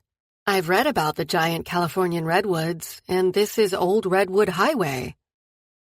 Liam looked over at her and smiled. There are a few still standing. One day I'll take you to see the trees at Redwood National Park. He swallowed and stared straight ahead. What was he doing, promising her future dates? By the end of next week, at the latest, the manuscript would be done. Then they could go their separate ways. He'd have to remember to arrange a trip for her and Mandy to go to his house in Antigua in a few weeks when they were finished. It hurt to breathe when he thought of breaking up with Lorelei. Maybe they didn't have to break up. She'd weathered the revelation about his wealth rather well, and she was unlike any other woman he'd dated. Perhaps Lorelei wouldn't find him unlovable. The thought lightened his heart. Did he dare give love another chance? He glanced at her again, and his heart rate accelerated when she smiled. Then he remembered he hadn't told her about Marcus's book and hacking into the dating site. Should he delete the book? Pretend it never happened? Go back on his promise to his brother? Could he keep the secret from her about their first meeting? No. She deserved the truth, even if she left him after learning it. How often do you get out to your place here? He cleared his throat, hoping it sounded normal and didn't show the emotional turmoil of his recent thoughts. Not often enough. I usually spend the long weekends here if I'm not working or away. And every 6 months or so, my secretary forces me to take a week off, and I either come out here or go to Antigua, depending on the weather. Your secretary forces you to go on holiday? Shouldn't it be the other way around? Probably, but she is such a valuable assistant. When she's had enough of my demanding ways, then she threatens to quit if I don't take some time off so she can catch up. Lorelei's hand twirled a lock of her hair and her teeth nibbled on her lower lip. What had he said to unnerve her? Has your secretary been with you a long time, then? Her voice was quiet, as though she wasn't quite sure she wanted to hear the answer.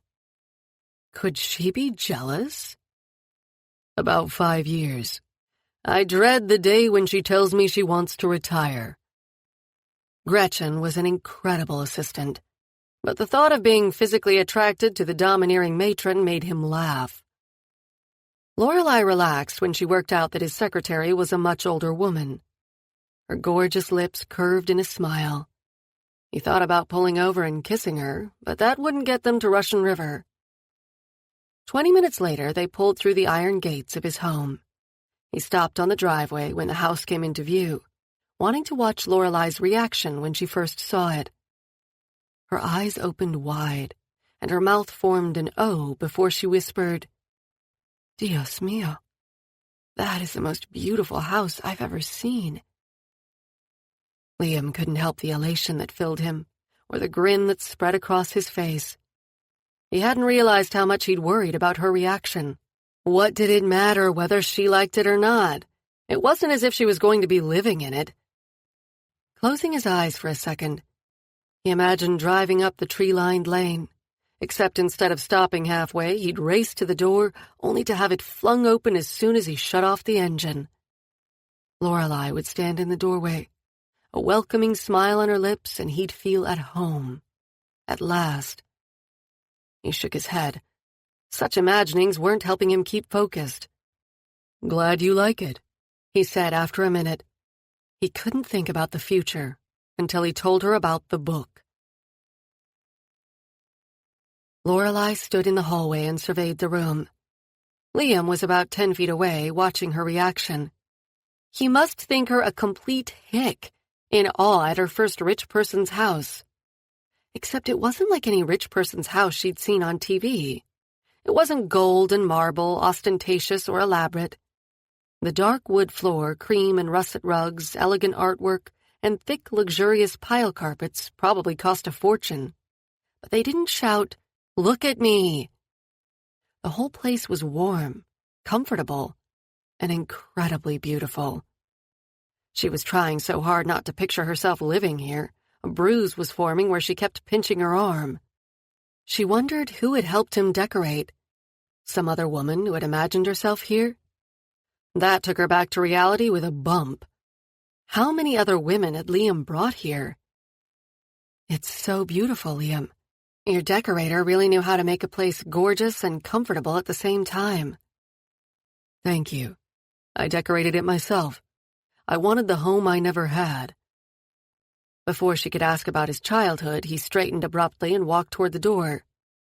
Where are you going? Jason packed us a lunch. Make yourself at home. Wander around. I'll go get it. Without another word, he left the house. Leaving the entrance hallway, she poked her head into a living room. A wall of windows looked out onto a vista of rows of tended vines, to a shimmering blue lake and rolling distant hills. The view was breathtaking. A soft thud alerted her to the front door closing. Lorelei returned to the entrance hall, but it was empty. She wandered into a few more rooms. A huge home office took up one whole side of the house.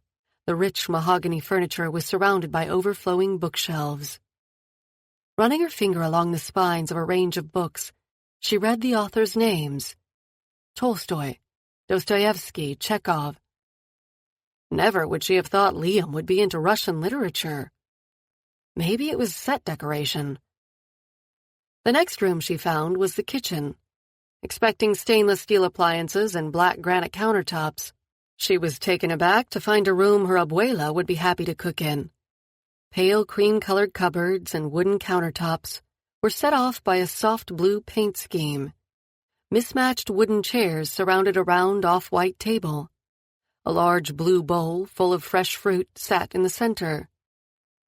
If Liam rarely visited, why was there fresh fruit on the table? Of course, he could have a live-in housekeeper. It didn't solve the mystery of where Liam was now.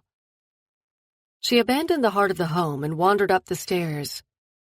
What if he was lying naked on the bed, waiting for her? Okay, she may have veered into the realm of fantasy again. After peeking into 3 very nice bedrooms, she finally found the master suite. A huge 4-poster bed dominated the room, and a large fireplace competed for attention with the same amazing view the sitting room had. French doors led out onto a deck with wicker furniture arranged for a private morning coffee to watch the sunrise over the mountains. That was provided a person could be persuaded to get out of bed in the first place. Running her hands over the silk bedspread, she was lost in a fantasy, imagining retreating to this room at the end of the day, after putting the children to sleep in the other bedroom she'd seen. Liam would shut the door, walk over to her and kiss her until they fell onto the bed, discarding clothes as they went.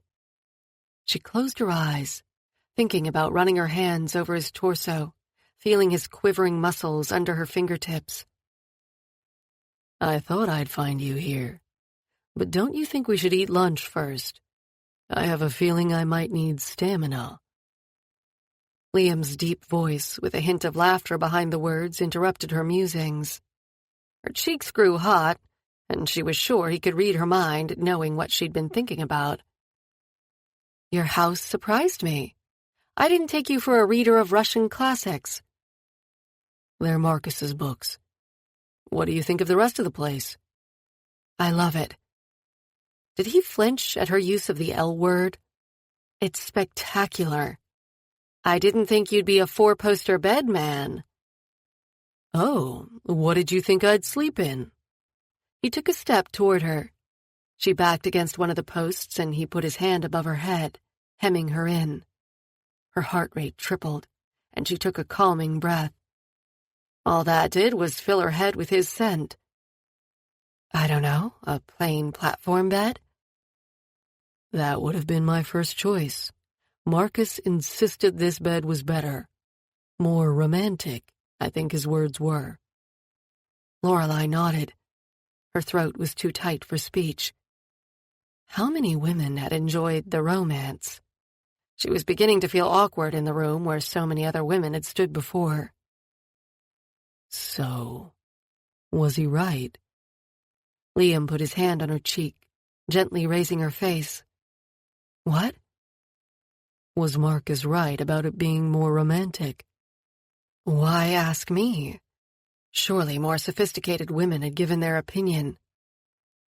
Because you're the first woman to see it, aside from the cleaner.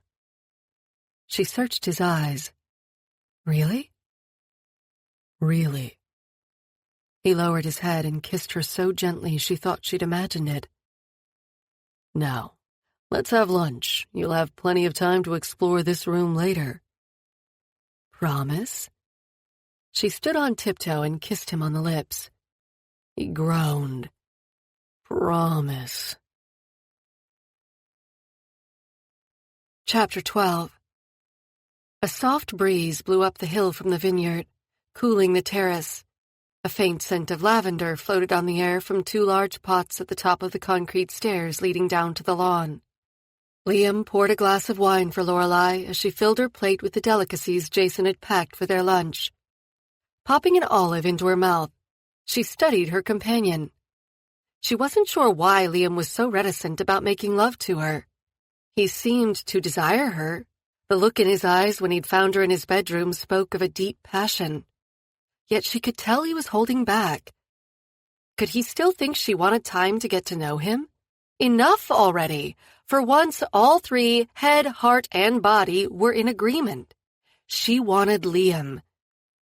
He sliced a loaf of bread with sure, precise movements. Maybe he was too programmed to follow a set course of events?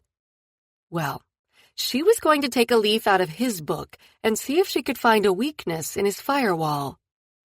First step, disrobe a little. She pulled off the sweater that had been the modest touch to her dress, yet another one of Mandy's selections. It had a halter neck, tying up at her nape, with a deep V at the front.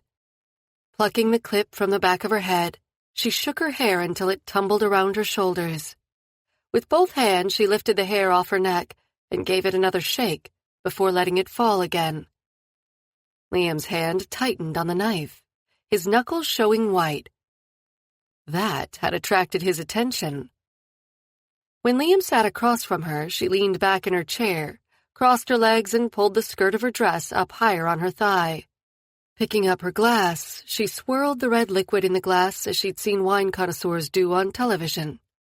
She took a sip and let the wine slide over her tongue. It was smooth and full of flavor, but she could never taste the things usually written on the back of the bottle, blackberries and peaches and such. The bottle on the table had no label, so she wasn't sure what she was supposed to be tasting. It was kind of liberating that way, allowing her taste buds to discover the flavors. Of course, her senses were too tied up with the handsome man next to her to spend a lot of time analyzing the wine. Twisting in her seat, her skirt slid up another couple of inches. She caught Liam staring at her legs before she waved toward the rows of grapevines 100 feet from the house. "Is this wine from here?" He cleared his throat. "Yes. Do you like it?" "It's fabulous. Do you produce many bottles?" "We don't sell commercially. I give some away to friends and business acquaintances and enjoy the rest myself. It's a hobby, really. I have a full-time vintner who cares for the vineyard. We can tour the vines after lunch if you want." She answered noncommittally. If Liam was still thinking of any other tour than his bedroom, she had better ramp up her seduction attempts. She ran a finger down the V-neck of her dress and up the other side. Liam's eyes followed her movements, and she saw his jaw clench in response. When his eyes met hers, they were full of hot desire. "You're playing with fire," he murmured. "I hope so," she said. Liam picked up a piece of the fresh bread and loaded it with a selection of cheeses and cold meats from the tray. He took a huge bite, as though trying to hurry lunch along. Lorelei rolled up a piece of ham and popped it into her mouth. She wasn't really hungry. As he watched, she took a pickle, then slid it into her mouth slowly, savoring the sharp vinegar taste after the tart wine. A couple pieces of cheese followed. Putting her plate on the table, she leaned back and sipped her wine, waiting for Liam to finish.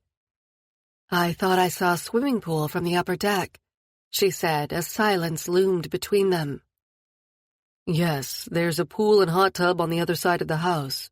I wanted the view from the terrace to be of the vines and hills. I didn't realize it was going to be so warm today, or I would have told you to bring your swimsuit." "As we're the only ones here, I don't mind skinny dipping." Heat invaded her face.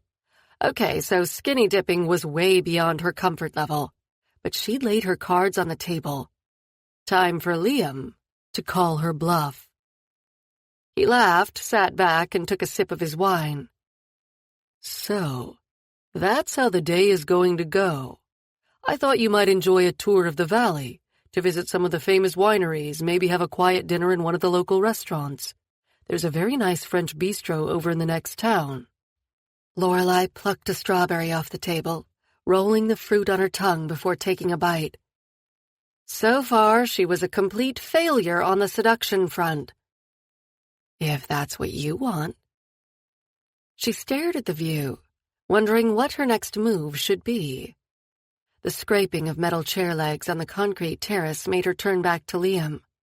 He was standing now, putting a cover on the food. "What I want is to make love to you all afternoon until you're too exhausted to stand, to explore every inch of your delectable body until I'm about to explode. However, I don't want you to mistake what this means, Lorelei. I can't make you any promises about the future. If you can't accept that, Then let's either wander around the vineyard or tour the valley. I don't want you to wake up with regrets tomorrow." His bluntness was as refreshing as it was disturbing. Every other man she'd slept with had wooed her and filled her head with promises of love and tomorrow. Lorelei swallowed. She'd come to consider her future so wound up with his. To discover he didn't see things the same stung. Liam offered her nothing but an afternoon of pure delight. If she was smart, she'd opt for the tour, but she couldn't deny herself the opportunity to taste his loving.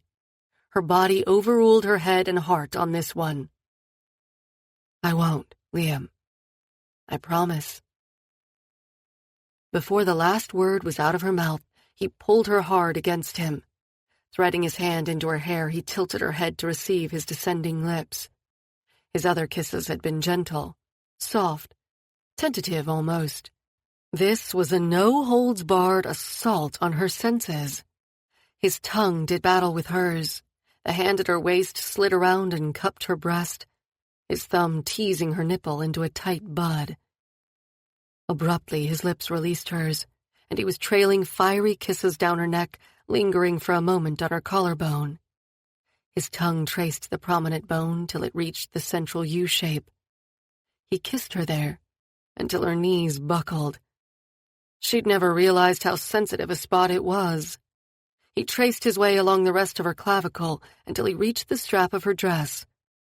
From there, he trailed kisses up her neck, nibbled on her earlobe.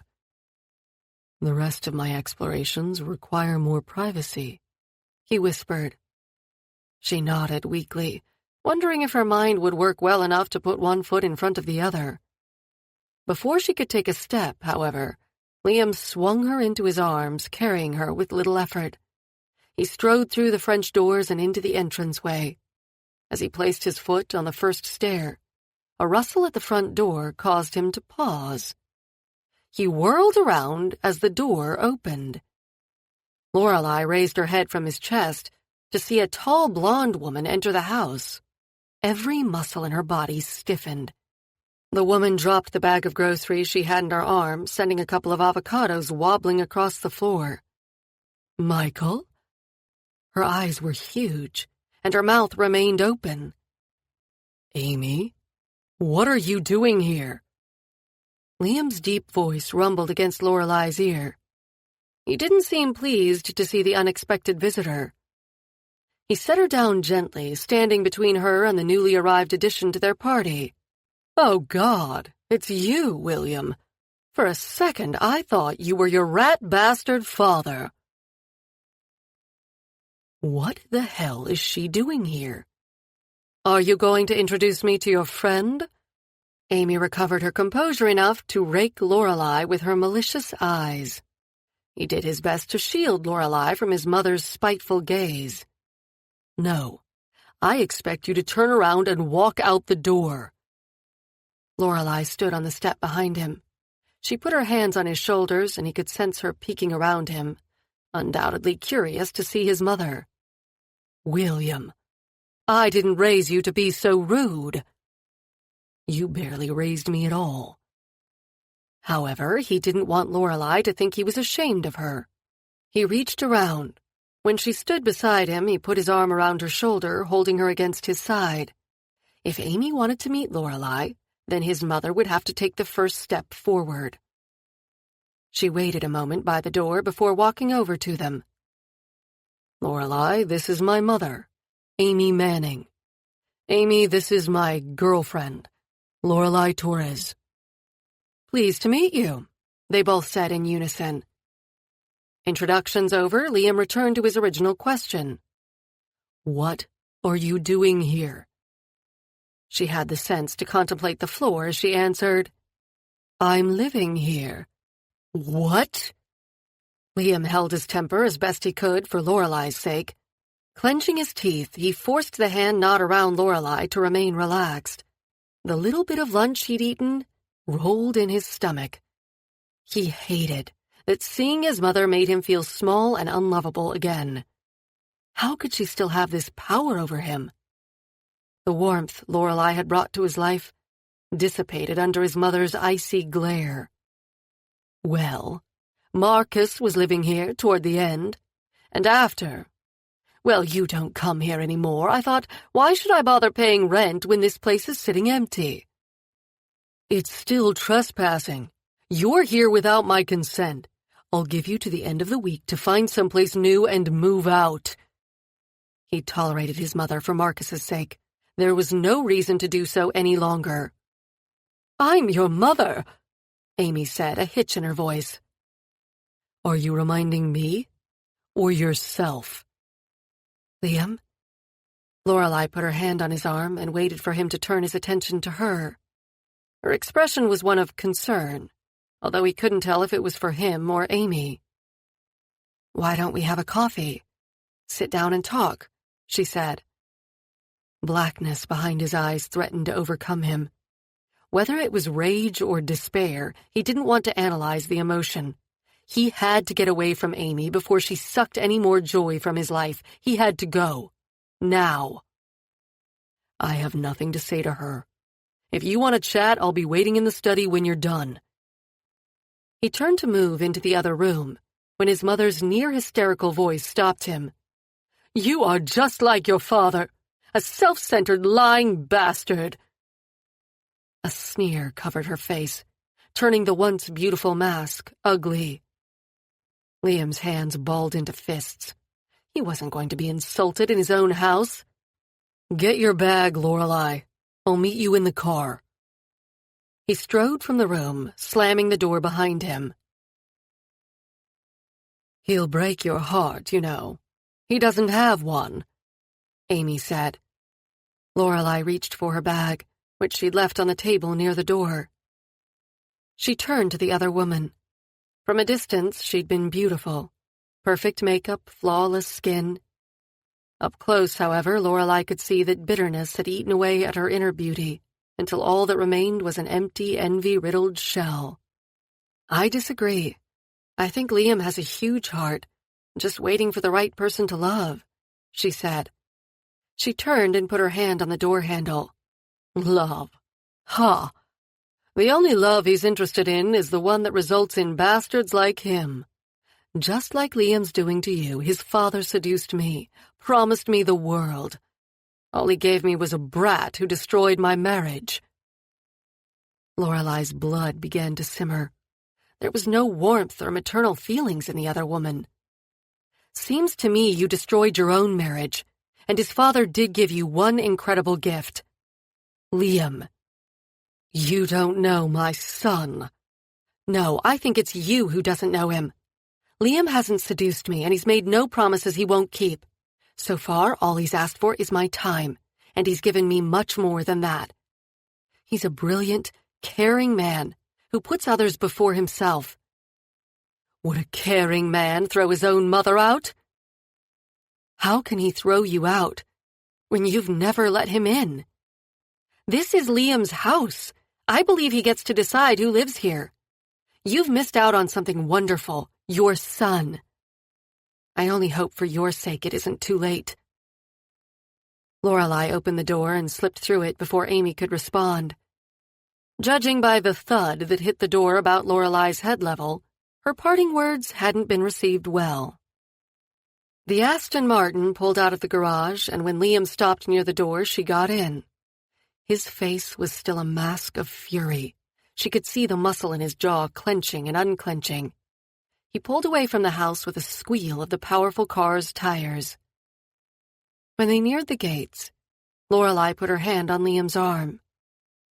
Can you stop the car for a moment? Did you forget something? He braked and was about to shift into reverse. No. When he turned to her, she put her hand up to his face, running her thumb over his upper cheek to relieve some of the tension there. She undid her belt and hoisted herself up as far as she could in the bucket seats, pulling his head down toward hers. Touching her lips to his, she kissed him, with a compassion that surprised even her. A soft sigh escaped his lips. I don't want that ugly scene to be what you remembered of our trip here, she whispered. He kissed her again, echoing her gentleness, The all-consuming passion of earlier in the day was replaced by a tenderness that swelled her heart to epic proportions. When he pulled back, Lorelei almost cried at the loss of contact. "Thank you," he whispered. He waited while she refastened her seatbelt before driving off. The muscle in his cheek no longer throbbed, but his knuckles still showed white on the steering wheel. She had the feeling that if she wasn't sitting next to him, he'd be back in San Francisco in a third of the time it took them to get there. "So, what should we do with the rest of the day? You mentioned a winery tour and a nice restaurant earlier." Liam glanced at her and gave her a ghost of a smile. "Do you mind if we leave the tour for another time? Why don't we take the coastal road back and then get something to eat in San Francisco?" "Sure. Sounds nice." The drive back to the Bay Area, while featuring stunning coastal scenery, was conducted in near silence. Liam answered politely when she asked a question, yet she could tell his mind was elsewhere. Was he thinking about what his mother said about his father? Was he curious to meet him now? Lorelei didn't dare ask. What would she do? Wasn't she really in a similar situation? Her dad was getting out of prison in a couple years. Was she going to meet him when he got out? Before she'd met Liam, it was a question she'd asked herself on a daily basis. Since Liam, it had seemed to matter less and less. The traffic grew thicker when they got closer to the city, and they crawled along the highway. With nothing to look at except other bored commuters, she turned to gaze at the man next to her. "Do you want to talk about today?" "No. It may help." He heaved a huge sigh. "Lorelei, I've dealt with that woman all my life. She cares only for herself. If she thinks I'm selfish, then I probably inherited that from her. I'll have my lawyer get her out of the house, and when I'm sure she's left, we can go back. Marcus was the one thing we had in common. Now that he's gone, I don't want to see her ever again." His tone was firm, adamant, and the glare he shot at her as she opened her mouth again withered the words on her tongue. They crept on for another couple of miles. "What are you going to tell your children when they want to know their grandmother?" She couldn't let it go. She couldn't. It wasn't right to have family and completely cut them out of your life. With a sudden flash, she knew she would see her father when he was free. She didn't have the courage to face him in prison, but in the comfort of her mother's home, she'd like to get to know the man whose DNA she shared. "I'm not going to have children, so it's a moot argument." With her epiphany about her father, Lorelei had almost forgotten the point she'd been trying to make with Liam. The fact that he didn't want children hit her so hard, she forgot all about his mother and their cantankerous relationship. "You don't want children? Why not? You'd make a great father." "I had a rotten childhood. My mother was only the tip of the iceberg. No way I'd put another human being through that. No kids." The muscle in his jaw was back to throbbing, and the hands that had relaxed on the wheel clenched again. She opened her mouth to protest that his children wouldn't share the same childhood. They would have a father to love and protect them. It didn't seem to matter. Liam glanced over at Lorelei as silence once again consumed the car. She stared out the window, and he thought he spotted the shimmer of a tear on her cheek. All right, maybe he shouldn't have been so curt about not wanting children. Lorelei would make a fabulous mom. She'd sew Halloween costumes and bake cookies and read bedtime stories to her children. They'd be so loved they probably wouldn't ever want to leave home. Liam tried to imagine for a second what his life might have been if he'd had a mother like that. He shook his head. Since when had he started living in Fantasyland? Seeing his mother again had reminded him of who and what he was, an unlovable bastard. He shot another glance at the woman next to him as he slowed and shifted into second gear. Tell her now. Tell her it was over. They obviously wanted different things in life. This was the perfect exit strategy. Catching sight of the sign for the Golden Gate Bridge, he changed lanes. He should exit their relationship as well. He had enough to complete the novel now. He'd experienced the rush of getting to know someone, known warmth and companionship. He'd loved. Slamming on the brakes, he just missed the car in front, which had come to a halt. Lorelei stared at him, concerned. Damn it. He loved her. When the hell had that happened? When she'd laughed at his discomfort on the Muni? When she'd kissed him and then gone into anaphylactic shock? When he'd walked into the ballroom at the Four Seasons and she'd looked so sexy he'd wanted to blind every other man in the room so they didn't look at her? Didn't matter. It had happened. And it was his worst nightmare. He'd rather move back in with his mother than admit to anyone he'd broken the #1 Liam Manning rule. Don't fall in love. If you want to take me home, we can do dinner another night, she said. Had she read his mind? Did the horror of his realization that he loved her show on his face? I mean, I know seeing your mother has upset you. If you want to call it a day, take me home. Seeing his mother again now seemed like the least of his problems. I'm sorry I've been such a poor date. Well, I haven't seen her since Marcus's funeral. I thought she'd moved to Arizona.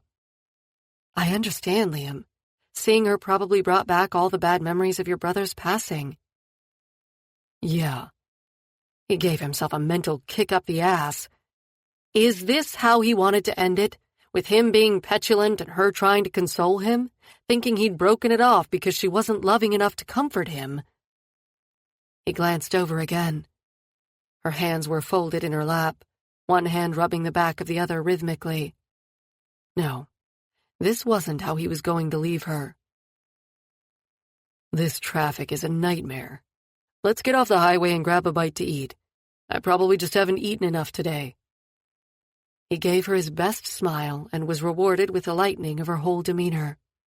Her shoulders straightened and her head rose a notch. She reached over and rubbed the back of his hand on the stick shift. If she was going to start touching him in the car, they'd have to take the bus next time. The fact that he'd consider getting on the bus again with her showed how bad he had it. He was so screwed. Chapter 13. Liam slammed the door to his apartment and headed straight to the liquor cabinet. He poured himself 2 fingers of whiskey and tossed them back in 1. The amber liquid burned down his throat, hopefully incinerating the L word he could feel lodged in his chest. Dinner had been a disaster. Lorelei had tried too hard, and he hadn't tried hard enough. When he dropped her at her apartment, he could sense her relief when he declined her invitation to come up. After pouring himself another drink, he wandered back toward the computer room. The hum of the servers usually soothed him, taking away his tension. He was back in his world. Only now something was missing. He checked his emails. David had sent a message asking if Liam wanted to perform the first penetration test on a new client. Usually, it was his favorite job. It kept his skills up and allowed him to test his mettle against competitors' firewalls. It was like proving himself each and every time. He replied to David, telling him to do it. Picking up the photo on his desk of him and Marcus, he stared at his brother's face. Did he really know what he'd asked when he made Liam promise to finish his novel? Marcus had loved him all his life. There was no way he'd deliberately put him through this hell if he'd known. It was Liam's fault. He never should have picked Lorelei. He should have stuck true to form and chosen some egotistical, cold-hearted model too interested in her own career to even think about worming her way into his heart. It was too late now, though. He put down the picture and opened the writing program. He poured out all his frustration and malaise into the book, putting the characters through the same torment he himself was experiencing. His fingers flew, and before he knew it, 2 hours had passed and he'd written an entire chapter. One more to go, the resolution, and happily ever after because Marcus had insisted it had to have a happy ever after ending. The ending his brother had so cruelly been denied. At least Marcus had had 4 happy years with Cressy. The problem was Liam couldn't work out how he was going to give the fictional couple happiness when his own situation was so bleak. He leaned back in the chair, staring at the blinking cursor that taunted him with his inability to ride his way out of the mess of his own life. There was no hope, no future for him and Lorelei. Even if all the deceit and treachery could be forgiven, she wanted children, tons of them by the sound of it. And to be honest, he couldn't imagine her without them. To see himself as a father, however, was too much for his programming to compute. Lorelei had probably worked that out herself as well, which was why they had parted so distantly tonight. So the big question was, should he see her again, or just let the flame burn out? He had a trip to China he needed to make. He'd been putting it off, but he could go as early as next week.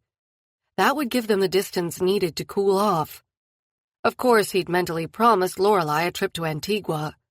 She and Mandy could go there while he was in China, and by the time both returned to San Francisco, they'd be ready to get on with the rest of their lives, their separate lives. Lorelei didn't need to know about the book or his cracking the dating site. The writing was so dreadful it would never be published anyway. Marcus had completely overestimated Liam's ability to write a book based on a few fake dates, although the emotion had been real. Too real. Liam stretched and wandered into the sitting room. He stared out the floor-to-ceiling window at the lights of the Bay Area. His gut wrenched in knots, and his chest hurt when he tried to take a deep breath. Was this how it was going to be whenever he thought of Lorelei? He shook his head. Get back to work. Delving into cyberspace had always been a panacea for him growing up. It had to work now. He would retreat back to his world where emotions were displayed with colons, brackets, and other seldom-used punctuation. Before he was halfway back to the computer, there was a tentative knock on his door. He hesitated for a minute, glancing at the clock. It was almost midnight. David was still in D.C., although he was scheduled to come back tomorrow. Was it Helen with a problem? He really didn't want to sit around chatting with her. She always gazed at him like the sun shone out of his ass. But if his best friend's sister needed something, he'd better help. With a weary sigh, he opened the door, expecting to see the stringy blonde hair of his next-door neighbor. Instead, Lorelei stood there, her brown hair tumbling around her shoulders. She was wearing a trench coat, black stockings, and high heels, and by the way she was clutching the lapels together, he guessed not a heck of a lot more. His pulse rate soared, and all his reasoning of the last hour about ending things with her now fled out the open door. Lorelei. His breath seemed to catch on her name, and he cleared his throat, ready to ask what she wanted. Can I come in? She peered past him, probably wondering if he had a house full, like last time she'd come unannounced. Yes, sorry. I wasn't expecting you. His brain seemed to be shutting down. Any second now, and the blue screen of death would appear in his eyes. He stepped aside, and she strode past. A whiff of her sultry scent wafted over him, further confusing his already muddled mind. She stopped when she came to one of the sofas, perching her bottom on the back, raised her eyes to his. So I was wondering, earlier today, when you were carrying me up to your room, did you want to make love to me? Or were you just getting some exercise? She let go of her lapels and leaned back on the sofa, her arms either side of her body. Her coat gapped in the middle, and from where he stood frozen by the door, he caught sight of a trace of black lace. It was definitely the first thing you said. Belatedly, he closed the door and walked halfway into the room. Mesmerized, his eyes focused on Lorelei's shaking hands as they undid the belt around her waist. I thought as much. And then I thought your mother had screwed up enough of your life. I wasn't going to let her ruin mine. So, as she interrupted us this afternoon, I thought I'd simply restart the afternoon in another location. Excuse me for a minute. She sauntered toward the side door to the communal hallway, passing close to him but not touching. Pulling out a card from her bag, she opened the door a fraction before slipping something on the outside handle, before locking it again. Turning, she leaned against the door and let her jacket slip off her shoulders, to pool by her feet. Liam's eyes were sending rapid-fire signals to his brain, which was sending back error messages. Lorelei stood against the door, wearing a black lace teddy, stockings, and high heels. And that was it. Except, of course, for the hesitant smile she was trying hard to maintain.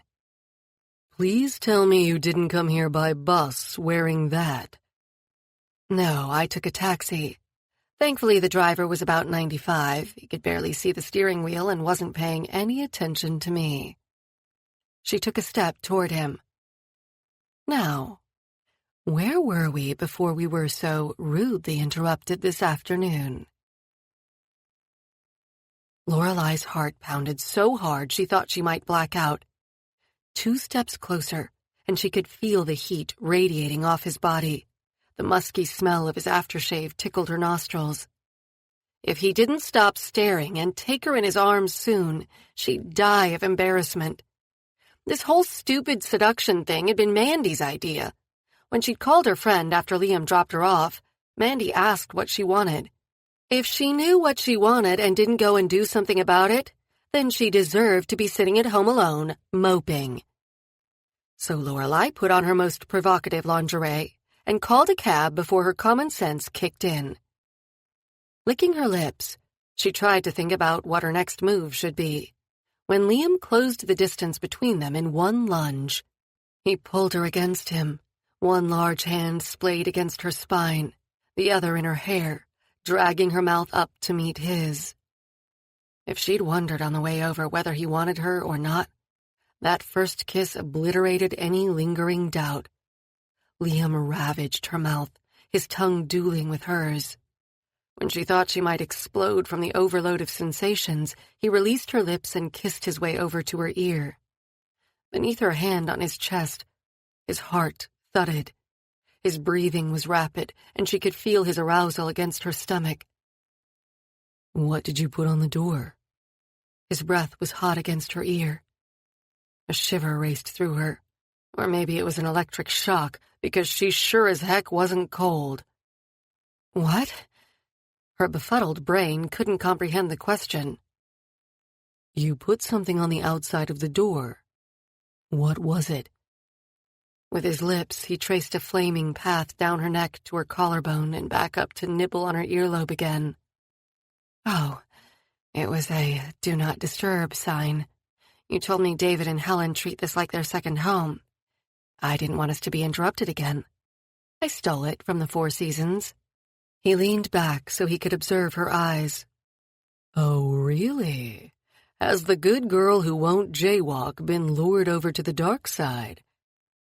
She dropped her head and stared at his chest, but he put a finger under her chin and raised it so she was looking at him again.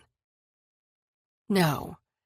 I went back the next day and offered to pay for it. Liam laughed.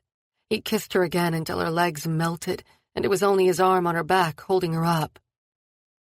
We should talk first. I need to tell you something. He whispered into her ear. He pulled back and stared into her eyes. His own burned with passion, his pupils nearly dilated. Mañana. We can talk tomorrow. Tonight, I want to make love with you. He hesitated a second. Then he scooped her up in his arms once again and strode toward the back of the apartment. He flung open the door and set her down gently next to the bed. Bending over, he pressed a button on the wall. The fireplace across the room whooshed to life, bathing the room in a golden glow. When he straightened, she reached up and began unbuttoning his shirt. Her fingers felt fat, and she had to bite her lip to concentrate on the task at hand. Would he mind if she ripped it off him? He seemed impatient for her touch on his skin and lifted the shirt over his head. She drank in the sight of his muscled chest a minute, before running her fingers through the mat of hair between his pecs. The muscles leaped under her touch, and she slid her hands down his clenched abs until they rested on his belt. Her eyes flew to his, yet he stood impassive, waiting for her. Heat flooded her face. She'd never been so brazen. Liam seemed content to let her set the pace. It took several tries and his hand steadying hers before she got the belt undone. Glancing again at his face, he gave her a lopsided grin, the dimple in his cheek winking at her. After releasing the button on his fly, she slowly slid the zipper down, his erection straining against the metal. With his pants loosened, she suddenly lost her nerve and dropped her hands to her side. "Come now, sweetheart. You're doing such a wonderful job, you can't give up now. Let's continue your education on the dark side." He put his hands on her face and kissed her until her desires overcame her inhibitions. When he released her lips, his voice was husky. "You are the sexiest woman I've ever kissed. Now take my clothes off and let me show you how much I want you." "I'm not the sexiest woman you've kissed." "You are. Sexy and beautiful and kind and funny. I could go on, but my lips would rather be exploring you than talking at the moment." It was probably a line, but she'd rather have his lips on her as well.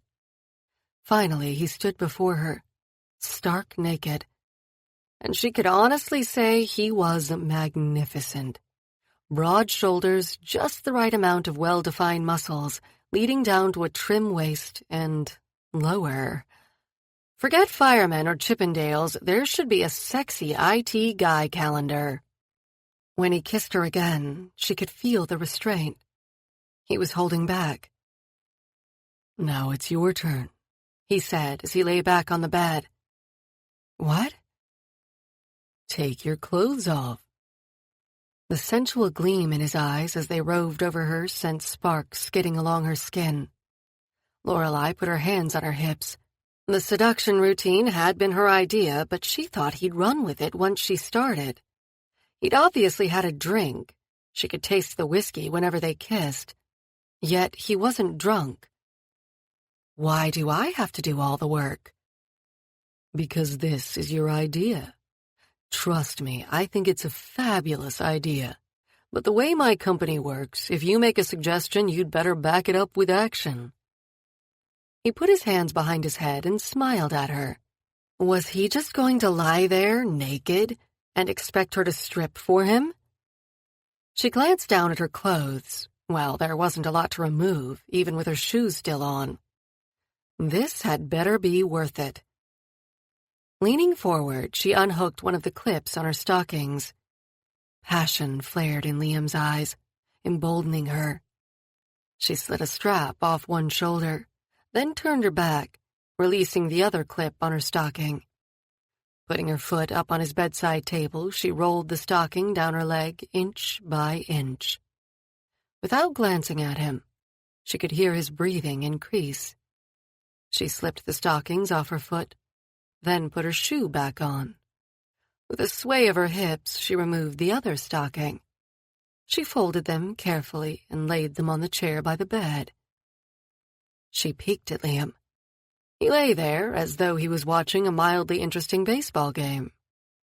However, she could see the muscle throb in his jaw and the rest of his body ready for action. Lorelei swallowed. Reaching behind her, she undid one of the hooks holding her bodice together. She sauntered over to the window while releasing another hook. She slid one curtain closed and released another hook. With an exaggerated swing of her hips, she glided over to the other curtain.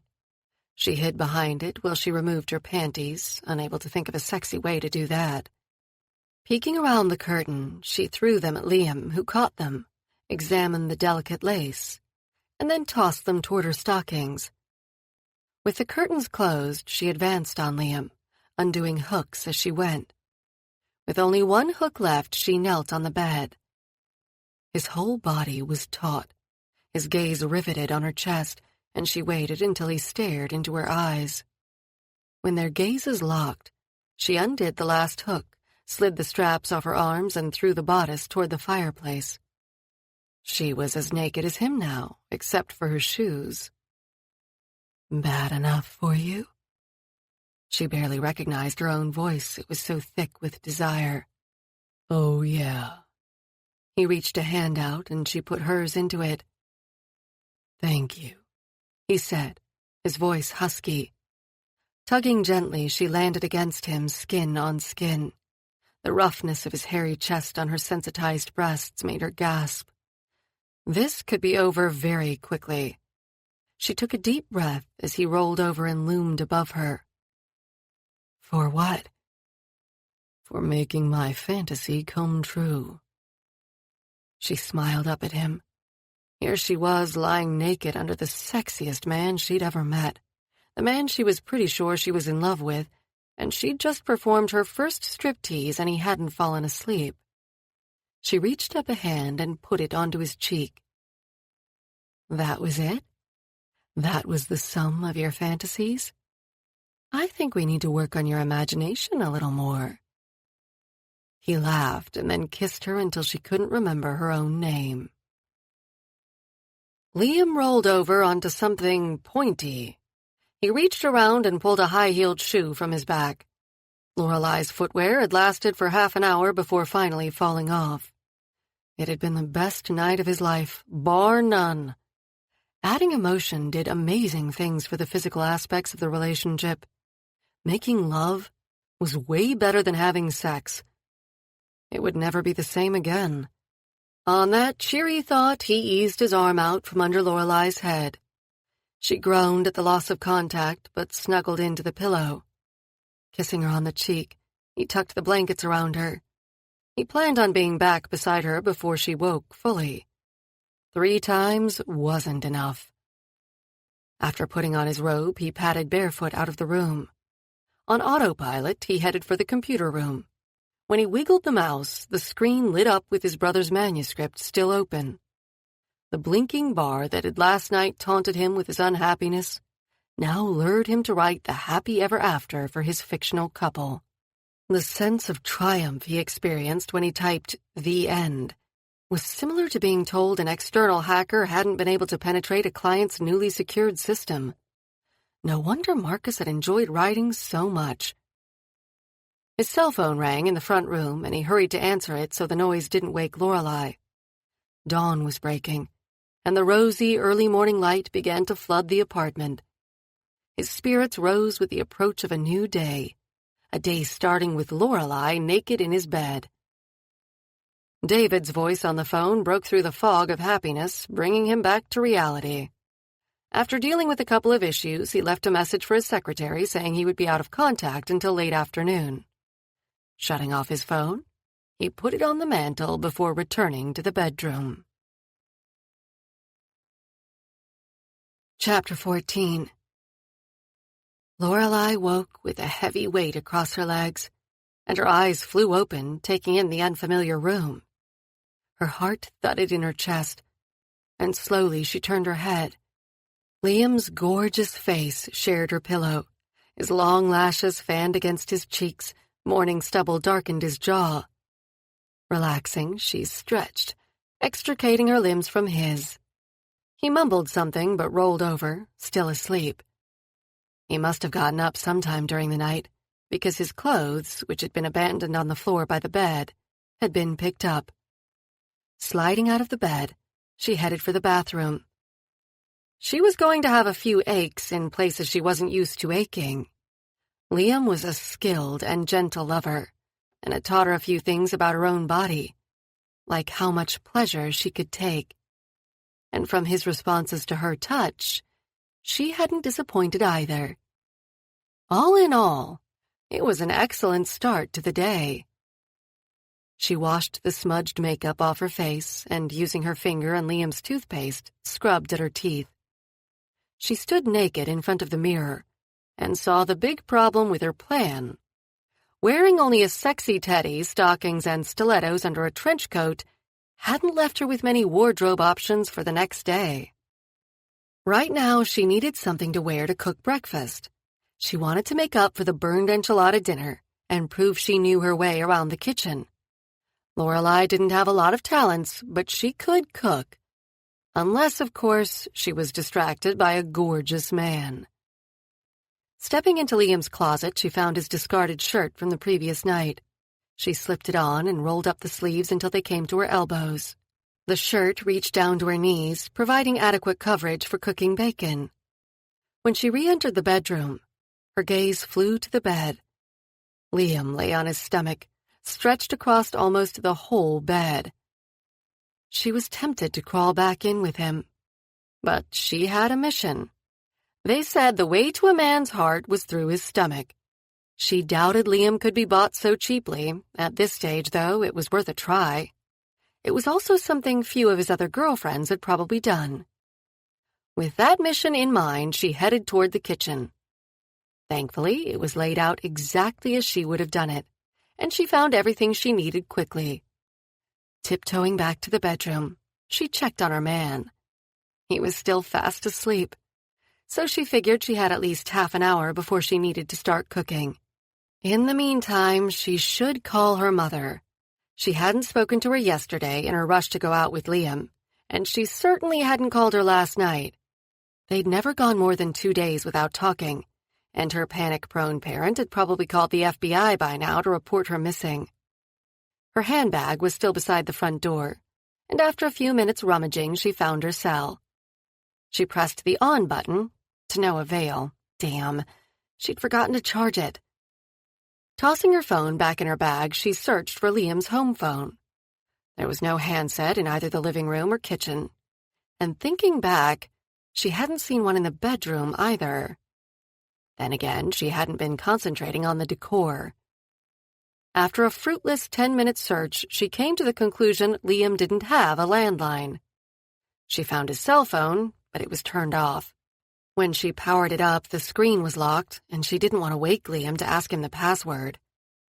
She could always wait for Liam to wake up to call her mother, but she figured she'd have a lot of better things to be doing with him around than speaking with her mom. Email. She'd send her mother an email. Then she wouldn't have to actually speak with her in person. No FBI, no interrogation on where she was. Double win. Although she hadn't seen Liam's office or computer room, she had a fair idea of its location, as both he and David had disappeared down the other corridor often enough when she was here last.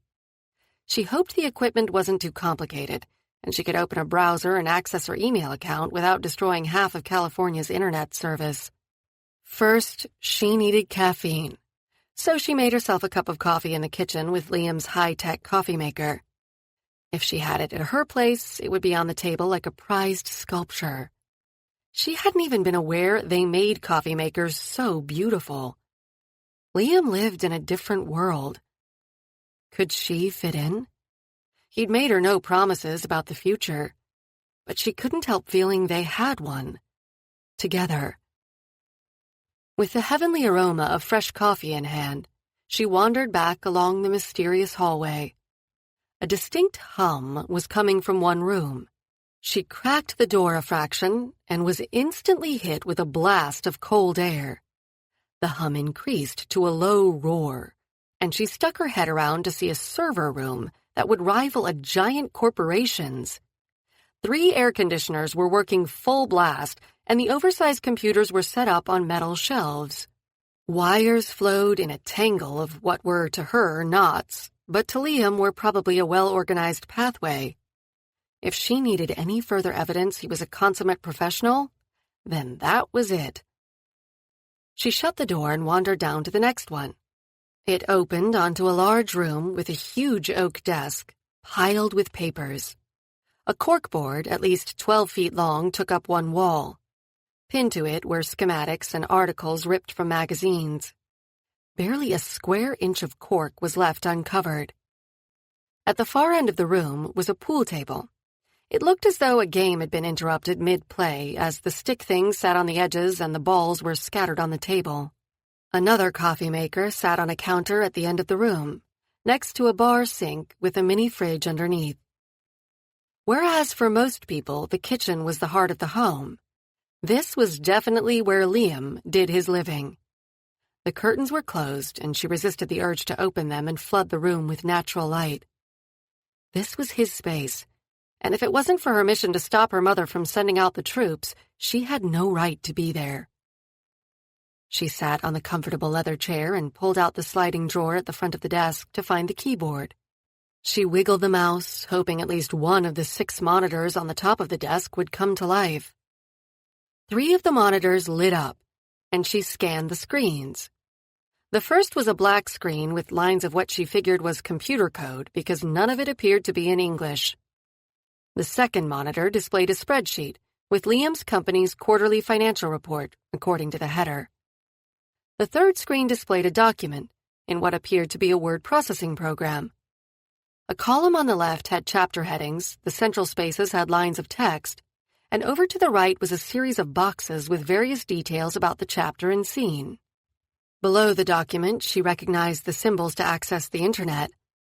Now, if she could only figure out how to open one of those programs on that screen. As she wiggled the mouse, the cursor moved over the text, so at least she was on the right monitor. Before she could click on the internet button, her name on the screen caught her eye. Curiosity and respect for his privacy battled within her. While it was Liam's work and she had no right to read it, it seemed to be about her. What could he be writing about her? She read the paragraph that contained her name. Then she read the next one. And the one after that. Liam seemed to be writing about her interaction with someone named Todd. It made no sense. She clicked on the folder that said Chapter 12 and read from the beginning. The name Lorelei disappeared, but a character named Lisa burned a dish of enchiladas. The hero, Todd, still tasted the ruined meal. A chill swept through her, and she took a sip of her coffee. It fell through her stomach and burned into her abdomen. Still, she read on. The couple took a trip to Russian River, but instead of a picnic lunch, they ate at a small winery and discussed some type of mystery they were involved in. Why was Liam writing a book? Maybe it was the last book Marcus wrote and he was proofreading it? But how could Marcus have known about the burned meal she had prepared? She clicked back to an earlier chapter and started reading from there, hoping it would make sense. The 2 characters, Lisa and Todd, seemed to be involved in some kind of amateur sleuthing while falling in love. Some of their dates bore a striking resemblance to things she and Liam had done. When the couple had an argument in the car on the way back from Russian River, Lorelei's blood ran cold. The hero didn't want children, and the heroine did. It seemed the relationship was over, just as they'd solved the mystery. Her coffee was now lukewarm, and rather than get a new cup from the coffee maker at the other end of the room, she read on. The heroine, Lisa, although her name switched intermittently with Lorelei, had shown up at the hero's apartment wearing a teddy and a trench coat. She then announced to the hero she'd rather have him than 100 children, before doing a striptease for him. The words began to blur, and Lorelei blinked rapidly. She felt violated, like someone had taken her private diary and opened it for everyone to read. Even their love-making was immortalized in the written word. Her stomach rolled, and she reached for her coffee, hoping to melt the lump that seemed lodged in her throat. Why would Liam do this? She thought his brother had been the writer. Was it yet another of his disguises? The cup, which she had set down on a wobbly pile of paper, overturned, spilling the last of the brown liquid over the desk. She moved some of the files before the advancing coffee tsunami could reach them, while she searched frantically for something to mop up the liquid. Lorelei raced across the room, where a roll of paper towels sat on the counter. Grabbing a handful, she hurried back to the desk. Desperate to mop up the coffee before it spread, she knocked over the precarious stack of papers, scattering the contents across the floor. After she'd cleaned the spilled coffee, she bent to retrieve the papers. She froze, her hand hovering over a photo of herself, the picture her mother had uploaded to the dating site. Her hand shook as she picked up the remaining pages. Her profile, as well as a transcript of the chat she'd had with Richard, the architect, had been printed out. A few of her personal details were highlighted with a yellow marker. A black haze clouded her mind, and she struggled to drag in each breath. Was she having another anaphylactic reaction? Her EpiPen was in her bag near the front door, but she couldn't make her legs understand the need to walk. They were glued to the floor as she stared at her face in the photo, which began to blur. Splashes fell on the picture. It wasn't until strong hands pulled the paper out of her grasp that she became aware of Liam, standing before her. Guilt was written all over his face. You self-centered, lying bastard. The words were out of her mouth before she realized she'd repeated his mother's vindictive summation of his character. Liam swallowed at Lorelei's words. He couldn't deny them. How to make her understand? He glanced over at the monitors. Marcus's book was clearly displayed and not at the point where he'd left it. And judging by the horrified expression on Lorelei's face, she'd read that as well as finding his file on her. Why the hell hadn't he destroyed it? He'd printed it out on a whim and had been unwilling to lose her photo. Now that sentimentality had come back to bite him in the ass. Except it was his heart taking the punishment. His chest ached, and it was difficult to breathe. Lorelei, let me explain. Explain what? Explain how you hacked into the dating website, read my profile, decided I was the perfect candidate to play the role in your little book here? She gestured wildly at the computer monitor. And then dated me to provide fodder for your limited imagination? I see it all worked out for you very well. Glad I was able to live up to your expectations. Or, what was it you wrote? Made him realize how shallow his previous sexual encounters had been. Well, lucky for you. I'm glad you've written the end, because it saves me from having to say it. Her eyes, which last night had been lit with love, now were blazing anger, hatred, pain. He deserved her anger and hatred. However, he'd do anything to ease the pain. Sweetheart, it's not like that, not anymore. Not anymore because you finished the book? Go on, Liam. Deny it. Let's hear your explanation. Start at the beginning. Did you hack into the dating site and read my profile? Yes, but did you or did you not hijack my date with Richard? Yes, but what did you do? You didn't hurt him, did you? Is that what she thought him capable of? Yet, hadn't he hurt her? His heart burned and he looked down, sure he was on fire somewhere. No, of course not. No to what, hijacking the date or hurting Richard? Her hands were on her hips and her whole body language said, stay away. If he could only touch her, he was sure the words would come and he could explain. Yes, I hijacked your date. No, I didn't hurt Richard. I sent him a message from your profile, saying you had to work late and would reschedule, and then I deleted your account and refunded the money to your mother. That didn't sound too bad. How very noble of you. So everyone wins. I get a moment in your life, my mother gets her money back, and you get a real woman to play Dolly with her life. What about Richard? What about the dating site? Even in her outrage, her sense of justice stood out. Richard is a jerk. He's already been married 3 times, and his divorce from wife number 3 hasn't even been finalized, and he's already trolling for number 4. He has no right being on that site. You investigated him? What kind of psychopath investigates the competition? All the blood drained from his face at the word psychopath. It was all public knowledge. You just have to know where to look. If she was this outraged by his investigation of Richard, he sure as hell hoped she didn't find out all he knew about her background. Her imprisoned father hadn't been news to him, although he thought he'd played the surprise well. And I suppose hacking into the dating site was for their benefit as well. It's cracking, not hacking when you're unauthorized, and yes, I did help them. Their firewall was so inept it took me all of 30 seconds to access their administrative backend. and another 2 minutes to get into their allegedly secure financial database. Do you know the type of damage a real cracker could have done? I had one of my salespeople contact them and offer a substantial discount on our normal price to beef up their security. Dios mío! You must be vying for sainthood. So is this your usual M.O.? Crack a site, find a woman, date her, write a book, ditch her, move on to the next one?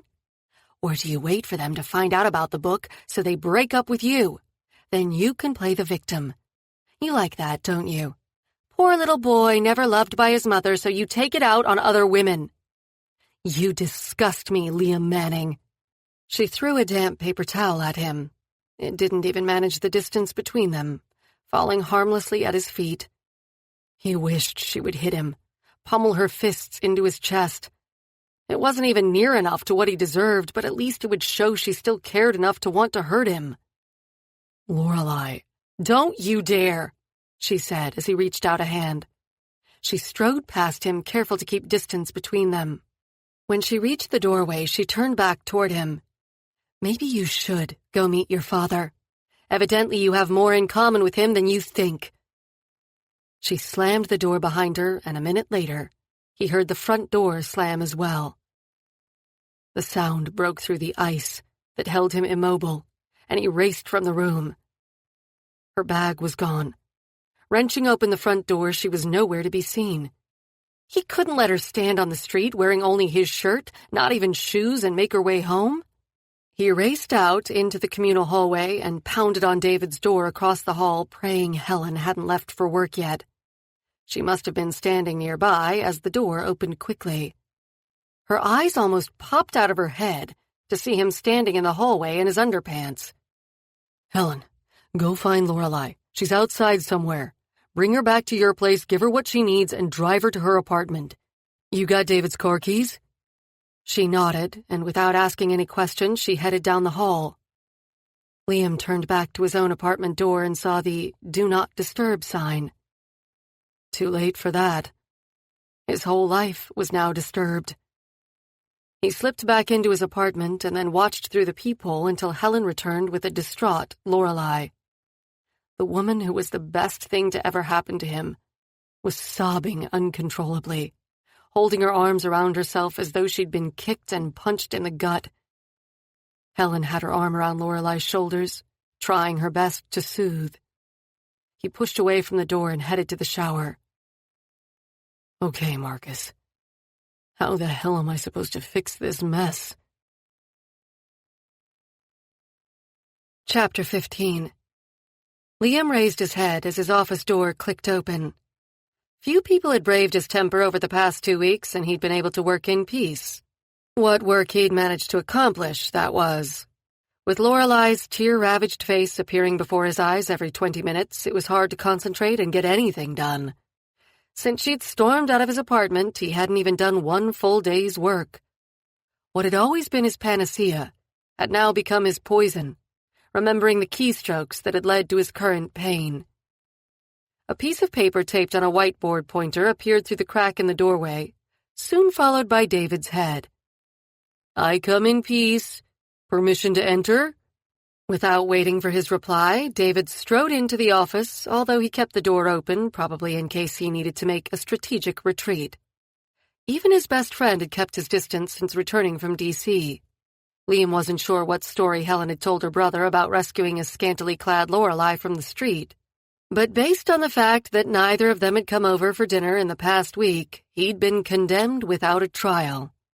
Although he couldn't see how a jury of his peers would reach any other conclusion. But was life without Lorelei a fitting punishment? What do you want, David? Liam ran a hand over his face and through his hair. Even though he could go back to the beard, he'd still kept shaving. I brought you a present. David advanced on the desk and deposited the huge bag of peanut M&Ms he'd been hiding behind his back. Now that she's gone, you can eat these again. Liam noted the judicious avoidance of Lorelei's name. I don't want those. He threw the candy across the room. It slammed into the wall with a thud before scattering the multicolored treats across the carpet. So, what do you want? David lounged in the chair opposite the desk as he'd done 1,000,000 times before. "You know what I want," Liam ground out. David was supposed to be his friend, so why was he rubbing his face in his misery? "I want to hear you say it out loud. I want Lorelei, damn it.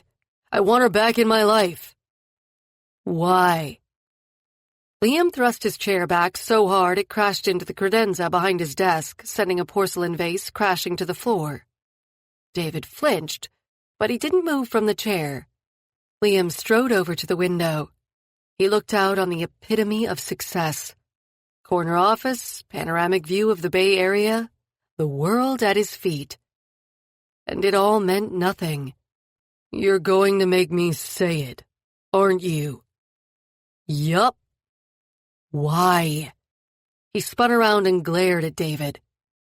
"Because you need to hear the words out loud." He took a deep breath. "I want Lorelei back because I love her. I need her in my life for it to make sense." Hearing the words didn't sound as foolish as he'd thought. At least David didn't laugh. He just nodded as though he'd known all along. "So, what are you going to do about it?" He upped the voltage on the electrodes. Liam raked his hand through his hair again. "What can I do? I've tried everything. I've phoned her 1,000 times. She won't speak with me. In fact, she's changed her numbers. I've sent flowers to her home and office begging for forgiveness and the chance to explain. I've emailed her until she's canceled her email account and put a block on her work account. It would take you 2 minutes to find out her new numbers and email address," David said, gesturing at the computer on Liam's desk. "If I do that, she'll know I've cracked into the systems. That's what got me into this hell in the first place." "Ah, she's found your kryptonite. Without your cracking superpowers, you're only a man. Like the rest of us." David gave an evil laugh and rubbed his hands together. "Shut up, David." His friend stood and stretched as though he'd had a good nap. "Seems a book got you into this mess. You need a book to get you out." He walked toward the door. "What do you mean?" Liam said before his friend disappeared. "Writing that book for Marcus got you into this love situation. You need to write a book explaining everything to get you out." "She won't even speak to me. How am I supposed to get her to read another book I write, especially after she's read the first one?"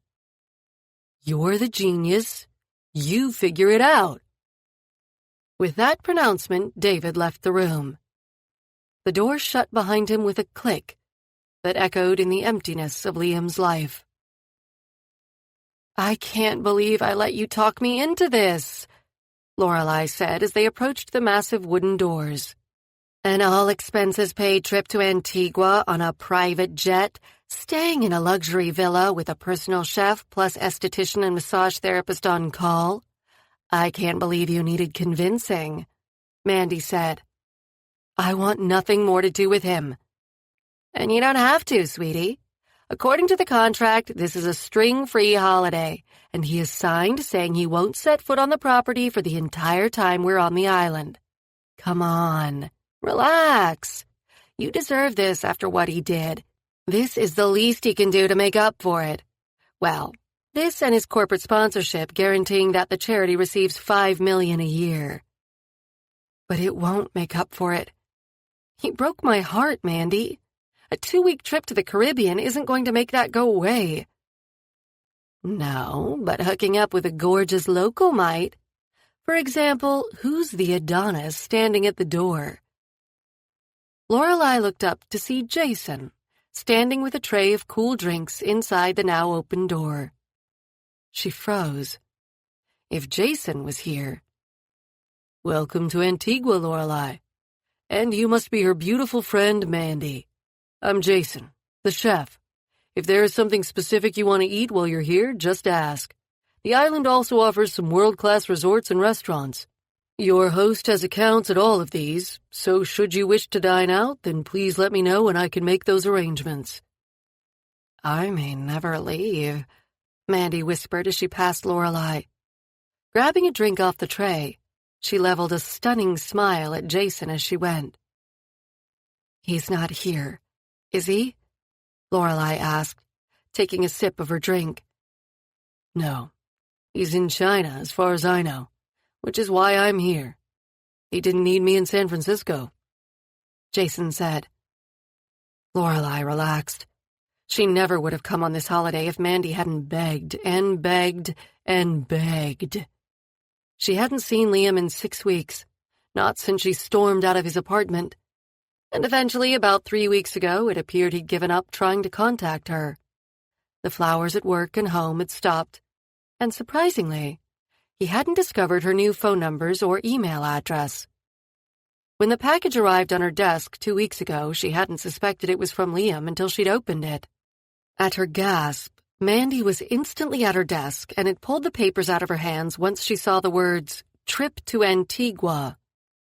After that, it had been her friend's relentless pleading that had finally made her agree to take up the contract. When returning the documents, though, she had made it abundantly clear that just because she was going, it didn't mean she forgave him or ever wanted to see him again. Now, walking into his home, she wondered again at her sanity. The home was similar in style and color to the one in Russian River, except for the Caribbean touches, ceiling fans in every room, rich dark wood furniture, and floaty white cotton curtains.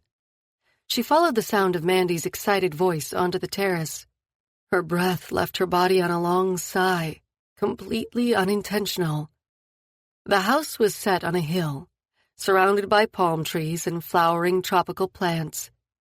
2 large bougainvillea climbed over a pergola, their white and pink blossoms contrasting with the perfect blue sky. At the end of the terrace, an infinity pool seemed perched at the very edge of the hill.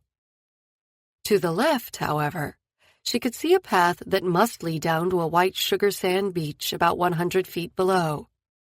"Right, that's it, I'm never leaving," Mandy declared as Lorelei came to stand by her friend. "Let's check out the house and change into our bathing suits. I guess the major decision of the day is pool or beach." Choices. First one out after changing gets to decide." They walked back into the house through the concertinaed patio doors. A gentle tropical breeze blew through the house, negating the need for air conditioning. An elderly couple waited near the entrance to the hallway. "Oh, hello?" Lorelei said, surprised to see more visitors. "Good afternoon, Miss Lorelei and Miss Mandy," the man said. "My name is Horace, and this is my wife Celine.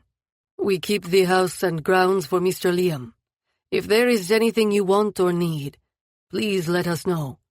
If you would like to see your rooms, we can show you now." "Thank you," Lorelei said. "If you'll come with me, Miss Lorelei, I've put you in the master's room," Celine said. Mandy followed after Horace, who showed her into a room at the far end of the corridor. "I don't need to stay in the master's room. A regular guest room is fine." Celine led her down the hall and then up a flight of stairs, but stopped midway up the steps. "This is the room I was told to get ready for you," she said. She carried on climbing and opened the door with a flourish, waiting for Lorelei to precede her. Lorelei gasped as she entered the room. It was so beautiful it almost made her cry. A huge 4-poster bed, draped with white mosquito netting, stood in the center of the room. Cushions the same color as the ocean brought the outside in.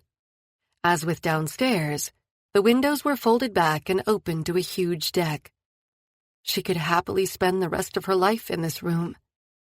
Except it reminded her of Liam. Coming here was such a mistake. Celine remained by the door as though awaiting her orders. "Thank you. The room is beautiful." The older lady nodded and closed the door behind her. Lorelei wandered around the huge room, touching the petals of a vase full of flowers to make sure they were real. A paperback book lay on the bedside table. Was it the book Liam had been reading when he was last here? Enough! She was going to enjoy her holiday in spite of, or to spite, him. With her resolve repeating in her brain, she searched for her suitcase. The driver had said he would bring them in after he dropped them at the front door. Unable to find it in the bedroom, she headed toward the walk-in closet. Her clothes were already hung up and put away in a set of drawers.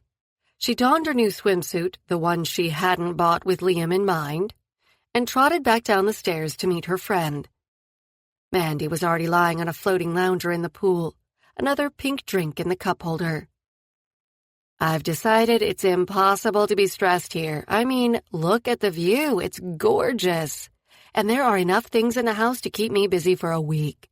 Jason said there's a cinema, library, and games room downstairs. Glad you're enjoying it. Just remember, this is a one-time, 2-week-only escape from normality. Don't get too used to it," Lorelai said. Mandy sighed. "I already have. Everything is going to be a letdown after this. Acapulco has nothing on this place." Lorelai slipped into the pool. The water was the perfect temperature, cool enough to be refreshing, but not so cold you needed to get out quickly to warm up. She swam a few laps, hoping the exercise would release some of the pent-up frustration in her body. Unable to help herself, she imagined she was visiting with Liam. Would they be upstairs now, checking out the comfort of the bed, or taking a romantic stroll on the beach? She gritted her teeth and swam 10 more laps. This was such a bad idea. There was no way she could get over Liam here, when everything reminded her of him. Lorelai woke with a hangover, again, as she had every day for the past week. Jason was an incredible bartender and had kept her plied with wonderful cocktails each night until she finally stumbled to bed, taking only the time to remove her dress before crashing onto the super king-size mattress. This morning the sun was full in the sky by the time she descended the stairs to the main floor, and she was thankful she had an excuse to wear her sunglasses in the house to hide her red-rimmed eyes. So the redness had more to do with the tears she'd shed as she woke up alone than to the overindulgence in alcohol the night before. She was the only one who knew that. "Morning, sleepyhead," Mandy said. Her cheery friend was wearing a skimpy sundress and sat before a huge plate of eggs, bacon, and sausage. The smell alone had Lorelai wanting to run for the bathroom. She mumbled something in reply and sat at the far end of the table.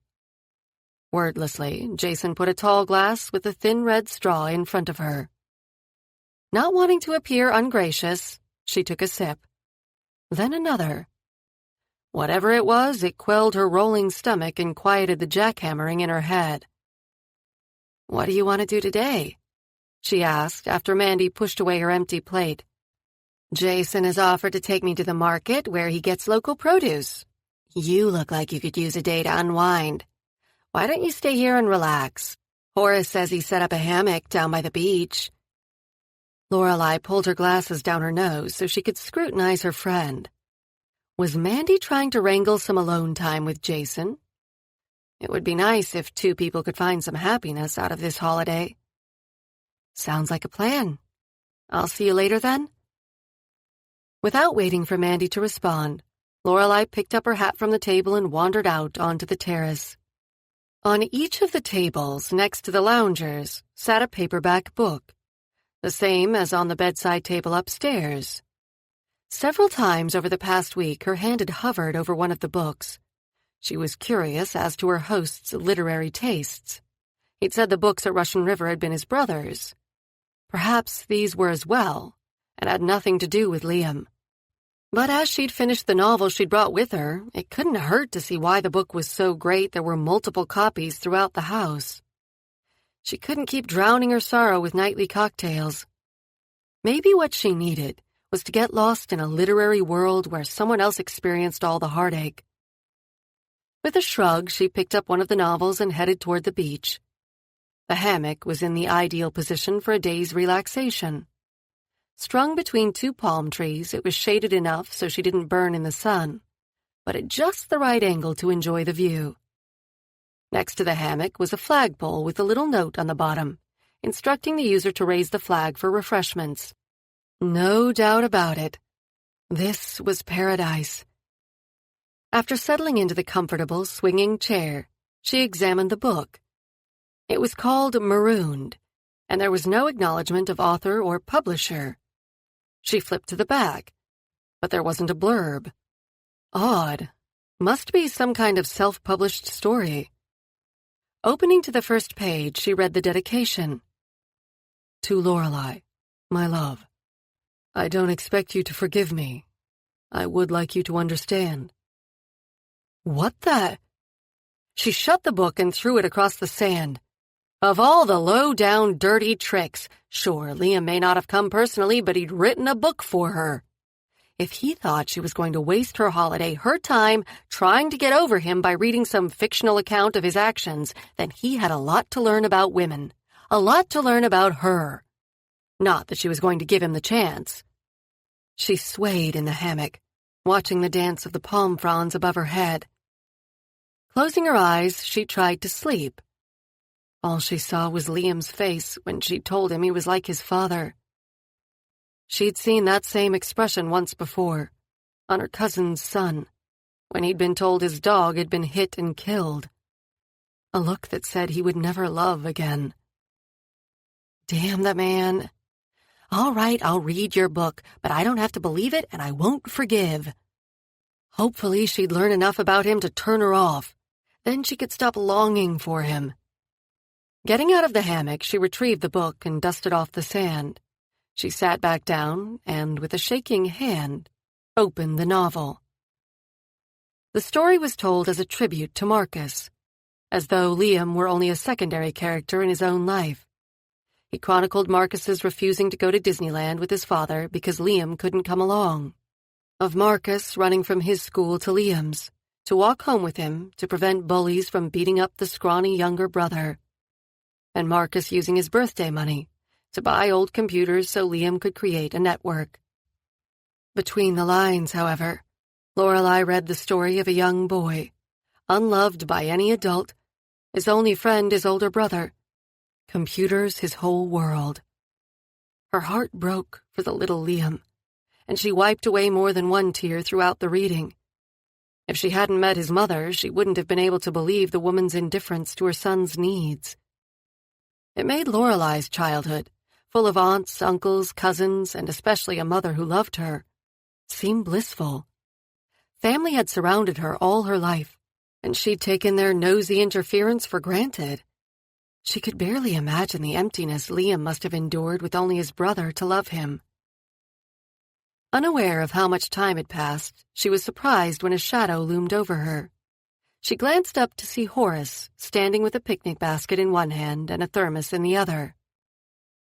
Excuse me for the interruption, Miss Lorelei. As it's almost 2, we figured you might be hungry. Is there anything else I can get you?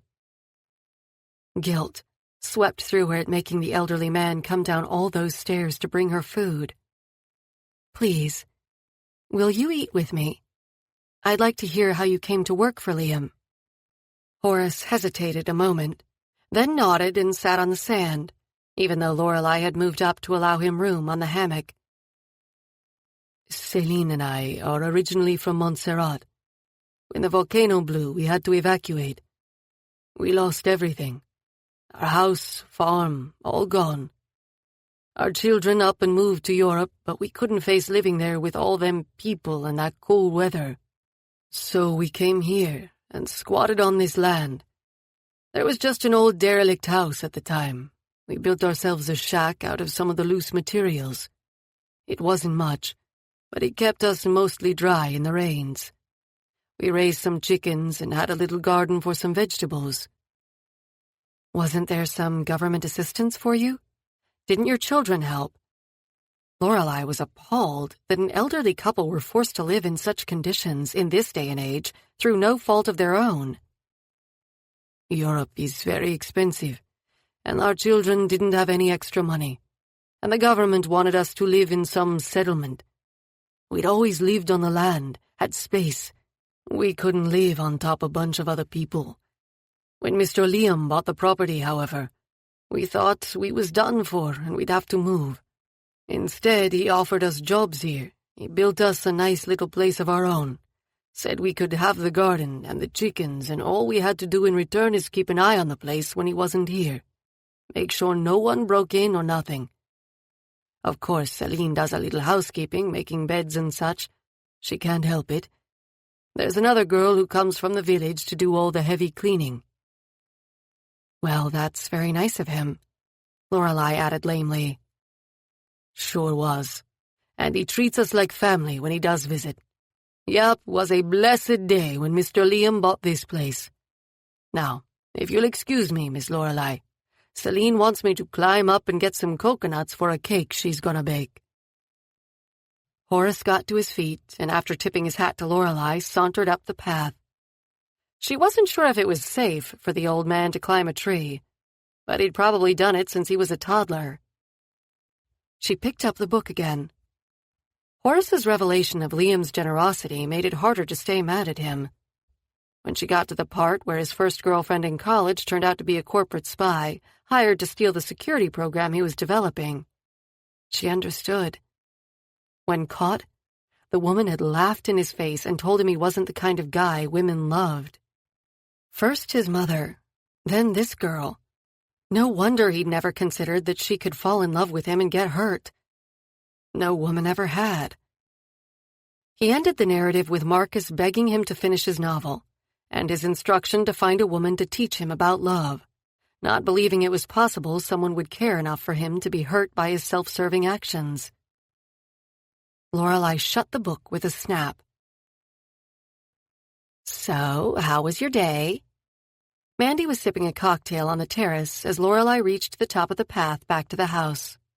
It was already 5 o'clock, and Lorelei had spent the last half hour sitting in the sand, letting the soft grains run between her fingers. Her mind was whirling, and she wasn't sure what she felt about what she'd read. If it was accurate, then Liam wasn't half the villain she'd thought. Still, he had lied to her, deceived her, and hurt her. If only she knew if the last words were true, or written just for dramatic effect. "I finally knew what it was to love and be loved by a woman. Then I screwed it up." Realizing her friend was staring at her, waiting for a response, she replied, "Fine. I spent the day reading on the beach. How was the market?" "Fabulous. Jason is a great guy. Did you know he was a homeless drug addict and Liam took him off the street, sent him to rehab, and then gave him the job as his personal chef? And he'd never even met him before?" Lorelei shook her head. "No, I didn't." She got up. "I think I'll have a shower before dinner." "Oh, about dinner. Jason is cooked, but we were wondering if you minded if he served you, and then he and I are going to pop back to town. He says there's a great steel drum band playing one of the local parks. We're going to eat there. You can join us if you like," Mandy quickly added. Lorelei examined her friend.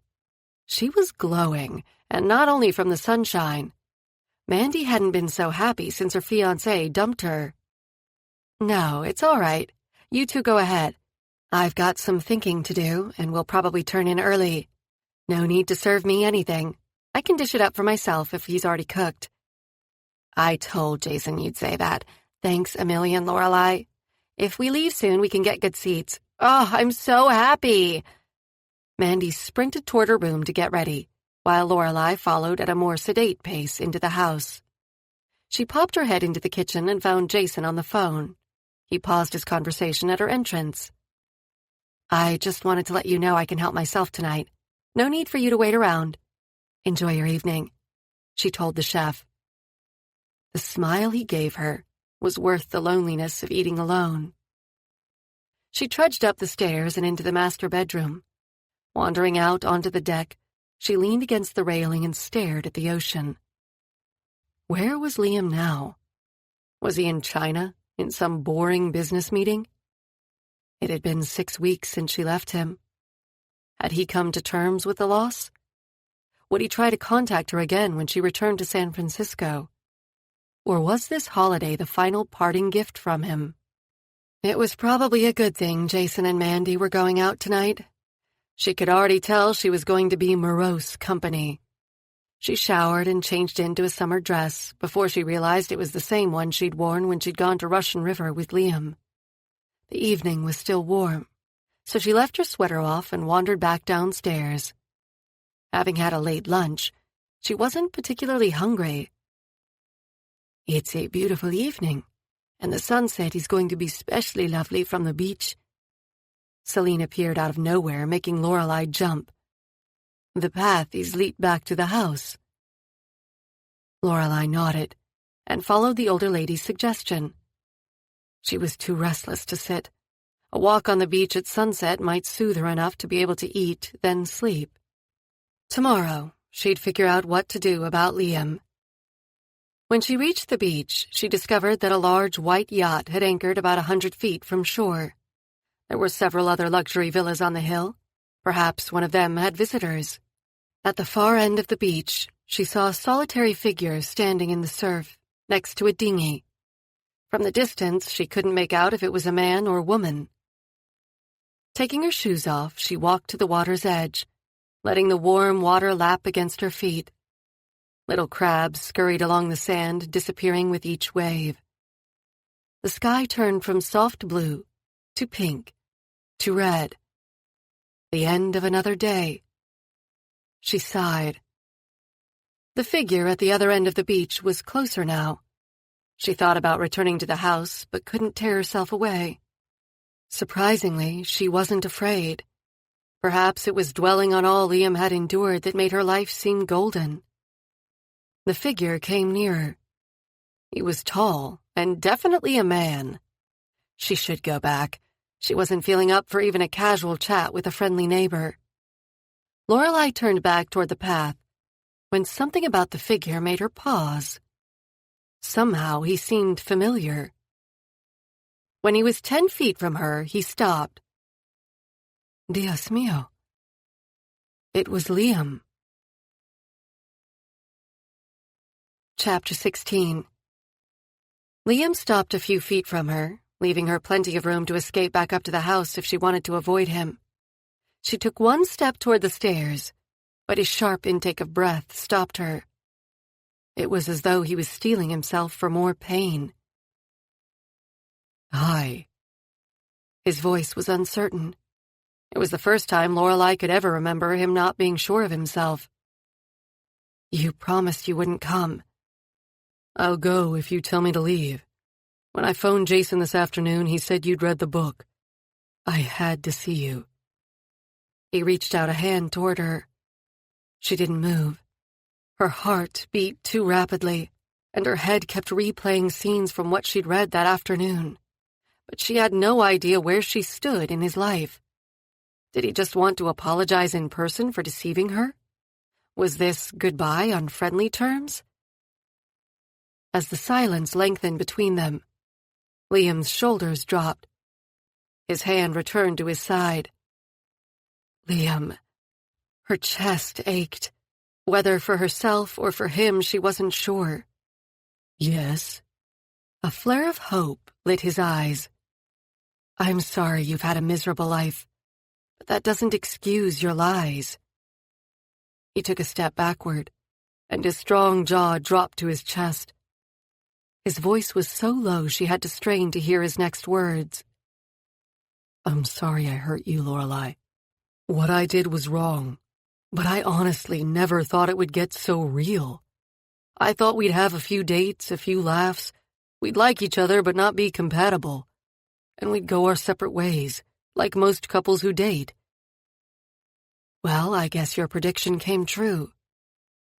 He raised his head and stared into her eyes.